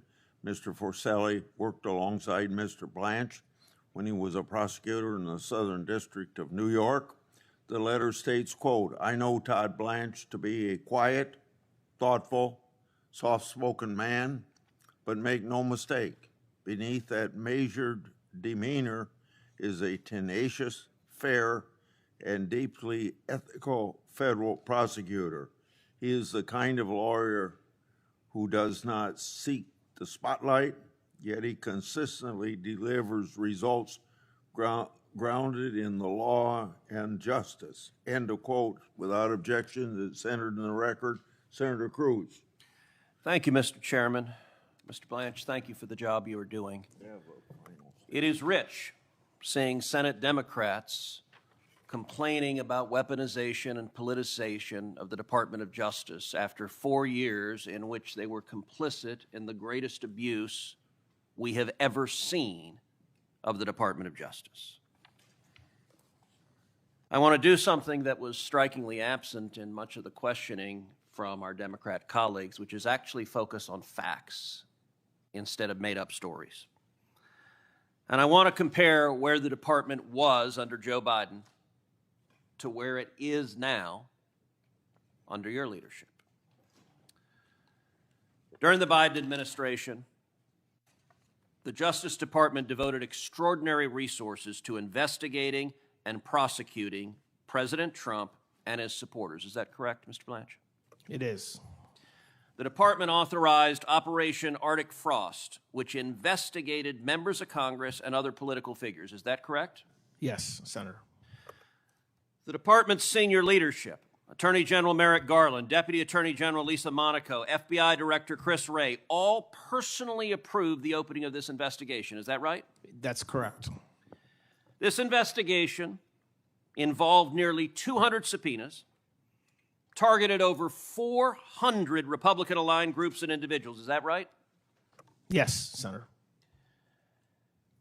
And then the FBI obtained, without our knowledge, the cell phone data of 20% of the Republicans in the Senate, including me and many of my colleagues on this committee, as well as now FBI Director Kash Patel and now White House Chief of Staff Susie Wiles. Is that correct?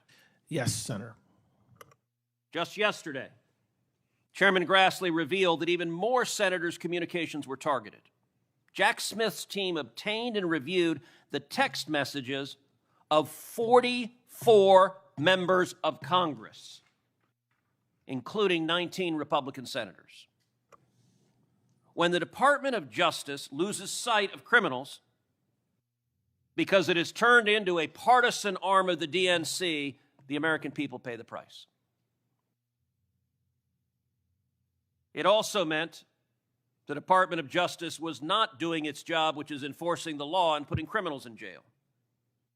During the Biden administration, there were roughly 12 million encounters at the southern border. Is that correct? Yes. Approximately 2 million illegal aliens were known to have entered but were not apprehended, the so-called gotaways. Is that right? Yes, that's correct. Fentanyl became the leading cause of death for Americans between the ages of 18 and 45. Is that right? That's correct. That was courtesy of the Democrats' open border policies of letting drug dealers and human traffickers flood into this country because they believed it would benefit them politically. Violent transnational criminal organizations, including the Sinaloa Cartel, the Jalisco New Generation Cartel, MS-13, and Tren de Aragua, expanded their operations inside the United States. Is that right? It is absolutely correct. And then something we never hear from the Democrat side of the aisle: the victims. Jocelyn Nungery, I've not heard one Democrat so much as utter her name. The little girl tragically raped and murdered by 2 Venezuelan gang members the Biden administration released. Laken Riley, again, the Democrats cannot even say her name. Rachel Morin, a mom, brutally raped and murdered by another illegal the Biden Justice Department released. These were daughters, these were students, these were mothers, and they would be alive if the Department of Justice had done its duty. So let's compare the lawlessness, the partisanship, the abuse of power of the Biden Department of Justice to what has happened in the last 18 months. Mr. Blanche, objectively, the American people are safer today than they were 18 months ago. Is that correct? There is no doubt. Now, that's not simply empty rhetoric. Since President Trump took office, federal law enforcement has arrested approximately 29,000 violent gang members. Is that right? That's correct. The department has disrupted or dismantled approximately 2,700 gangs, a 365% increase over the comparable period of time in the previous administration. Is that right? That's correct. Arrests of Tren de Aragua members have increased by approximately 519%. Is that right? That's correct. In 2025, the United States saw the largest one-year drop in violent crime and murder since 1937. Homicides across America's largest cities fell more than 19%. Is that right? That's correct. Robberies fell nearly 20%. Aggravated assaults fell nearly 10%. And that trend has continued into this year with homicides falling by yet another 17.7% and robberies by over 20% during the first quarter of 2026. Is that right? It is, yes. The department has also made protecting America's children one of its highest priorities. Since the beginning of this administration, the FBI has located approximately 7,200 child victims, a 42% increase. Is that right? Yes. The FBI has arrested approximately 3,500 child predators and human traffickers, a 102% increase. Is that right? That's correct. In April alone, Operation Iron Pursuit located more than 200 child victims and arrested more than 350 alleged child sex abuse offenders. Is that right? That's right. And across my home state of Texas, Operation Soteria Shield rescued 89 children and resulted in 276 child exploitation arrests. Is that right? That's the correct stat. Mr. Blanche, after less than 18 months, would it be fair to say that the department is once again focused on protecting the American people and faithfully enacting the laws?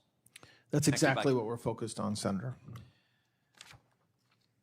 And I will point out that one direct result of that also is deaths by drug overdoses have dropped 20%.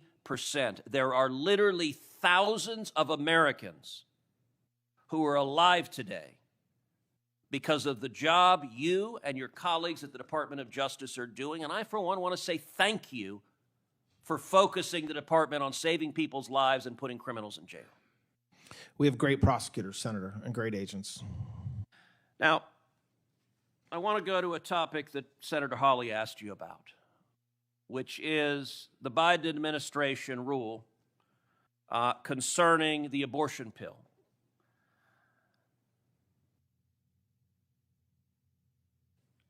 (18 U.S.C. Section 1461, Comstock Act, provides that every article or thing designed or adapted or intended for producing abortion is declared to be non-mailable.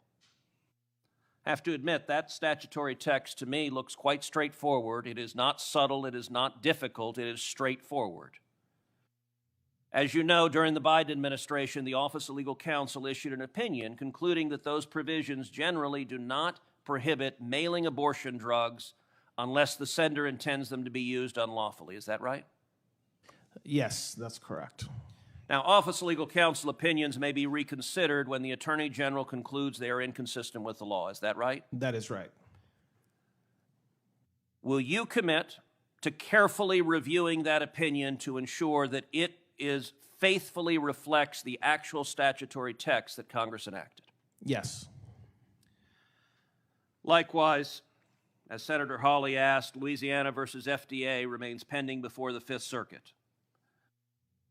Without asking you to comment on the merits of that litigation, will you commit that the department will carefully evaluate every lawful action available to ensure the faithful enforcement of the Comstock Act and other federal pro-life acts? Yes. And I want to point out the real consequences of the Biden administration's lawless authorization of mail-order abortions. According to FDA reporting, the abortion pill has taken more than 3.7 million unborn lives, caused 24 maternal deaths. Moms are being killed, and resulted in at least 4,195 adverse maternal reactions, including hemorrhage, excruciating abdominal pain, and severe life-threatening infections. The position of the Democrats now seem to be that women and teenage girls should be able to get mail-order abortions without a doctor being involved at all. And I will tell you The death toll from that is horrific, and it needs to stop. Final question. Will you commit as Attorney General to faithfully and vigorously defending the Second Amendment right to keep and bear arms? Yes, absolutely. Thank you. Mr. Blanche, thank you for your testimony today. And to your family and friends who are here, I thank you all as well. You should be very proud of your performance today. I think you performed admirably, showed this entire country that you're eminently qualified to serve as Attorney General. If confirmed, I'm very confident that you'll continue to do that superb job. Now, for everyone's information, written questions can be submitted for the record until 5 p.m. this Friday, July 17th. I hope, as the nominee, when you receive those questions, please answer and return them to the committee as soon as possible. This hearing is adjourned, but I want to say we'll reconvene tomorrow here at 9 a.m. for an executive business meeting, and that hopefully that doesn't take very long. Immediately following that business meeting, we'll have a panel of outside witnesses on this nomination. Meeting adjourned. Thank you, Senator.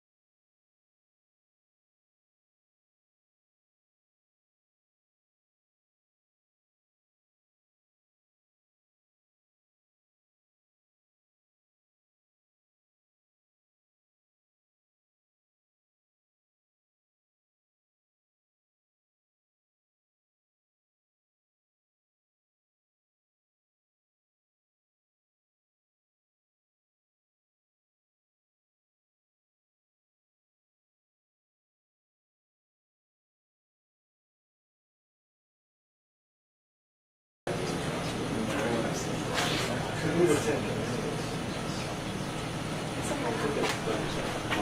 It's different. You gotta remember that. That's not easy to defend ourselves with.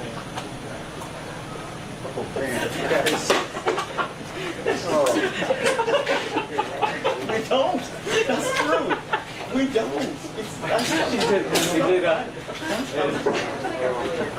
No, come on. Oh, he's brutal, man.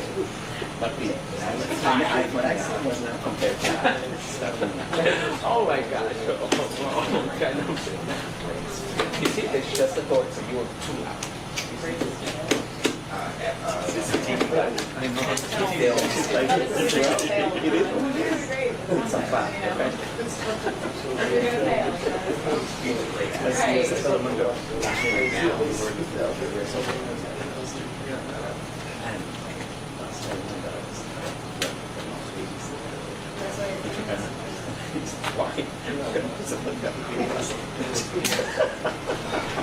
And you started laughing. She did the same thing. She walked into Because you know you have to do that. She stopped. She didn't even, and I saw her and she got out and she came back to her. You need to go. I was like, what?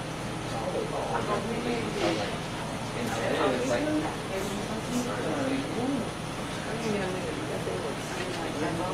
Exactly. Yeah, no. Say something. There you go. Again, we don't have anything to defend ourselves. no, we don't. And she just smiles. That's it. The door is open. Right away. Even if si está sudada, aún cuando está sudada. Y se está en medio del City Council. Como si nada.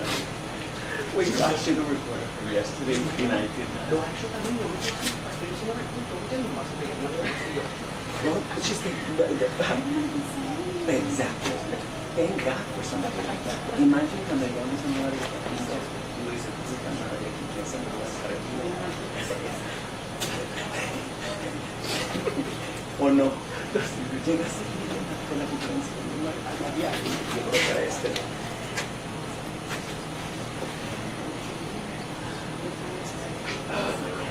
He was 300 people in that room. no, he wasn't there. It was Joe was there. And you were,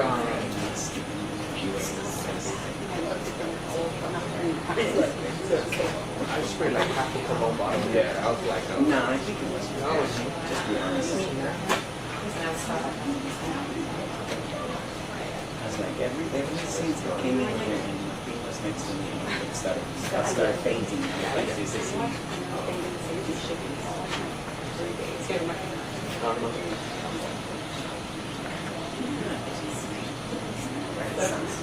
and that's never there is no way. Like, why? I know. You know,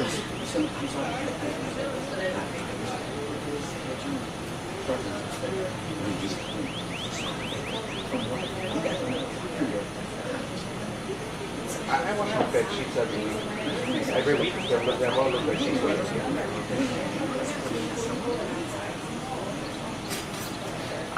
Especially if you're picking up the camera moving around. I thought like, no, I can't just go like that.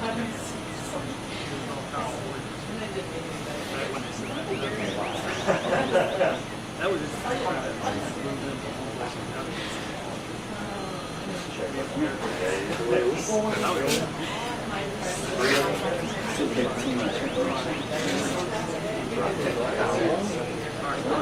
shower, bro. I even washed those clothes.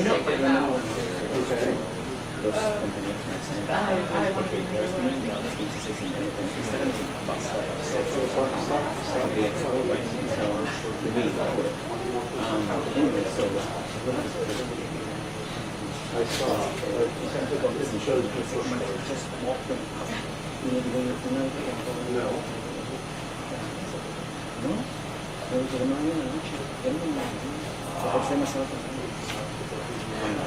Dude, I won't get it. Even when I was freezing out. Okay. But I'm just saying that never. Or to do it. That's a hobby. Are you heading home now?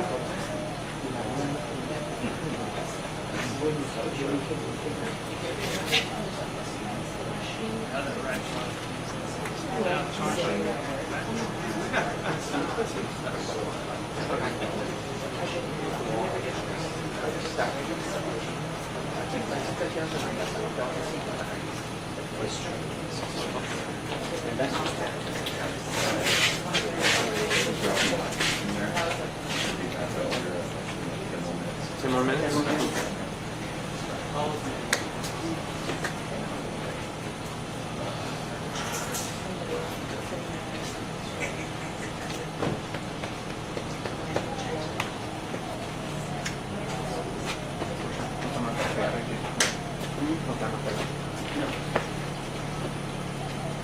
No tiene manera de probarlo porque le quebraron la placa.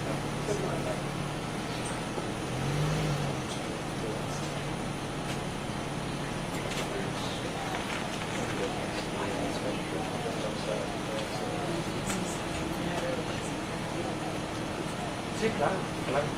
Por eso me dijeron que no, con mis ojos da miedo, como da miedo. No sabes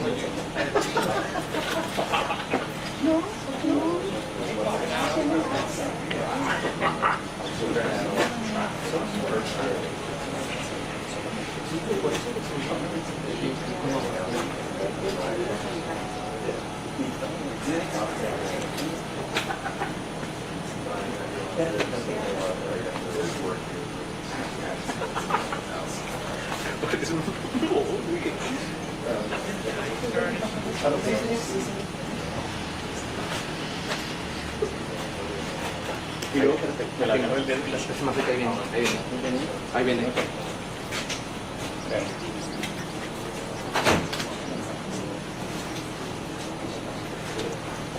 Well, no, he's coming this way. Yeah. But they're gonna close the garage, and then open or something like that. No, when he leaves,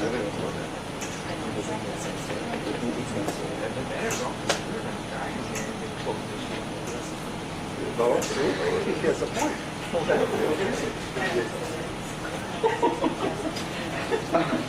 Maybe that's why. Maybe that's why. Maybe that's why. So don't ask anything, bro. I want to survive it. And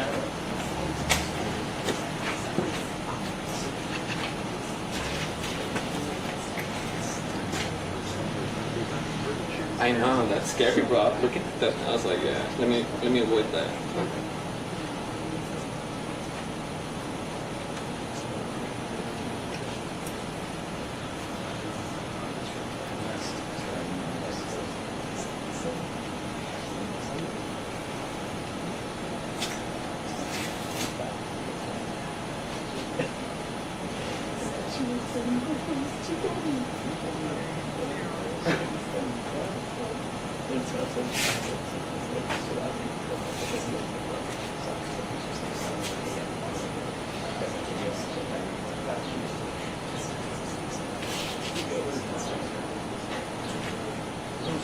Thank you.